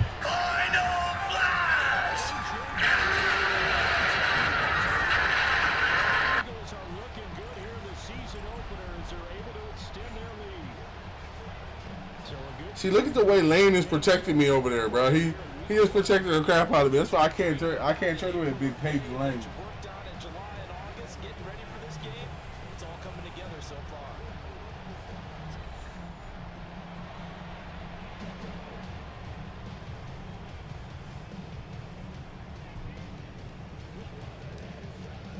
Elliott now to add the extra point.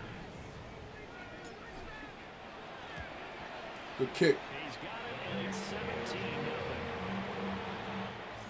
17-0. 17-0 our score after one.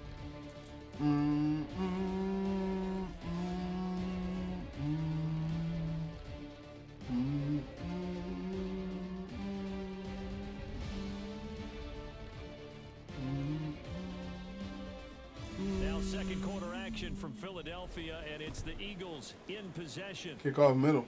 As they've got it as we resume action. Elliott now to kick this one away.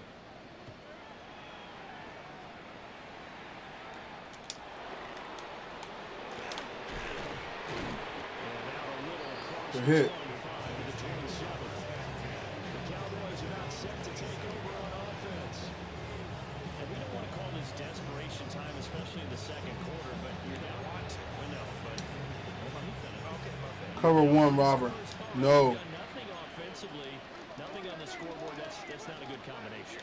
I think you just called it desperation time. I think you did. But let's face it, Good stop. you mentioned this to me in a break earlier in the game. 10 for 2. Right from the start, we've noticed that they've got to find a way to get on their toes and start punching instead of retreating, to use a boxing analogy. Going right back to Ferguson. Uh-uh. A gain of 3. Who that? This time Who that be right there? Let's 6. Let's not quibble about the game there on second down. That was a positive play because that was a take what you can get situation. Saw blitz one. To the tight end. Now gives him much better. They haven't run all day. They probably gonna bring the run, gentlemen.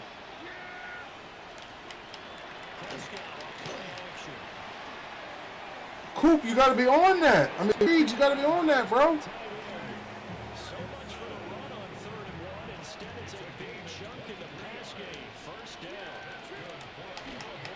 Play fake. Here's Prescott. The short one. We'll take that. Uh-huh. It's called monster defense.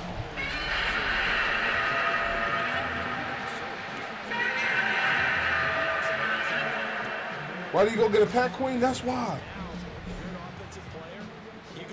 Ah. Drills every single day. It's really not out of line to think you should take the ball to bed with you and just hold on to it. But the bottom line is, no matter how much you try to protect it, these guys are pretty good at finding ways to knock it out. Philadelphia getting set to take the field. They have to be pleased with the way that they moved the football thus far. That back dive. Wouldn't they be? 2 touchdowns on a field goal in their first 3 possessions. They're playing so well right now, the field goal probably feels like a disappointment. That was my fault.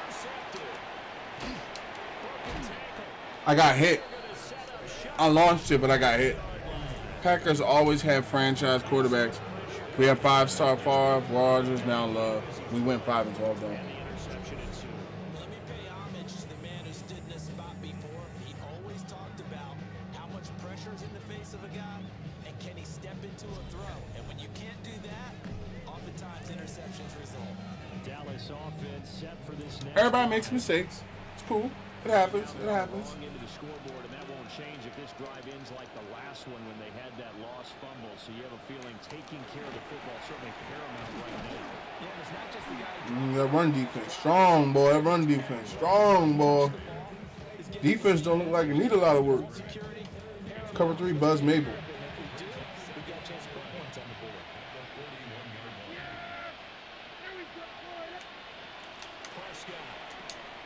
Trying to set up a screen for Blue. Bro, that's holding. What the? He's taken down against Ah! Can I get a replay on that? Because it really felt like I just got held. Like, what the heck? What happened here? Okay, he's coming across the line. You got a lineman that literally grabbing me, and then he moves me out of the way from getting the tackle. Come on, bro. It's a gain of Don't cheat me now. 21-0 Cowboys comeback. I know it. You remember. Yeah, I remember a lot of Cowboys times. I remember there was a back and forth with us and what's his name? There was a lot of back and forth with us when you guys had Tony Romo. And I'm an Eagles fan that'll tell you I feel like it's gonna come down to us and the Cowboys this year. Especially if Dexter Lawrence is not gonna be on the Giants. I don't care how much. Like, I'm going to tell you right now, I don't care how much Giants have a chance. Hold up now. What I'm saying is, all right, let me ask you a question, right? What team are you? Because in our community, you can't really talk about other people's teams unless you identify your team. So what team are you, number one, before we have this conversation here? Uh-huh. Yeah.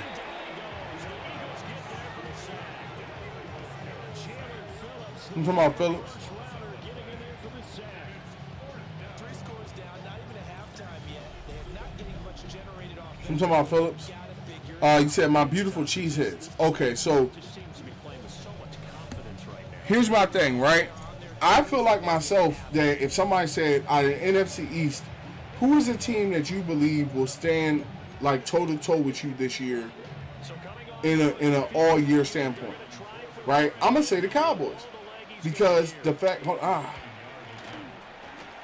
who is this guy? Just off Philly losing people and having a bad relationship with Hurts. Okay, Bray. So let me address the first part with Little, and then I'll explain why that's. I don't know why you can say that. Number one, Dak Prescott is a veteran quarterback, which means he's been in the situation to know what to do. Okay, Micah Parsons was not the whole team, and they got a lot of first round picks that they can use. And Micah Parsons was used to get some great first-round draft picks for the team. So the Dallas Cowboys was able to retain their team. The New York Giants are in a situation where, currently, because I'm going to run some time too. The New York Giants are in a situation where, hold on one second. It's really a collective deal, isn't it? Because that means he's getting plenty of blocking, a lot of help from his teammates, but he's making the most of it.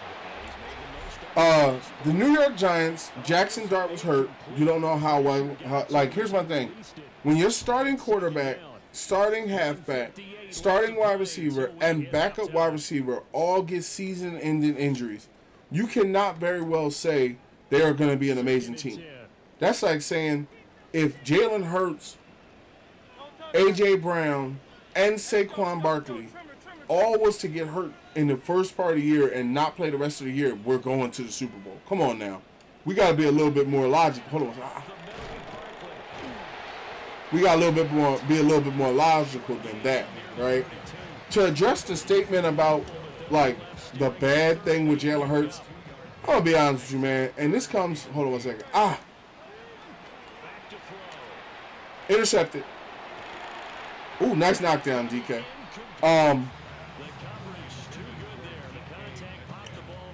In my opinion, like, where I'm coming from is, to be real with you, like, we hate the media. I know this may get clipped, and I know a lot of people may say it is what it is. Bro, I don't watch these clickbait kind of, hold on a second, see if I can put it. It's down, boy. It's called monster defense.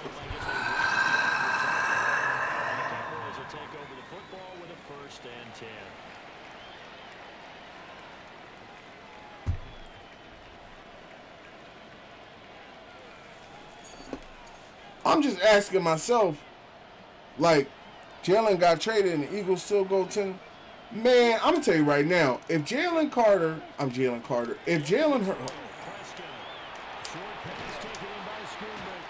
Jalen Phillips, there's so many Jalens. If Jalen Carter was to get hurt and A.J. Brown was to get hurt and Jalen Hurts was to get hurt and they didn't come back for the rest of the year, y'all niggas would roast me alive talking about the Philadelphia Eagles about to be in the Super Bowl. Y'all would be like, there's no chance in hell of that. You don't know what those players are going to be. So the same thing applies to the Giants. Same thing applies to the Commanders. What's his name? The quarterback there. I forget his name off top. But he popped his elbow out the socket. How do you know he's going to be the same guy? You know, like when you look at it, the Commanders have a horrible, horrible time with quarterbacks. They have not had a starting quarterback since Jaden Daniels. You know? No, I'm not. Let me tell you something. I'm not one that wants to win off an injury. Let me tell you something a little bit. I'm not one that wants to win off an injury. Okay? I don't want somebody to be hurt when we win. But what I'm saying is we cannot ignore the fact that they are severely injured. Right? So that's why I think it puts the Eagles once. Oh, damn. Ed Oliver just got put down. That's why I feel. Hold on, they're going no huddle on me. Hold on.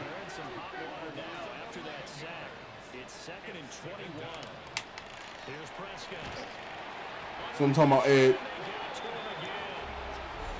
Oh, we got a pass rush, boy. We got to at least acknowledge the fact that these players got hurt. I feel like in a way, I guess because we won the Super Bowl, there was like a hyper focus on the team, you know? And everybody's like, well, you know, if you get rid of A.J. Brown, that's it. Y'all ain't never winning another Super Bowl. And it's like, okay, how'd that work out for Seattle? Because last time I checked, y'all didn't know who the hell JSN was when they still had DK Metcalf and Tyler Lockett. But they made the decision to trade that guy, and look at what it gave them. So I think we have to look at this in a logical standpoint from a business perspective and not from a personal. If I was looking at it from a personal, I wouldn't want to play none of them. I don't like none of them. I ain't a fan of anybody but the Philadelphia Eagles, period. But at the same time, I recognize that teams like the Rams are still contenders with Matthew Stafford. I feel like J.J. McCarthy could turn it around for the Vikings. I feel like the Cowboys are always in the mix every year. You know, like, we got to also see how the draft turns out. We haven't even done the draft. Hold on a second.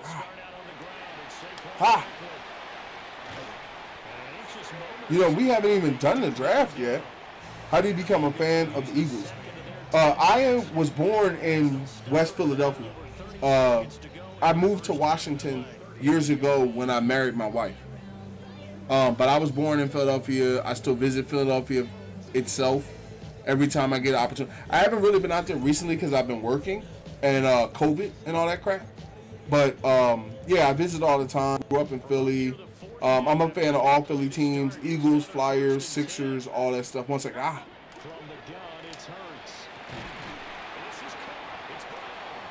No huddle. I was not at the Super Bowl, no. I chose to watch the Super Bowl from my house because it can get a little wild sometimes, you know, when you're out there in public and stuff. So,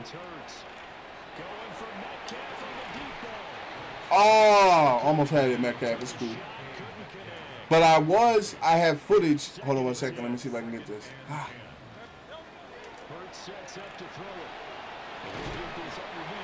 All right, we're going to take the field goal. I was in Philadelphia when we won the World Series. When the Philadelphia Phillies won the World Series, I went down to Center City with shout out to my cousins and my uncle. We went down, we rode the train down to, I'll never forget it. Hopefully, I mean, not even hopefully, I have footage of it. We rode the train down to the center of the city, and all the city came down, and we walked from the train stop to the stadium and like just stayed out there for hours. I was gonna show up for the Eagles Super Bowl that they won the first time, but I was busy at work. And then the second time when they won, again I was busy at work. Because a lot of people don't know when, like, if you're gonna go to something like that, you need to be there before they win the championship. You know, so that way it's like you're already in town. All that remains is to snap this once, and that'll do it for the first half of play.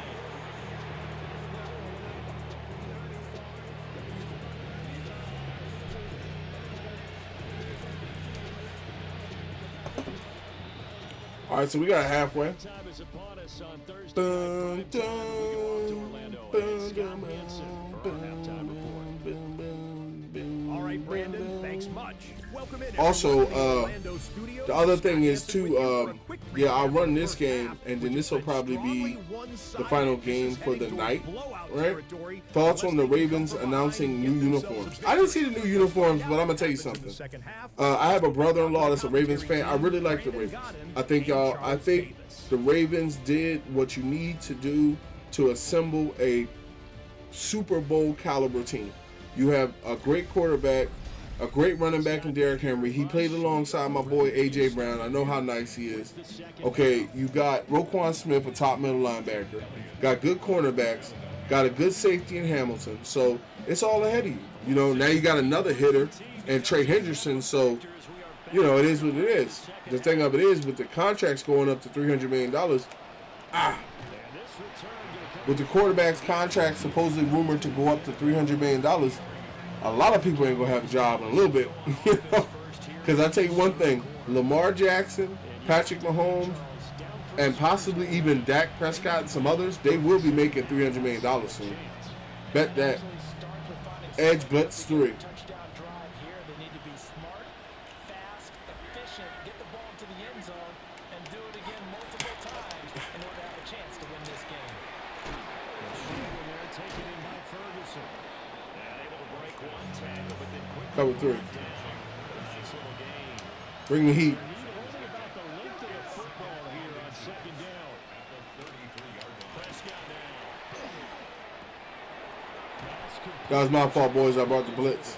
He went to Pickens. Taken down, but not before they work it across midfield.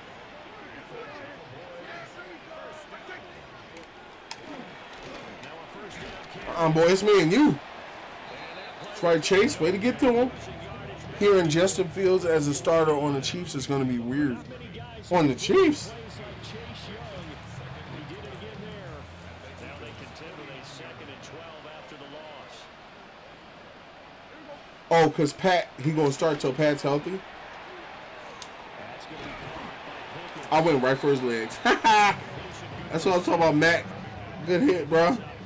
Oh, okay. I mean, Justin Fields, I probably wouldn't have went to the Chiefs just because I feel like there's no chance that you'll ever be the starter. So,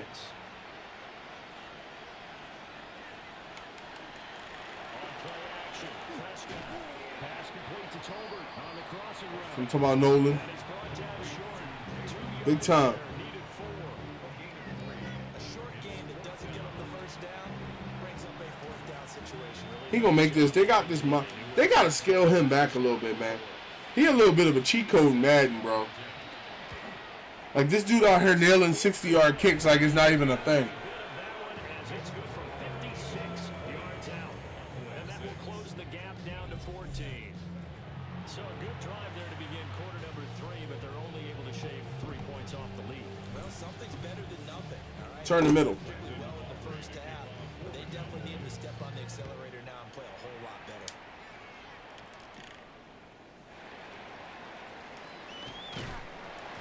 Solid return, pretty good field. Got to 32. Justin Fields is a lot of fun. It looks like, especially when he was on the Bears. Yeah, it looked like he's cool with doing it. I just myself, like, I don't think I would give up on being a starter. Like, I feel like Kyler Murray was smarter because, hold on one second. Go. They'll come out throwing here to start the drive. Ooh, I tried to shake him. He punched me right in the face. I feel like Kyler Murray did it smart. Like, he took a 1-year deal for a little bit of money, and then, like, you never know where he could end up at next year. He might be a starter.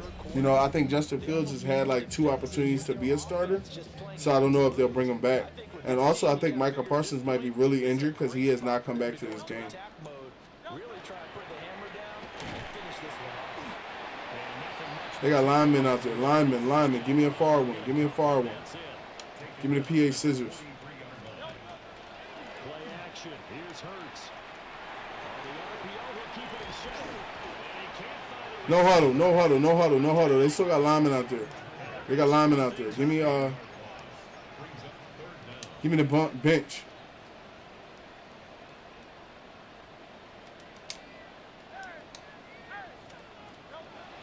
From the midfield stripe, they'll look to throw.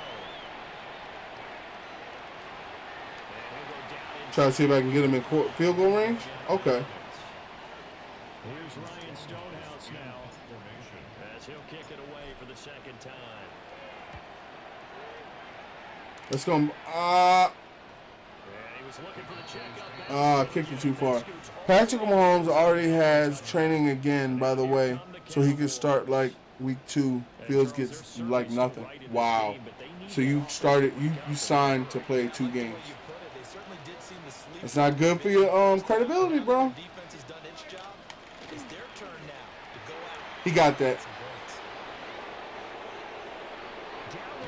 That was a good run. Your first run in the game. Bring the house.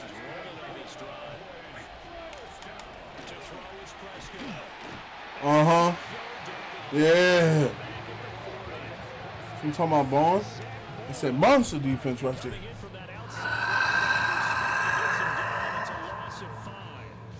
can just see it in their body language. They're starting to see victory on the horizon now, and if it comes to fruition, they gotta Give me cover 6. front 7. Defensive line has taken charge and controlled this game. Face a challenge of stopping this opposing offense, and they've done so with ease. The short one there taken in by Ferguson. Cover 4 palms. And that brings up third and a full 10 yards. Now Prescott. Now he's going to step up and run. Sit yourself down, boy. You think you going? That's monster defense right there.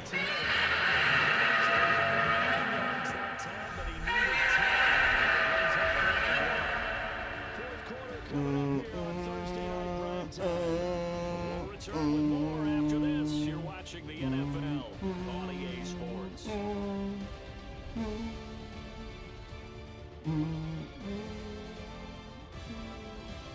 And welcome back. We are in the city of brotherly love, Philadelphia. Hammer blitz. It's the Cowboys. Bring the hammer blitz. Football, but they trail It's as hammer. we begin Hammer. I am. play. Up. Get it. You got lucky. You got lucky.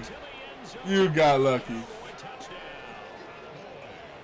Jalen Tolbert, 25 yards for the touchdown. And the Cowboys have made it a one-score game again here in the fourth. I also would say, too, drafted Caleb Downs is a true number 1. I would also say, too, something that we got to wait to see is what's going to happen with the Cowboys with George Pickens. Because Pickens hasn't, I don't think he signed his tenure to come back on that tag. So I don't know whether he wants to play on that tag. Because Micah Parsons played on the tag, and look at how that turned out for him. You know? Because we're not in the draft yet. Don't say never wouldn't be traded. Look at what's going on with the Giants and the Eagles. Now increase here as he's past the 30. And a good return, able to get out across the 35 to the 36. The Eagles offense and running back safety. Yeah, Caleb. Ready to get going again. And it's hard to believe you could run the ball a whole lot better than he has. The vision, the cutback ability, the acceleration, it's all been on display throughout. Now Hurts. I'm out of there. I'm out of there. Oh, my God. He has a big gain inside No huddle. before being dropped. Boom, boom, boom. On the scramble, it gets him a first Boom, down. boom, boom. And now it looks like they're going to be in Boom, the boom, hurry boom. up. Give me the ace post. Throwing is Hurts. This is Akins hauling in the short pass. Thanks, Akins. And he's going to be out of bounds down around the 35-yard line. All right, let's break it down a little bit. We got a little too. Wasn't too bad there. Yeah, they had him under wraps pretty well, but somehow able to muscle his That way back power open O. and catch the ball. 2nd and 6. Barkley inside handoff. And he'll be No huddle. at the 27-yard line. So a solid run by Saquon Barkley. Give me the PA boot. 1st and 10 here. Oh! Hughes Hurts. No huddle. They'll come up after PA the counter whip. play, 2nd and 12. They go play action with Hurts. They bringing blitz. They're bringing blitz. Hold on. We in field goal range. Big AJ looking for you. Hurts and the Eagles. Tough spot here. 3rd and long. Uh-huh. It's complete to Brown, right side. It's called Big AJ Brown right there. Tell him what he throwing out there. What did I throw to you? Final flash! And the Eagles are closing in on a winning start to the year as they extend their 4th quarter lead.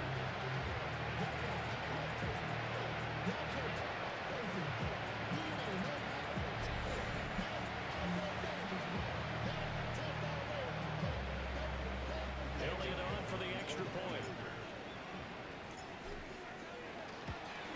Jerry Jones is the worst franchise owner of all time. Thoughts on Jerry Jones? So the drive there took 6 plays, and it's capped off by an A.J. Brown touchdown.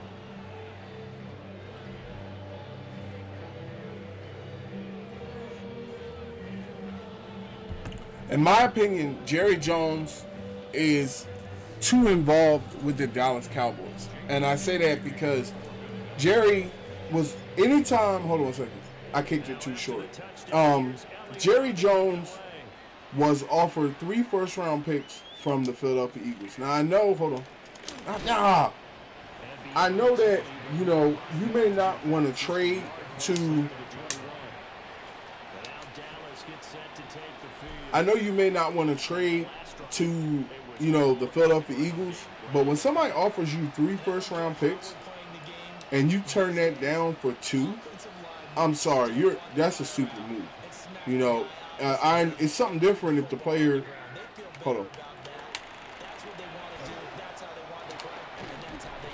I understand about that. Oh, who's hurt now? Whistles and a stop. That's Jalen Phillips. Looks like one of the Eagles is in some discomfort out Jalen is down. We always hate to see injuries, especially tough here in week 1. So what happens is basically, we'll take a quick timeout. the problem is, in my opinion, is the fact that, hold on one second. They'll stay on the ground with Williams. The problem is that it wasn't smart. You could be going into this year's draft. Hold on one second. Thank God he's not really hurt long term, just in case I have to move him. I just got to take him out 1 second.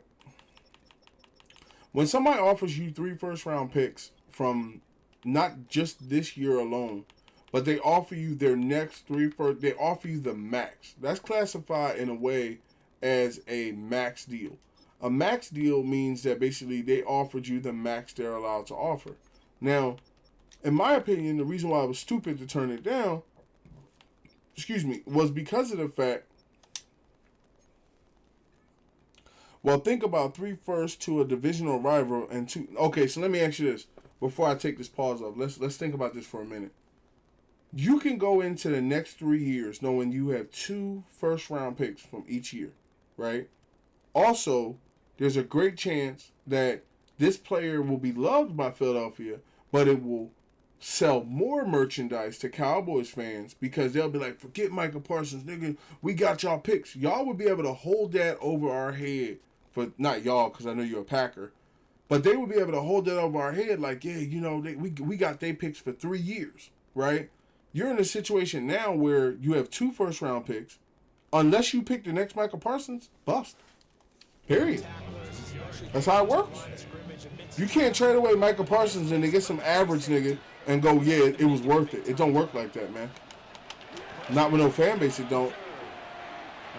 Now how I look at it, that's like saying right now, I don't have anybody on the Eagles that, like, say the Patriots was to be like, we'll give you 2 first-round picks for A.J. Brown, and we'd be like, no, because, we would rather trade him. No, not the Patriots. Let's say the Cardinals offer us 3 first-round picks for him or something. Oh, wait. You can run all you want. Injured, aren't you? Got that man hurt. It doesn't matter. Like, it's about the franchise. Like, I'm trying to get more talent. How I see it is, Cowboys didn't want to go to the division round, one of the best rushers. I feel where you're coming from, but at the same time, you can get good. Like, the wild part about it? The Dallas Cowboys could have took both of those first-round picks, traded for the second-round pick in the draft, and got what a lot of people are arguing is the best right edge rusher or left in that boy Johnny Styles, or however his name, Styles or whatever. They could have got Styles this year. Not saying they still can't, but, it's different. Sit down, boy. I'm not changing the play.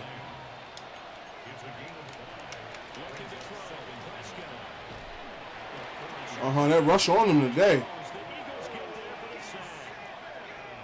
They'll need a big play here. Will Dak and the Cowboys after the sack. It's 3rd and long. Here's Prescott. Good defense. Sunny Styles. Whichever one they feel is better. Because I know there's 2 of them out there. There's 2 brothers.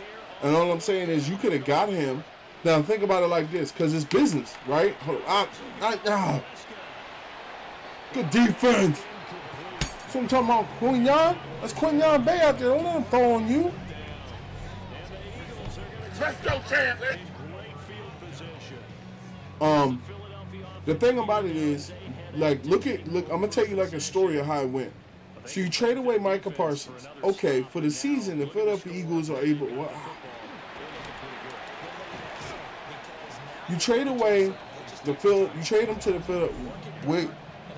Do we think Mendoza gonna be? Well, I don't think the Packers are gonna excuse me.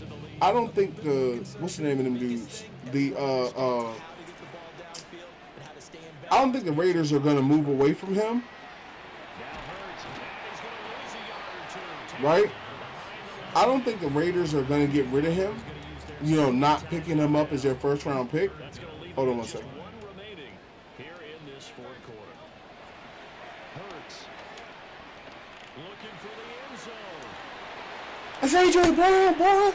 Put it up there. They're going to get it. Tell him what he's hitting for.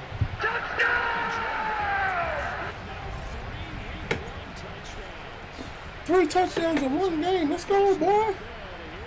That's old school Philly ball right there. Went up. Give it to me. Give it to me. Get off me, Diggs.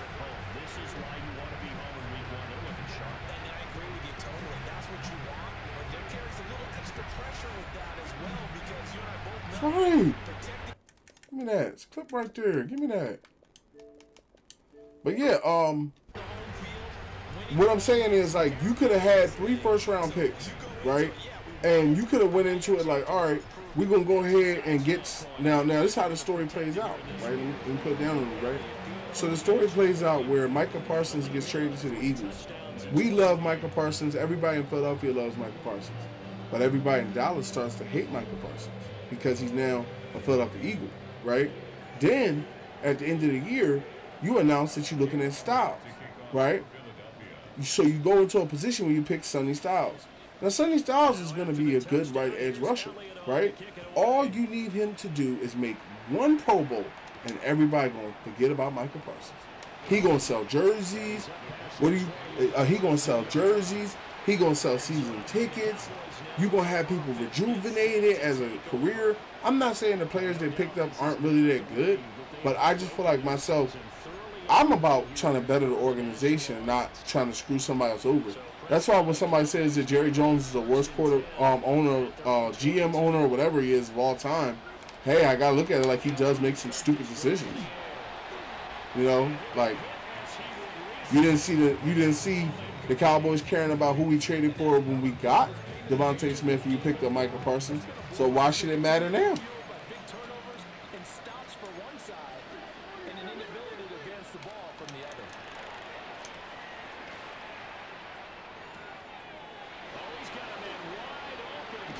You know? I wonder will they get the new commissioner to give up next year the current.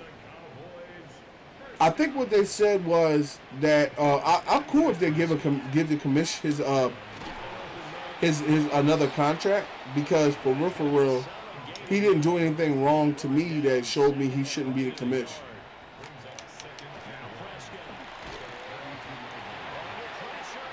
Ed Oliver's a monster, yo. He didn't do anything to me. I wonder. I don't think he did, in my eyes, anything to me that, you know, showed he shouldn't be the commissioner. Some of the things he's talking about, I love the ideas. You know, more football games.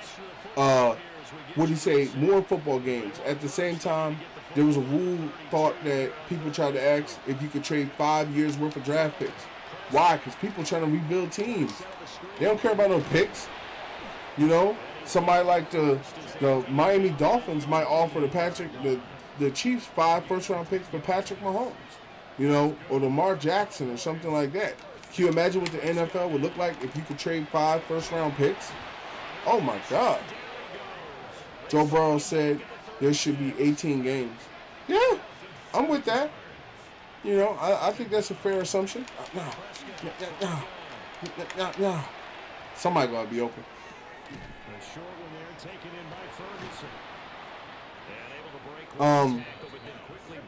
The thing about it is, I would love more football. I'm dead up. I'm not even saying that because. Oh yeah. Oh my God, I swung right past him. Joe Burrow looks so sad on the podium. Like, I'm not even saying that to make fun of him.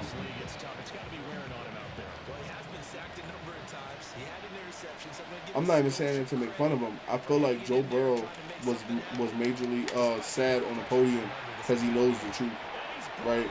I hate when people say Finns had the only perfect season because they're technically wrong.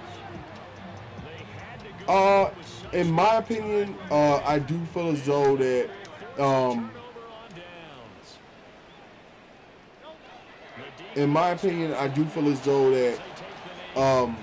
the Miami Dolphins' undefeated season is something that's a part of history books. I think it's a great accomplishment, but I think sometimes we put a little bit too much emphasis. Hold on one second. Go with the Saquon.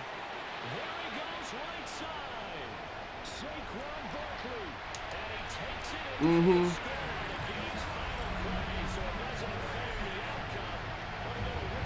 You talking about, boy?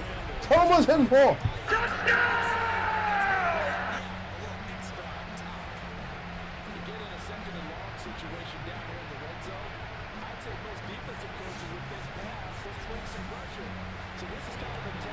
Ended it with a score. Let's go. Let's go.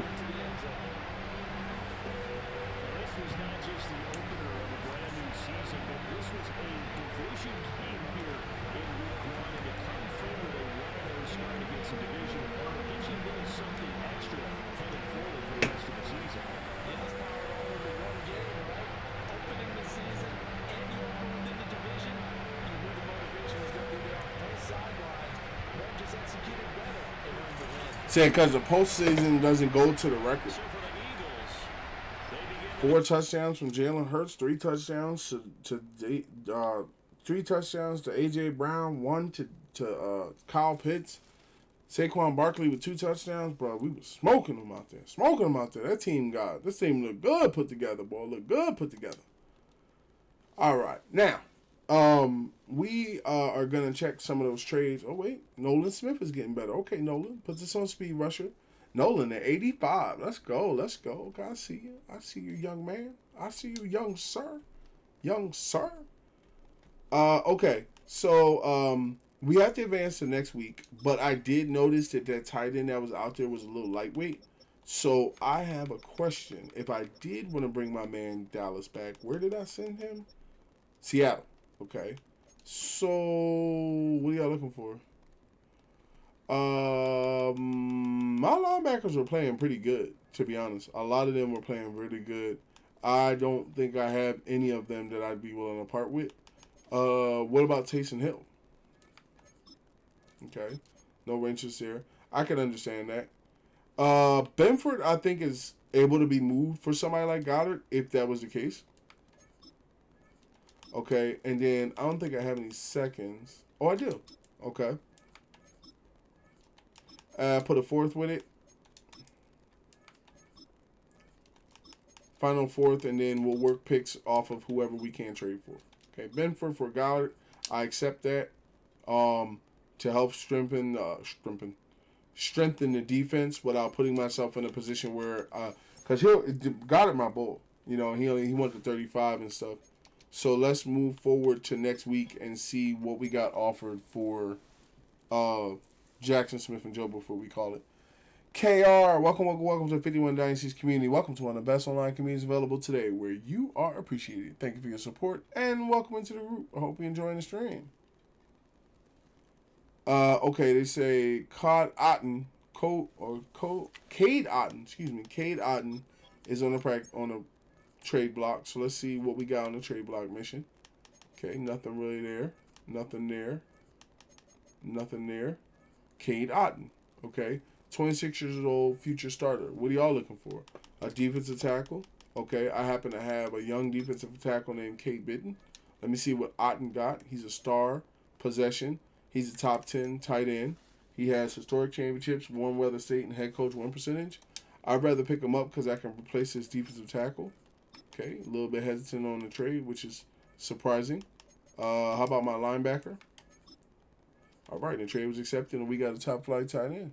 Let me also make sure there was no other very good players that got put on the trade. Just doing a little look. Because sometimes they do that. Like, after a game or something, they just get mad. And they'll be like, yeah, get this person off the team. Jeremiah, thank you for the likes. Thank you for the likes.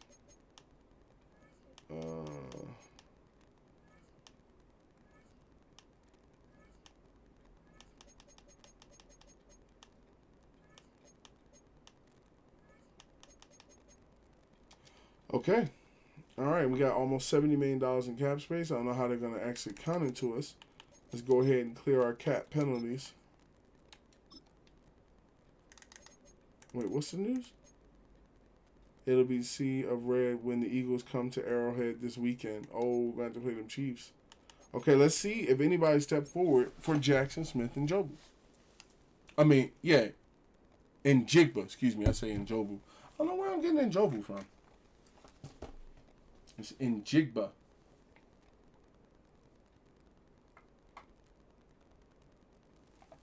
Hold on one second. Got a situation here.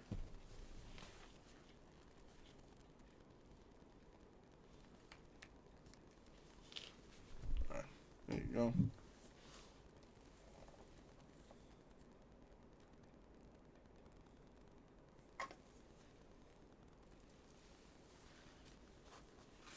Give me 1 second. Oh crap. Oh, okay. Oh. I feel bad for the Bengals. 0-3 in the Super Bowl. I think Joe Burrow gonna be one of those quarterbacks where he has a lot of stats, but he never wins.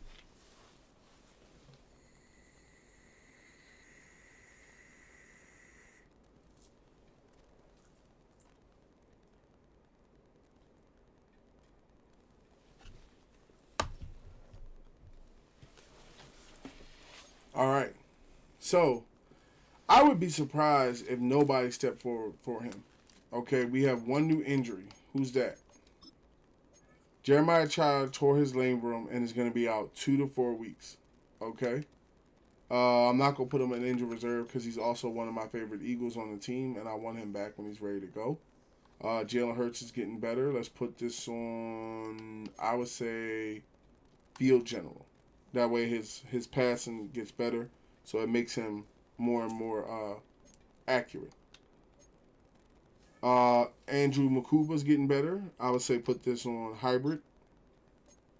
That way he gets a little run, little pass, not just, acceleration, awareness, catching, man coverage, and zone coverage. I want him as a hybrid. Okay. Did we get something for... Okay, we got something for JSN. We got Nick Chubb, Jarius Sneed, Nate Wiggins, DJ Glaze. This nigga's name is DJ Glaze. That's funny. Xavier Leggett, Rashad Gary, DJ Reader, Brandon Ayuk, Jonathan Taylor, Cody Ford, Landon McConkey, and Tyron Johnson. Okay, so where was it that we were trying to work? It was like the Raiders or something, right? Okay, so the Raiders showed interest in him. So if I put the player trade together, I know what it was. We were trying to see if we could move him without giving up some people. I forget who we were trying not to give up. Because there's not a lot of 99s on the squad.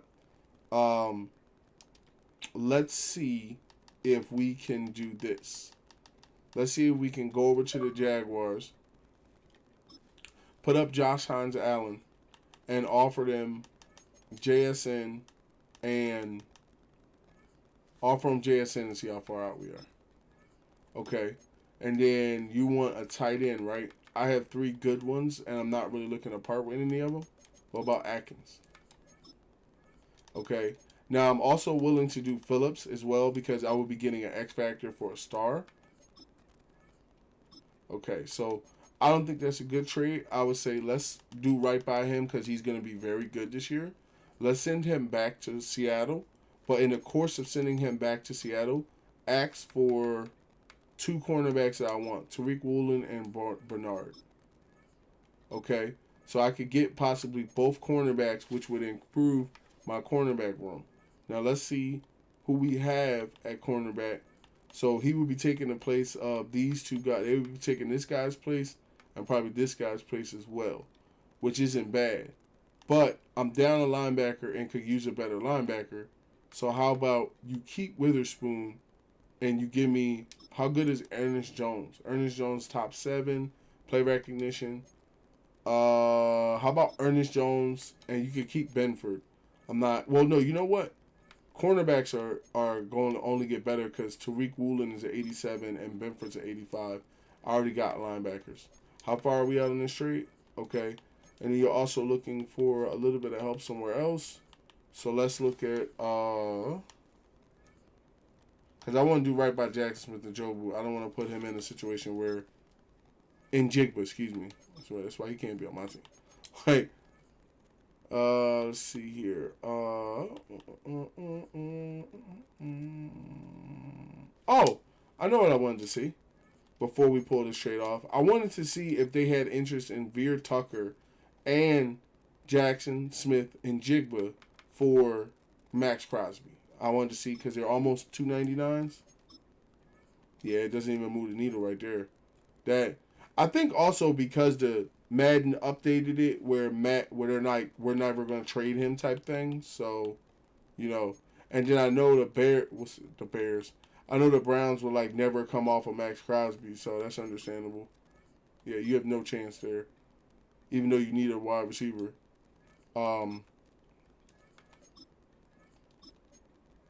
Yeah, they have no interest there.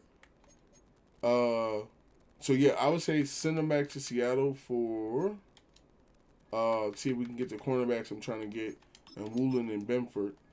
And then let's do JSN and Atkins. Keep Atkins. JSN and you need a center, right? How about Connor McGarvin? Okay, so you need a top flight boy to get. Oh, I got somebody for you because I'm gonna try to work it out with Tucker. How about Taylor? Okay, and then put that center I got as a backup up there too. Okay, center ain't really getting it done. As good as that young boy is as a tight end, I like Dallas Goedert better. So let's go do Otten. All right, now the reason why I like this trade number 1 is because, like I said, if the Philadelphia Eagles don't win, I always want the Seattle Seahawks to do well. That's my sister-in-law's team. I didn't want to screw him over by putting him somewhere stupid and then not being able to watch him develop. So now he's back on the Seattle Seahawks. I also got rid of Wyatt Taylor, who was a right guard that wasn't really happy with us, and a tight end that I just picked up for 2 of the best cornerbacks in the league, and Tariq Woolen and Christian Benford. Now, what that does to our defense is it now puts our defenses at 85, and it also puts us in a good spot. Now, the person I traded for them to Seattle was basically Wyatt Taylor. Okay, so Wyatt's a 79. Being a 79 player, a lot of times you can maybe finagle somebody like that, right? So you already got a little bit with just Jahan Dotson. I would say put Atkins up there as well. Okay, take you about halfway. And then now that you have some space at cornerback, really basically too many guys, I would say go ahead and get rid of McMillan and see if you can make it happen. Okay, so if you move up from McMillan to, say, Taysom Hill, okay, that's a little bit less right there. They're not completely with that one. Okay, so, okay, take Atkins off. Oh, did I trade that defensive tackle boy? Yeah, I did.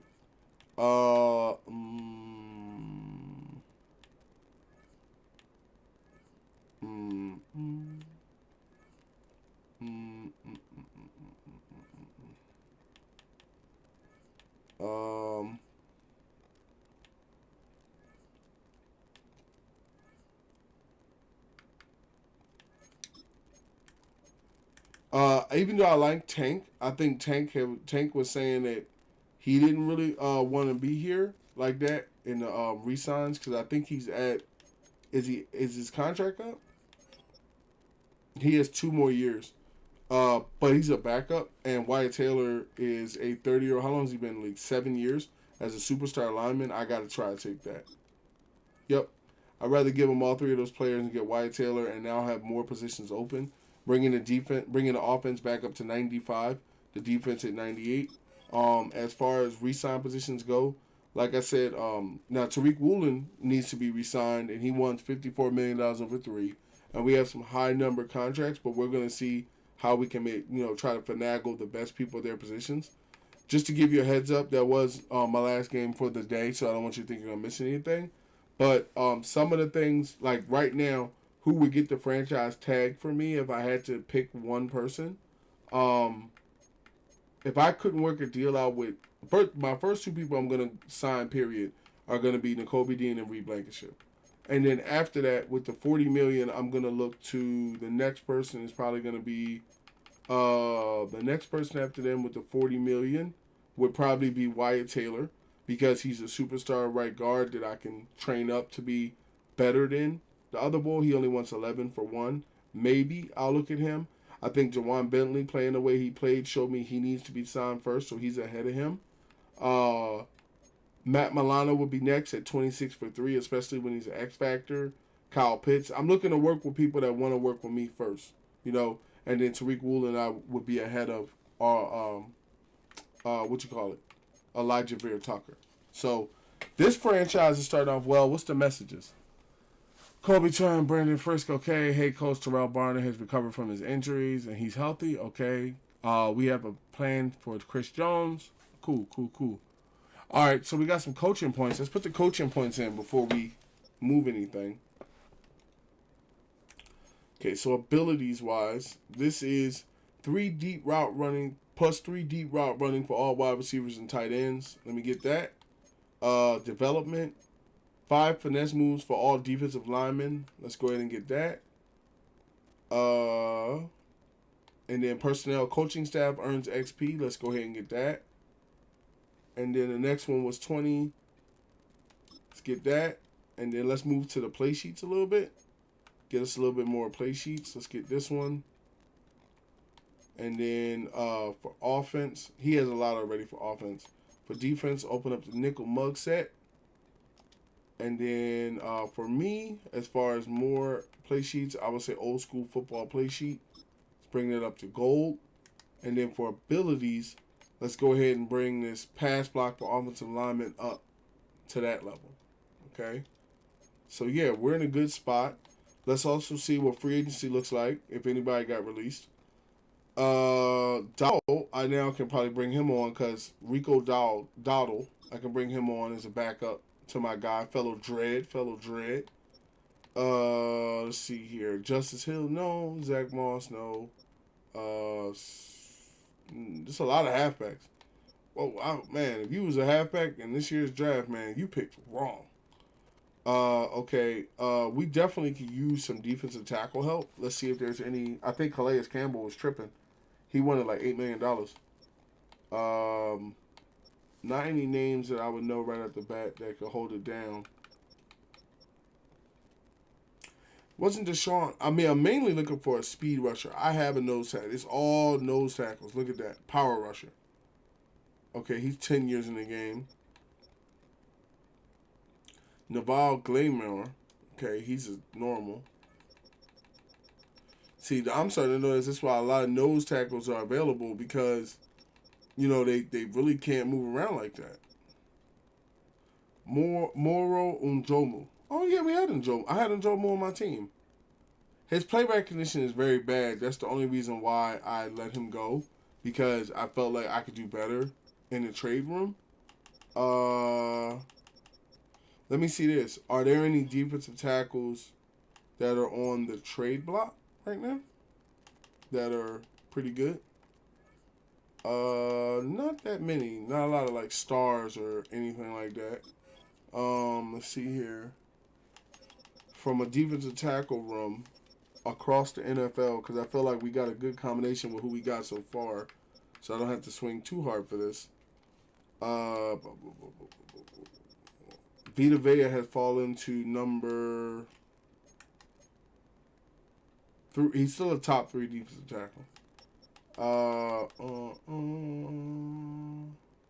Chris Wilkinson was on the Bills.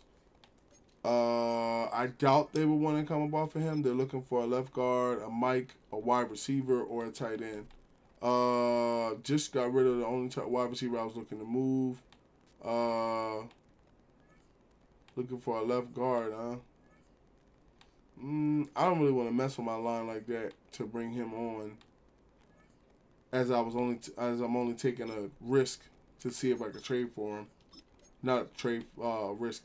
I'm only trying to see whether or not, you know, how close we would be if I put a trade out for him.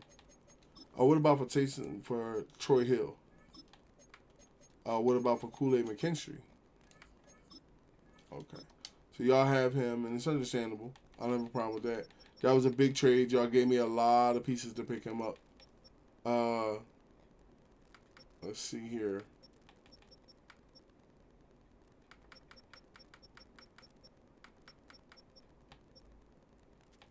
Those guys, Jonathan Allens and others, you're not going to be able to really do much with them. Panay Ford. I know Pune, he wanted to be here, but he wanted like a bigger contract. But you never know. You might be able to work something out there. He's actually a nose tackle, isn't he? He's a nose tackle with a little bit of speed. Okay. They're looking for a wide receiver. What was I looking? What was I looking to trade? Right edge and a cornerback. All right, let's do this. We got some good cornerbacks back up, but we still got Tariq, Quinyon, Cooper, Benford. So we're good there. Let's see who steps up for this trade. No offer? Okay. Let's go to defensive tackle. Let's go Panay Ford and see what happens. Okay. So Pune is not available as well. So we will go further down below him to say Graham. They're saying day 1 starter, and I don't think they want to trade him at all.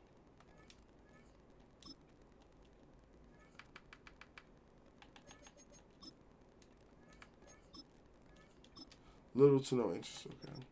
They need to change that where rookie classes are just impossible to trade for.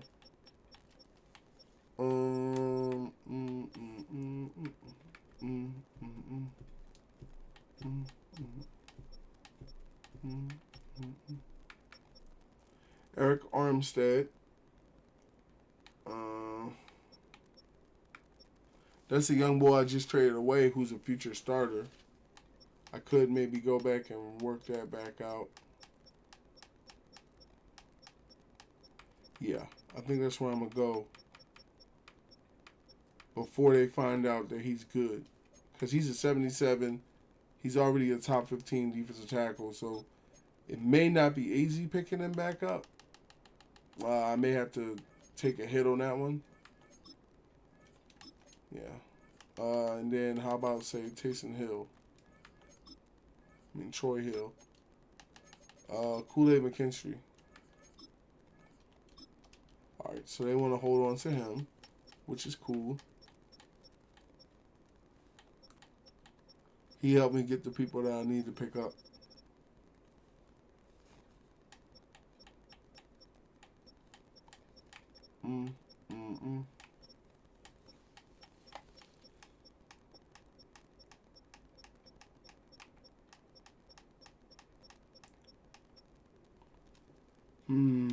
You know, what's the, oh, always gotta remember to carry them cap penalties. Okay, you're allowed to sign 3 players, and some needs to be a defensive tackle. So let's see.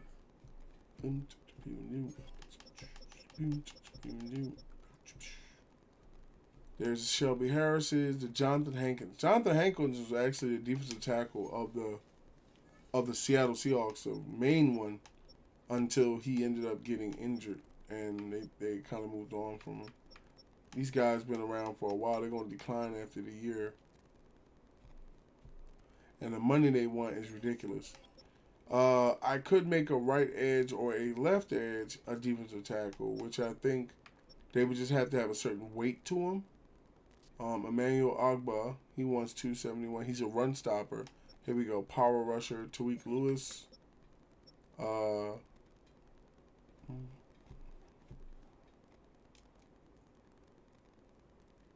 about this?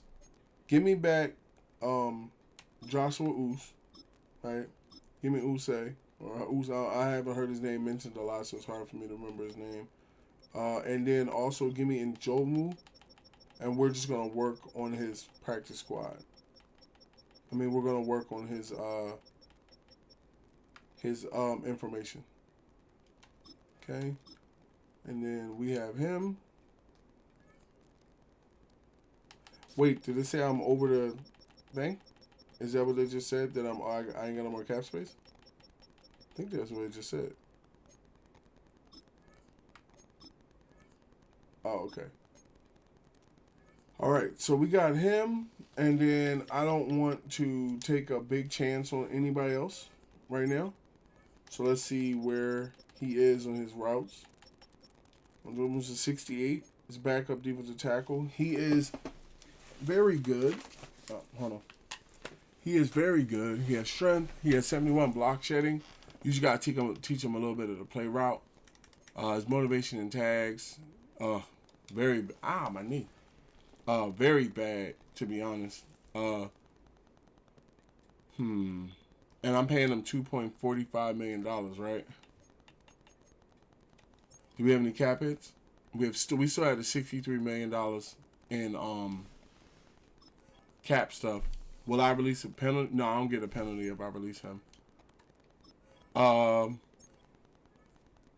Yeah, to pay money, to pay that much.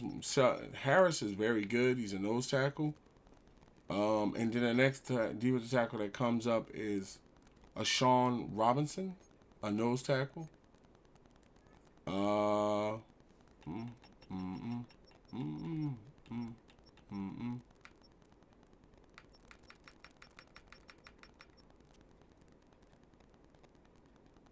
How about this? Give me Rashawn Mostert, right? And then let's identify real quick somebody that is not a hidden, somebody that's not a hidden rookie that can actually possibly get me into a position where I can trade him or trade for him without actually messing up the team. Those all-stars, you're not going to get those all-stars back. Like Christian Wilkinson, the Buccaneers, they have no interest in handing him back over. Even though they're looking for like left tackles, wide receivers, mics, stuff like that. To get him back, you would probably have to give him like say Pat Queen, and that ain't happening. But with Bernard, I could take the hit with Bernard because I am going to pay Nakobe Dean and to get Wilkinson back to help the defensive tackle room. Bernard, I think Bernard's in the contract for a while, right? Yeah, he's in the contract for like the next 4 years with me. And also, he is... Does he want to be here? Okay, 2 out of 1. Okay. And like I said, linebackers are more hard to find than anything. So you have 1, 2, 3, 4, 5, 6 cornerbacks. I don't think you need 6 cornerbacks. I wouldn't necessarily get rid of any of these guys because they are more of elite status. But I do believe you could pay less when you compare play recognition between him and, say, Christian Benford. It's a little bit different. His man coverage, they don't play as good as coverage. Now, Tariq Woolen is good, but Tariq is coming in. He's going to be built into the Philadelphia Eagles the next year. So, I think this is what we'll do. We'll hold on to it, right? We'll save this trade as a tomorrow trade. I will be live tomorrow. I normally go live just to bring everybody into the same level.